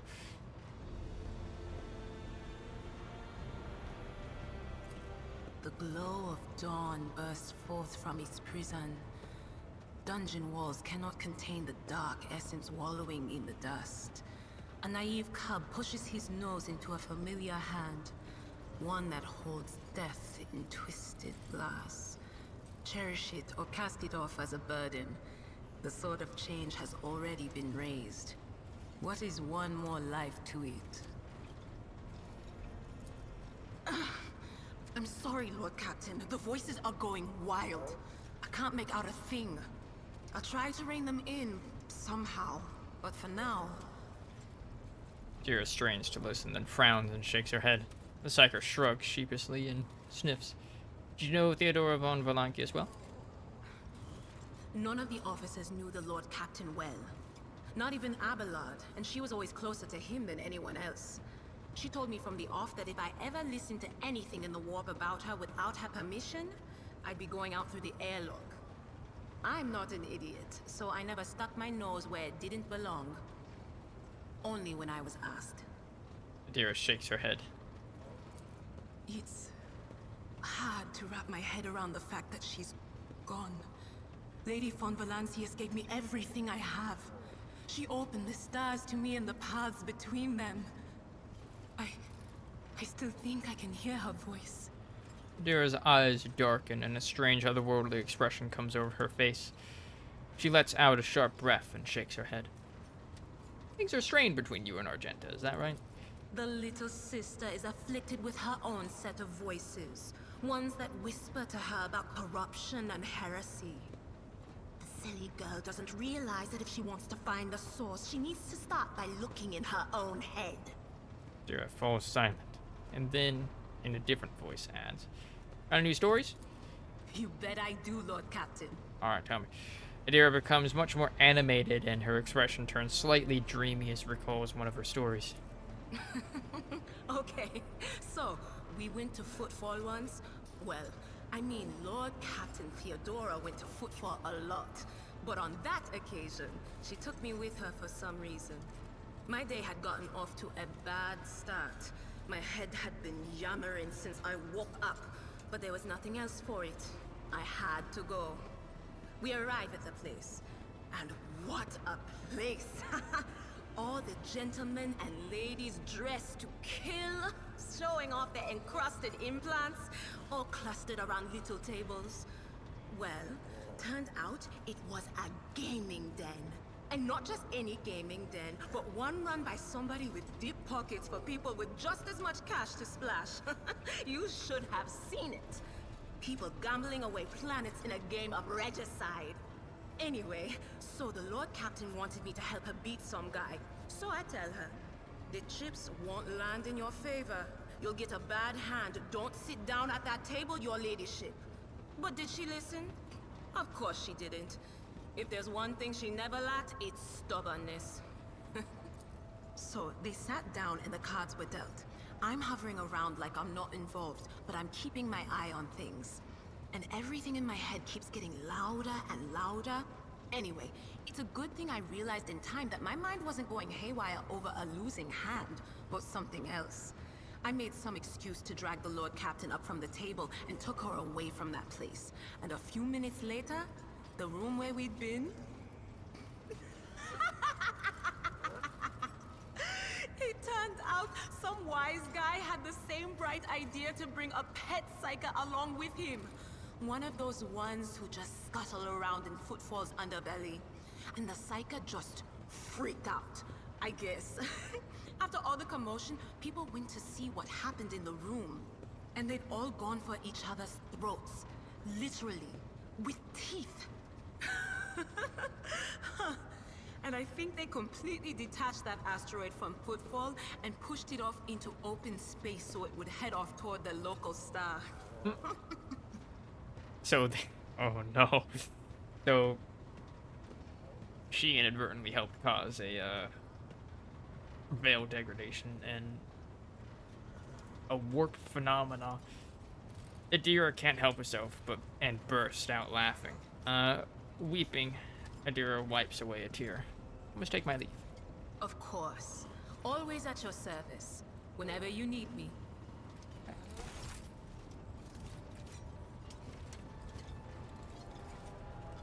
Right. I